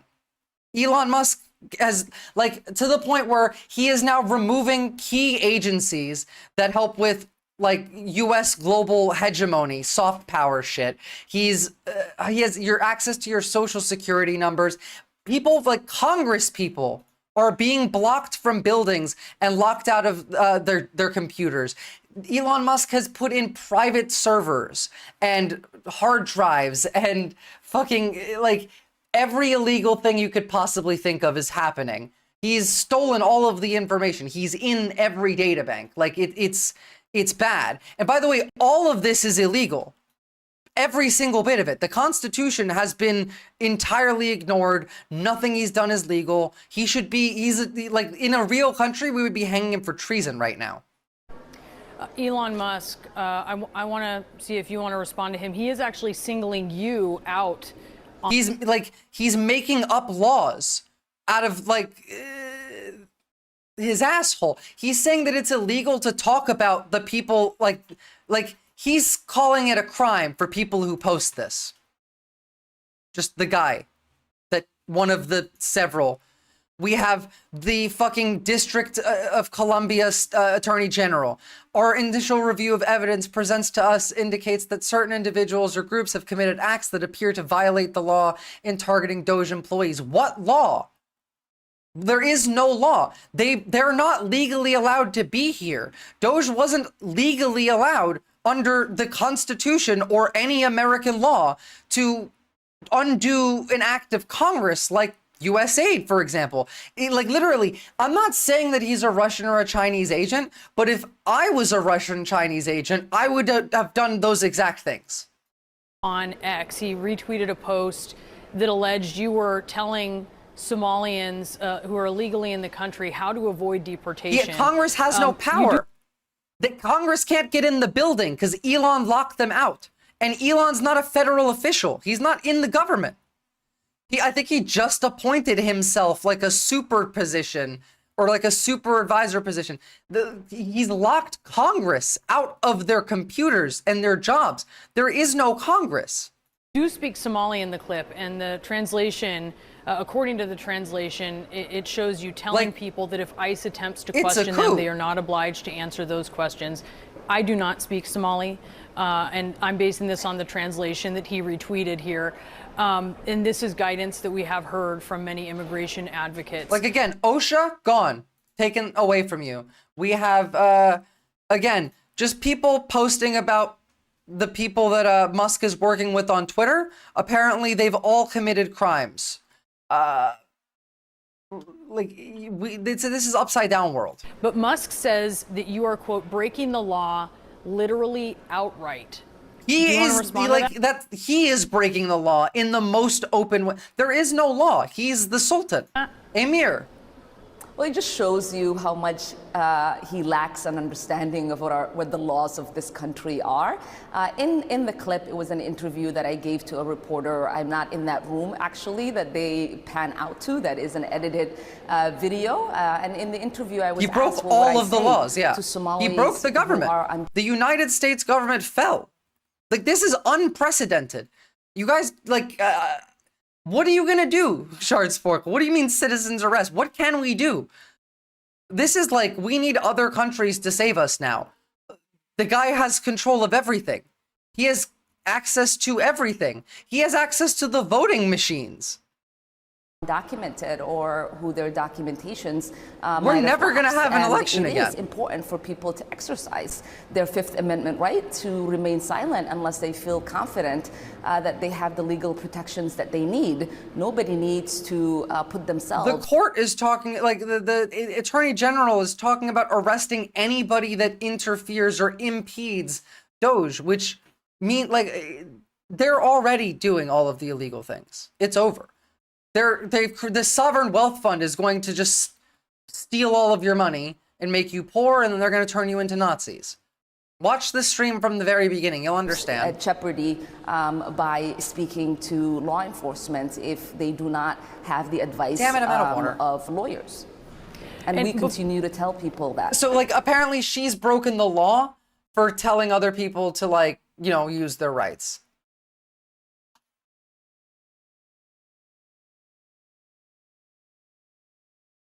November 5th, I want to see 2024. This. I haven't seen this. Donald Trump like the ads defeats that these a divided and dispirited Democratic campaign. On January 20th, 2025, Donald Trump is sworn in as the 47th President of the United States. Unfortunately, he keeps his promises. Trump seizes control of a divided government, signing hundreds of executive orders implementing Project 2025. Understand what Project 2025 is again, just real quick, because I explained this at the beginning. This is what a corpo would call a leveraged buyout. It is when you buy an entity, when you take it over as your own, you privatize it. Let's say you hold stock in a company, you have the majority stock with a couple people with you, and you buy the company outright. What you would do is then gut the inside of that company, remove everything from it, and then build a cheaper and functional version of it, a shittier version of it in its place. That is what Project 2025 is meant to do. We've seen this play out in Argentina because that was the same plan that was used. The difference here is Elon has thrown a wrench in all of this. Elon has changed the equation. Now we have no idea what's going to happen. They're going to do the vast majority of Project 2025, but Elon has power to do whatever the fuck he wants. He could just say no to this and yes to that. I want this and let's do that. Places over 50,000 civil servants with hardline MAGA loyalists. The federal oath of office now requires declaring loyalty to the president, not the Constitution. Yeah, well, that sounds pretty bad on its own. Protected by the Supreme Court's grant of total immunity for official acts, Donald Trump orders the Department of Justice to arrest members of the January 6th Commission, current and former DOJ employees, and political opponents for treason, election interference, and conspiracy. He declares it to be an official act. Trump ends birthright citizenship by executive order and turns millions of American-born citizens into illegal aliens. By the way, this shit's in the courts, but nobody cares because they put out so much stuff that like nothing is going to get through the courts. The courts are frozen. They can do whatever the hell they want. Overnight. Mass deportations begin. They're arresting, they're arresting U.S. citizens. We've had Native Americans being arrested by ICE for deportation. They don't care if you have your papers. They just don't care. You're going to the camps, Hundreds of thousands, period. including legal U.S. Literally, the residents courts and can do American nothing. citizens, are The Supreme Court can do nothing. Congress can do nothing. The president means nothing. America has fallen. You guys just need to take that in. Every institution is powerless. imprisoned in newly built camps. Protests erupt. Trump addresses the nation from the Oval Office, invoking the Insurrection Act and declaring the protesters a danger to American sovereignty. This is what's going to happen He soon. orders the National Guard to use deadly force to suppress the protests. I would In the be wake too. of the bloody violence, Trump declares nationwide martial law, awarding himself new powers under the freshly signed American Sovereignty Protection Order, which defines protest of immigration policies as non-protected speech and a threat to national security. Yep, that's coming. Governors in New York, California, Illinois, and elsewhere declare their opposition, promising to refuse compliance in their states. Trump orders their arrests. Trump pardons every Now, January. The ordering of their arrests, I'm not sure that will, I'm not sure that is the level we'll get to. I think there's other ways that they're going to try and bring these states to heel. But he did pardon every January 6th protester, and 5 of them got arrested for pedophilia or child sex crimes, in general, I don't know what the fuck it's called, immediately following. Jobs in his administration. The Department of Education is renamed the Department of American Values That's gone. and mandates a nationwide Christian This is incorrect. All that shit's gone. We left You it. cannot. I'm not going to watch this again, but whoever was telling me that this is not the end of the United States, just this is a senator. Works. Just like Elon Musk did not create USAID, he doesn't have the Representative. power to destroy it. And who's going to stop him? We are. We're going to stop him. They weren't allowed past the front door. They weren't allowed in, so... We don't have a fourth branch of government called Elon Musk, and that's going to become real clear. They're We shuttering have no other branch of government than Elon. He's going to get arrested. Yeah, no, they're going to start disappearing people real soon. agencies and sending employees home in order to create the illusion that they're saving money in order to do what? Pass a giant... Getting rid of USAID is objectively bad for America. In every possible way, this is a gift to our enemies.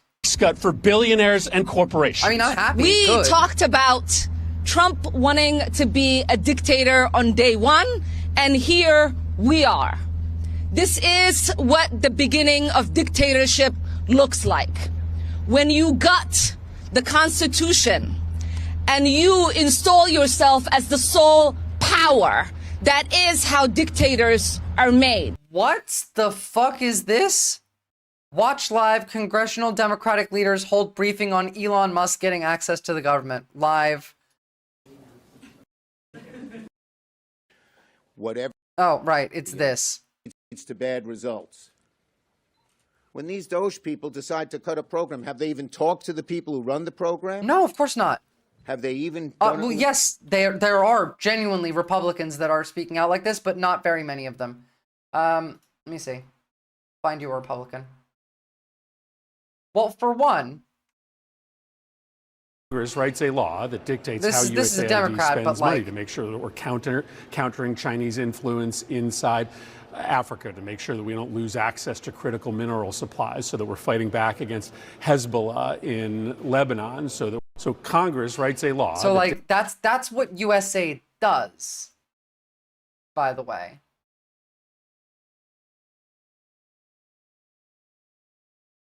Where was it? I had the... There was at least one Republican that was against it. We're fucked, guys. I mean, we're not fucked, but the country's fucked. America's done.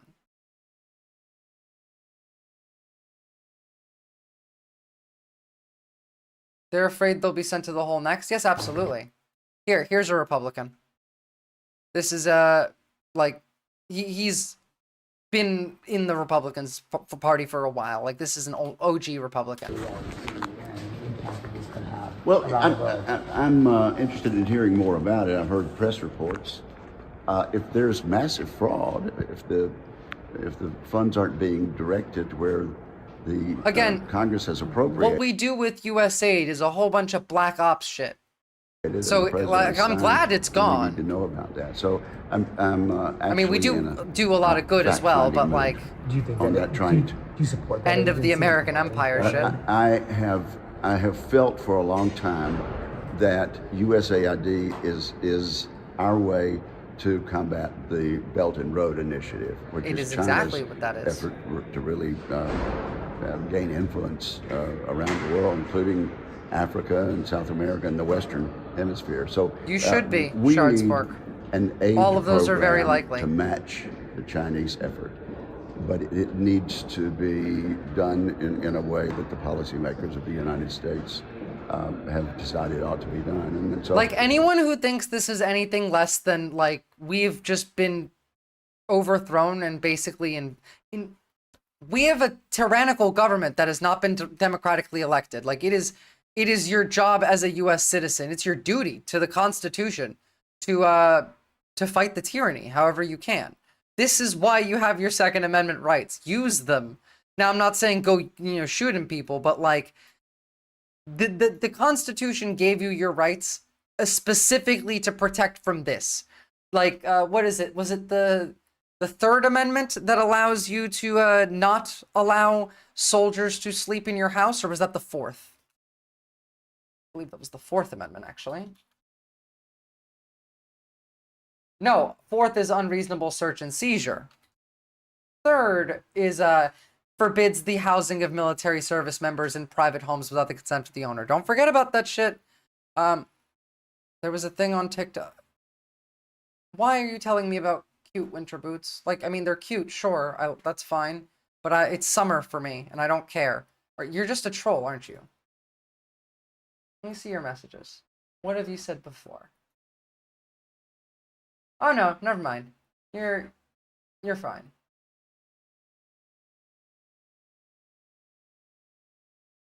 You're fine. I should get all cute winter boots and punty sock. But you know what? We should all do that. We should get I was gonna say get like a matching thing, but like, it's code? Code for what? Like, is this some like Nazi shit? Man, I feel like I'm getting paranoid because they're setting up everything everywhere to constantly bombard us.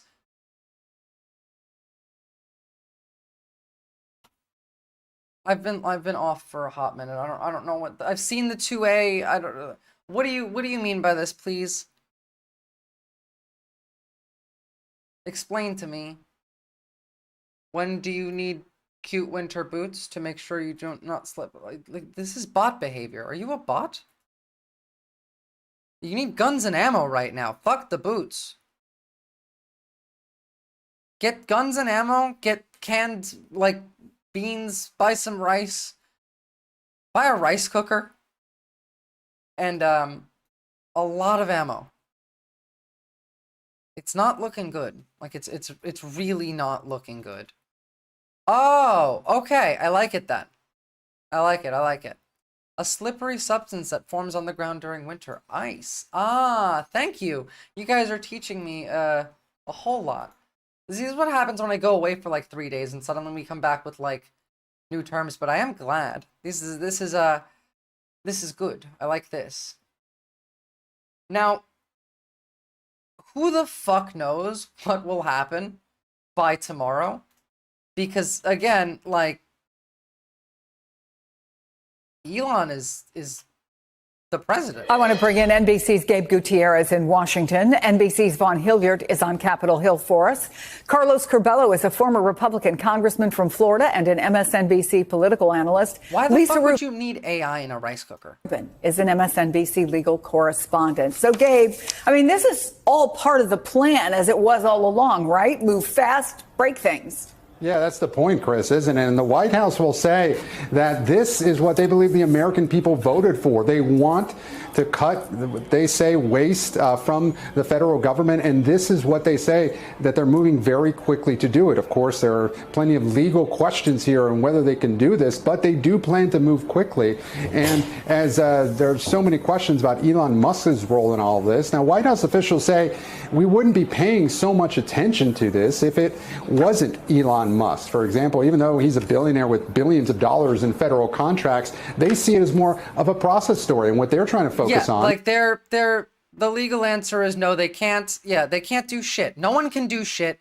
He's God. He's the God Emperor. This cutting of wasteful spending as they see it. Now, yesterday, President Trump This is like cope, pretending that the Democrats have become the same. There is no Democrat anymore. They don't matter. The Democrats are part of the Republicans. They believe the same things.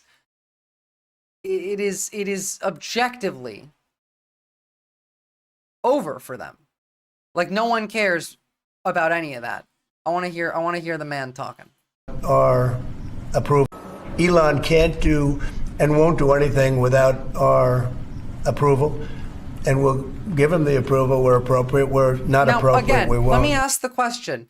If this was in Russia and one of the oligarchs did something that Putin didn't want, what would happen to them? Now, what if Elon does something Trump doesn't want? What's going to happen to him and how? But Trump's brain is soup. That's what it is. Like he's old and tired. He's been like I've been saying this for a while. Donald Trump is more like mentally degraded than Joe Biden is. Joe Biden just has the stutter, so he sounds worse. Give him the approval where appropriate. Where not appropriate, we won't. But he reports in, and he it's something that he feels very strongly about, and I'm impressed because he's running obviously a big company. It has nothing to do if there's a conflict that we won't let him get near it. But he does have a good natural instinct. He's got a team of very talented people. We're trying to shrink government. So Musk is a special government employee, essentially not a volunteer, not a full-time employee, but he can only work 130 days on any given year, Chris. But the thing is that he can say he worked, say, a half day, for example. That only counts as a half day. But again, oh, by the way, let me make this clear. In the next 30 days, I promise you, we are going to hear 50-50, no, actually 60-40 odds of either Donald Trump or Elon Musk saying the N-word hard R on national television. And then we're going to argue about it. In the next 30 days, 100%. Yeah, this is all semantics. Elon is in control. None of that shit matters. Constitutional crisis is fucking hilarious because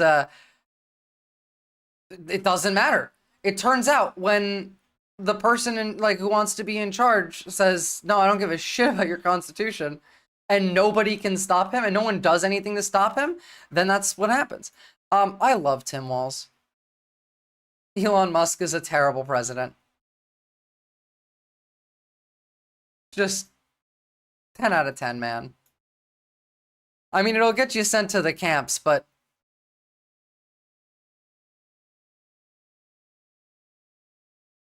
wait, you're so right about the hard R thing, though. I know I am. We're going to see it in the next 30 days. I promise you. And then we're going to argue about it.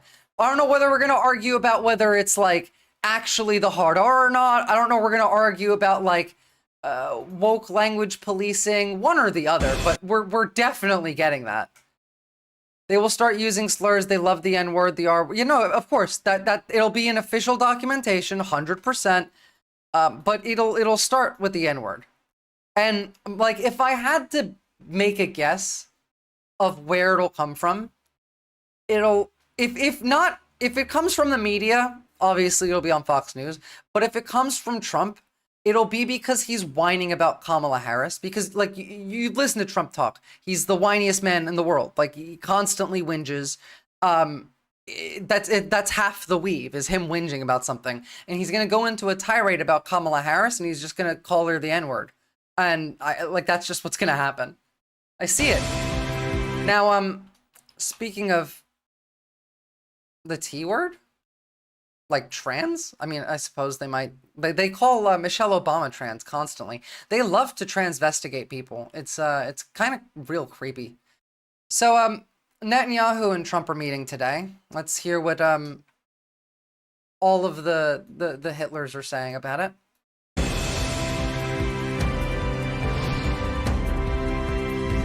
For more on Netanyahu's upcoming visit and how long it will take to rebuild Gaza, former Israeli ambassador to the U.S., Michael Oren, joining.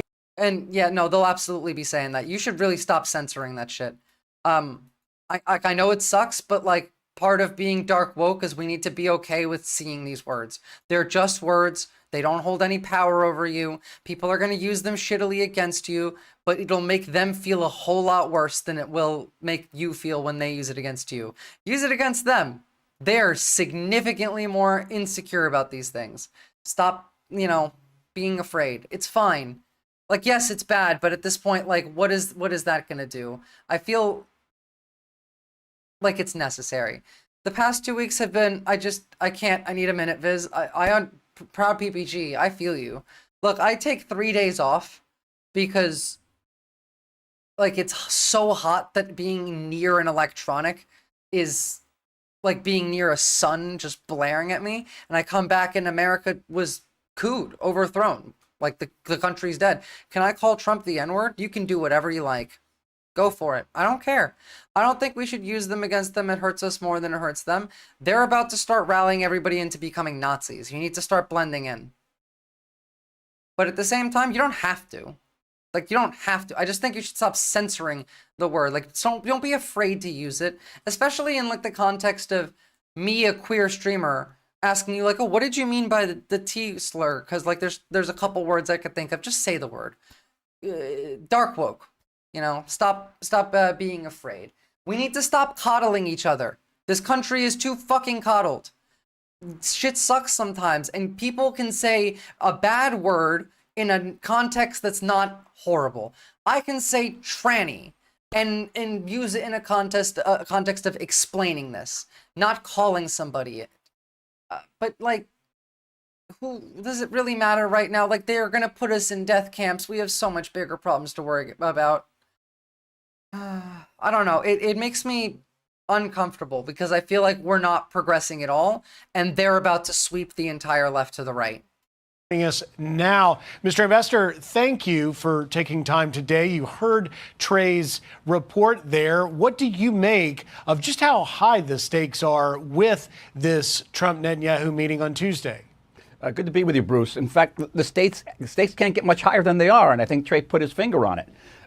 If you go into the second phase of this ceasefire, what does it mean? Israel may give back a number of hostages. We have to assume that Hamas is not going to give back all the hostages. I don't give a shit. Give me a government that says if the fighting does not resume. And Hamas broke the ceasefire on October 7th, 2020. Oh, by the way, like they're obviously going to start the war again in a second, and they're just bombing the shit out of Gaza, not Gaza, the West Bank. So breaks the ceasefire, and then we go in full force, but we get the hostages back. In the government, though, and I think this is what Trey was getting at, there are right-wing factions in that government that says if the fighting does not resume at the end of the first phase, then they will bolt the government. That's Netanyahu. And we'll have a government crisis, we'll have elections in the state of Israel, and many chaotic things will then transpire. But I think also it's important to point out that the meeting between the president and the prime minister, the first meeting of the president with a foreign leader, will deal with far more than just Gaza. Gaza is part of a piece of a puzzle that includes Lebanon. It includes the Saudi-Israel peace treaty, which is on the table, and above all, and I think the prime minister was intimating this as he was. We've talked about how close Trump is with the Saudis, so that's interesting. Getting on the plane, Iran. Can there be a U.S.-Israel cooperation in meeting the Iranian threat and eliminating the Iranian nuclear threat? Michael, I don't know what we can do about Iran from our end if we're going to start invading other countries. Now, Israel already has a pretty direct route to attack Iran, but like, I'm not sure that war is going to happen just anytime soon. I think it'll be a couple years. You're really hitting a lot of important points, but as we look to this meeting on Tuesday, again, Netanyahu's position, essentially, he vowed to the destruction of Hamas. That goal has not been met, and Hamas is essentially saying we'd like for the war to end. Israel has said that they can't erase Hamas, like there's no way. Like to stay in power. How could possibly? I just wanted to see like. What about Netanyahu? I don't give a fuck. State marker. Okay. This is the vibe that you need to start embodying. Their reaction where all of us people are getting together and have an international proletarian revolution. Right. Black people and white poor people and red poor people and Puerto Rican poor people and Latin American Puerto Rican people of poor people of all descents. They have caught up in movements based on racism when the Black Panther Party stood up and said that we don't care what anybody says. We don't think you fight fire with fire best, we think you fight fire with water best. We're going to fight racism, not with racism, but we're going to fight with solidarity. We said we're not going to fight capitalism with black capitalism, but we're going to fight it with socialism. We stood up and said we're not going to fight reactionary pigs and reactionary state's attorneys like this and reactionary state's attorneys like Hanrahan with any other reactions on our part. We're going to fight their reaction where all of us people are getting together and have. Do you know how scary these people were to the bourgeoisie? Like these people were so scary that we had gun legislation put in place because the Black Panthers bought guns to defend themselves. Black people arming themselves scared the shit out of the government. We need to like take examples from history. Fred Hampton is a good one. We need to go back to the basics because we've lost pretty much everything. Do what they did during the Depression, tax strike. Literally, like, just strike in any way you can. Use whatever tools are at your disposal in a safe manner to like delay, deny. In fact, do I not have the manual? CIA manual. Oh, you know what? That'll be in my living source document.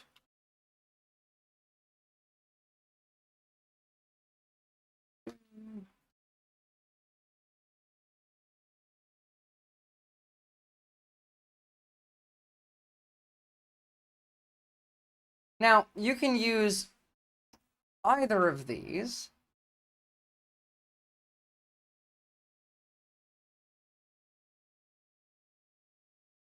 Yeah, World War II anti-fascist protocol. Exactly true.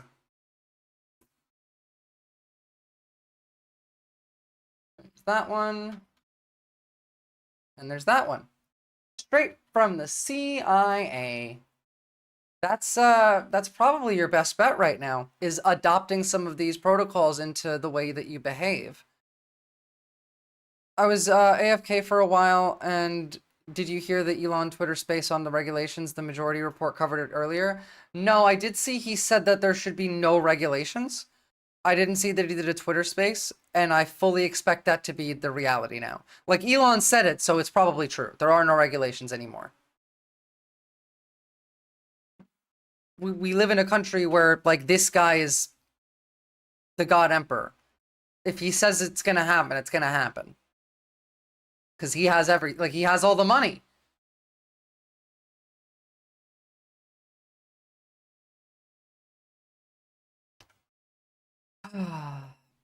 Anyway.